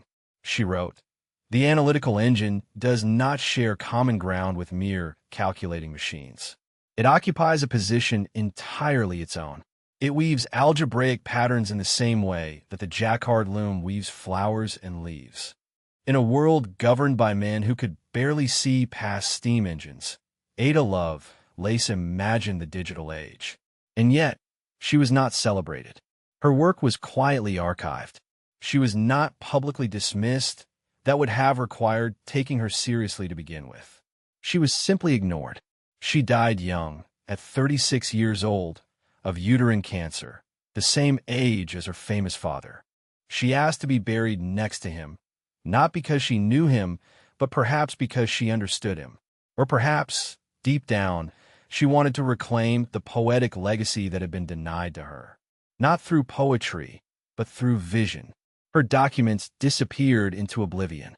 For more than a century, her genius remained silent, unread by the world she had tried to address.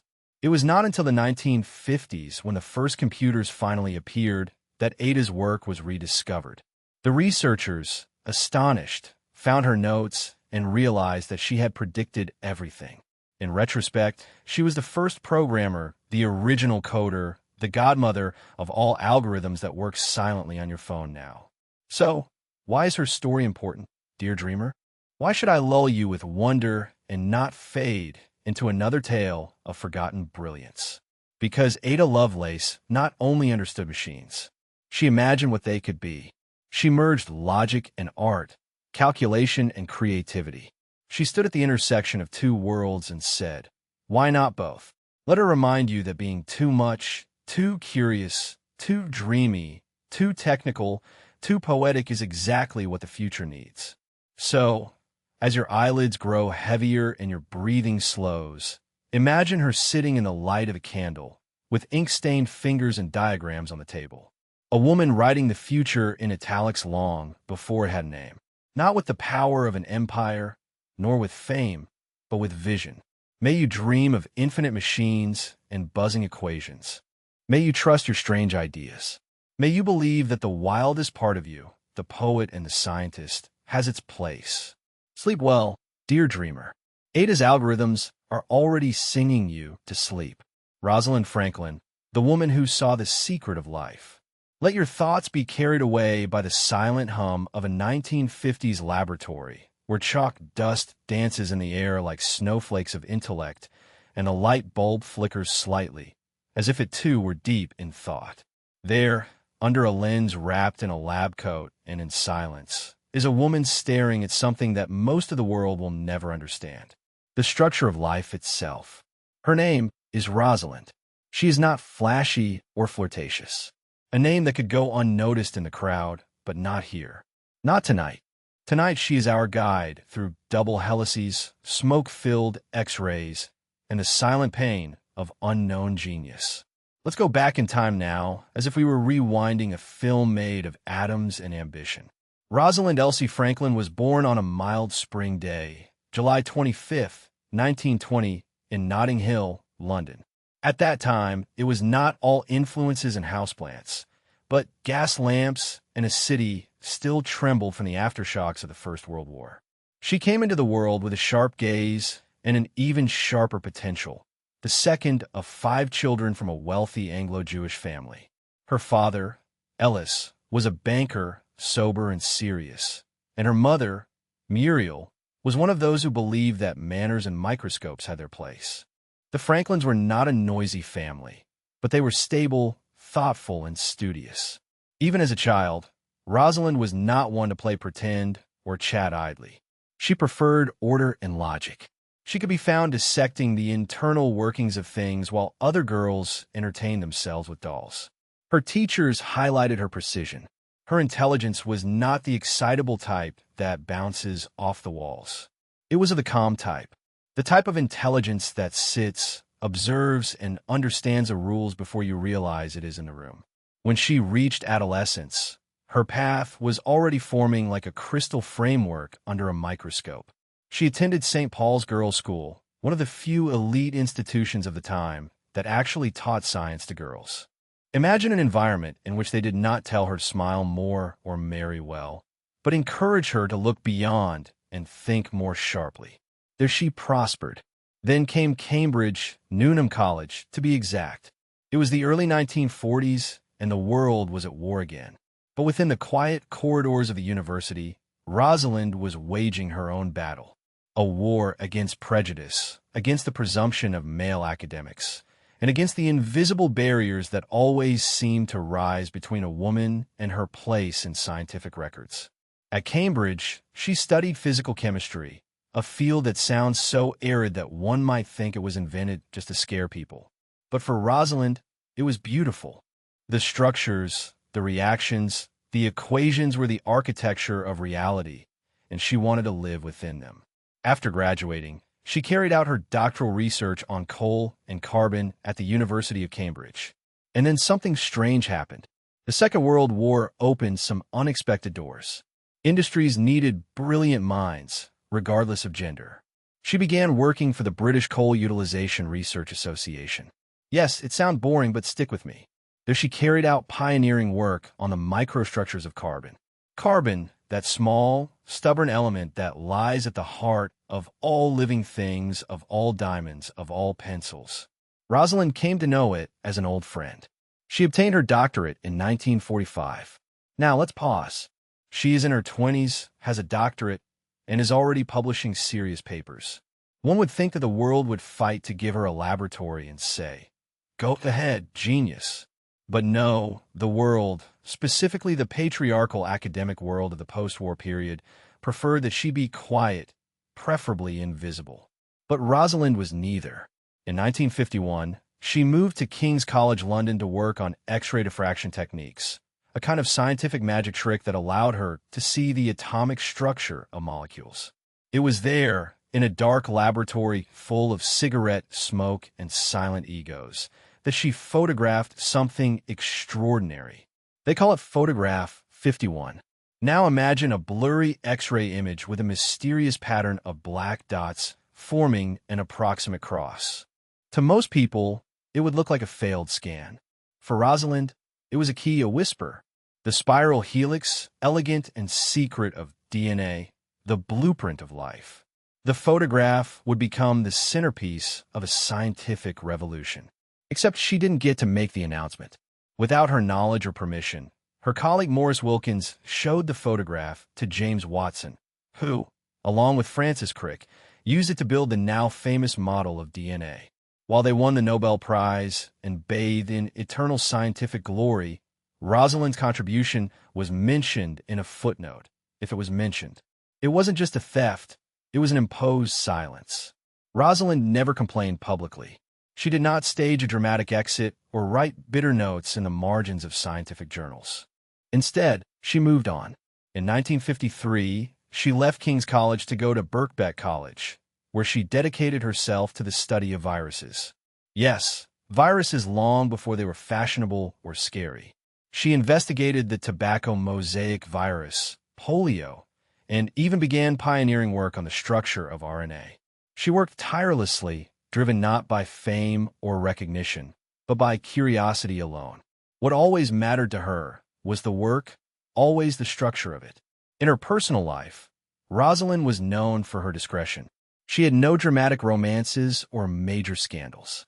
She had close friends, she liked to travel, and she could not stand trivial conversations. She loved hiking, especially in France, and she laughed more than people think. But no, she was not a maternal and affectionate figure. She was not here to make you feel comfortable. She was here to discover things. And then, too soon, her body betrayed her. In 1956, she was diagnosed with ovarian cancer. She continued working despite the operations, chemotherapy, and exhaustion until she could not anymore. She died on April 16, 1958. She was 37 years old. But Rosalind Franklin did not disappear. Not entirely. You see, the legacy of dreamers does not always arrive on time. Sometimes it stays behind, shy and ashamed. Over the years, her role in the discovery of DNA has become more widely recognized. Books have been written, statues have been erected, and laboratories have been named after her. In 2020, almost a century after her birth, a Martian rover was named in her honor. Imagine, her name engraved in the stars. And Photograph 51 is still alive. That strange and elegant blurry stain that changed science forever. That secret that she saw and others claimed. So now, dear dreamer, when your eyes grow heavy and your breathing calms, remember her. Rosalind, the silent storm. The woman who faced the structure of life and saw its spiral. She did not need glory. She had precision. She did not need permission. She had the truth. Let her story seep into your bones as you let yourself go. Remind yourself that brilliance is not always noisy and that recognition is not always immediate. But the real impact endures.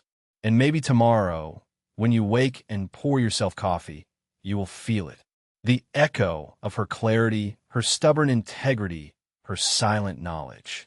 Sleep well, curious. There is more brilliance to come. Jane Austen, the silent genius of English literature. On a fresh December day in 1775, in the small town of Stephen, in Hampshire, England, a girl was born who would one day transform the landscape of literature. Her name was Jane Austen, and although she lived a quiet life, her words would resonate throughout the centuries, shaping our way of understanding love, society, and the human heart. Few writers have captured the subtleties of human nature as Austen did. Her novels, full of wit, romance, and sharp social commentary, are not just stories about marriage. They are windows to a world in which intelligence, morality, and resilience shine even in the most rigid social structures. Jane was the seventh of 8 children born into a very lively home. Her father, George Austen, was a clergyman and an avid reader who fostered his daughter's love for books. Her mother, Cassandra Lee Austen, was known for her wit and ability to tell stories, traits that Jane would inherit. Unlike many girls of that time, Jane received a solid education. She attended a boarding school for a brief period of time, but much of her learning came from her father's library, where she devoured Shakespeare, poetry, history, and contemporary novels. Surrounded by her bustling brothers and beloved sister Cassandra, Jane grew up in a world rich with conversation, humor, and curiosity. From a very early age, she began to write stories, plays, and parodies, filling notebooks with tales that showed her keen observation of human behavior. In her adolescence, her sharp humor and talent for creating engaging narratives were undeniable. When Austen was in her 20s, she had already begun to sketch out the novels that would later make her famous. But being a writer in 18th century England was no easy task. Women were expected to marry, not write novels that challenged social norms. Her first complete works, including Sense and Sensibility, Pride and Prejudice, and Northanger Abbey, were written in secret and shared only with her closest family and friends. However, even within these private circles, it was clear that Jane Austen was a literary force in the making. In 1811, after years of refinement and uncertainty, Sense and Sensibility was finally published, but under a pseudonym. This was common among female writers then, as it was considered improper for a woman to seek public recognition. The novel was an instant success. Readers were captivated by Austen's sharp wit and realistic portrayal of women's lives. With the profits from this book, she was encouraged to publish her next work, Pride and Prejudice, in 1813. Originally titled First Impressions, Pride and Prejudice became her most beloved novel, introducing the world to Elizabeth Bennet and Mr. Darcy, among literature's most iconic couples. The first sentence of that novel remains among the most famous in English literature. It is a truth universally acknowledged that a single man with a good fortune must be in need of a wife. With this single sentence, Austen laid the foundations for a story that was not only about romance, but also about pride, social class, and the power of personal growth. As Austen continued to write, her novels evolved. Mansfield Park, 1814, addressed morality and social class, while Emma, 1815, presented an independent, rich, and headstrong heroine. In Persuasion, 1817, written towards the end of her life, Austen explored themes such as maturity, regret, and second chances, demonstrating that her vision of human nature had only deepened over time. Although her novels often focused on marriage and courtship, Austen was not limited to writing romantic stories, but challenged the rigid social structures of her time, questioned the role of women, and portrayed intelligent, complex heroines who sought more than a good marriage. Despite her growing literary success, Austen's personal life remained modest. She never married, although it is known that she experienced at least one romance. She had a brief and bittersweet relationship with Tom Lefroy, a young man whose family considered her an unsuitable match due to her lack of wealth. In 1816, Austen's health began to fail.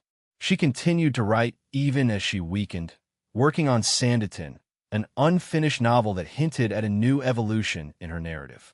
On July 18, 1817, at only 41 years old, Jane Austen passed away, probably due to Addison's disease or Hodgkin's lymphoma. She was buried in Winchester Cathedral, with a tombstone bearing a simple inscription that made no mention of her literary genius. Although Austen was not widely celebrated during her lifetime, her legacy only grew after her death, and her novels, once published anonymously, were recognized as some of the best works in English literature. Today, her books have been translated into multiple languages, adapted into countless films, television series, and modern versions, and continue to inspire generations of readers. Her characters, Elizabeth Bennet, Emma Woodhouse, and Elliot, remain some of the most beloved heroines in literary history. Each is a testament to Austen's understanding of the complexities of love, ambition, and self-discovery. Tonight, when you close your eyes, imagine a quiet English town. The soft flicker of candlelight in a cozy living room. A woman sitting at her desk, dipping her pen in ink, creating words that will outlive her, words that will speak to readers centuries after her death. So sleep well, dear dreamer, and remember that there is no charm equal to tenderness of heart.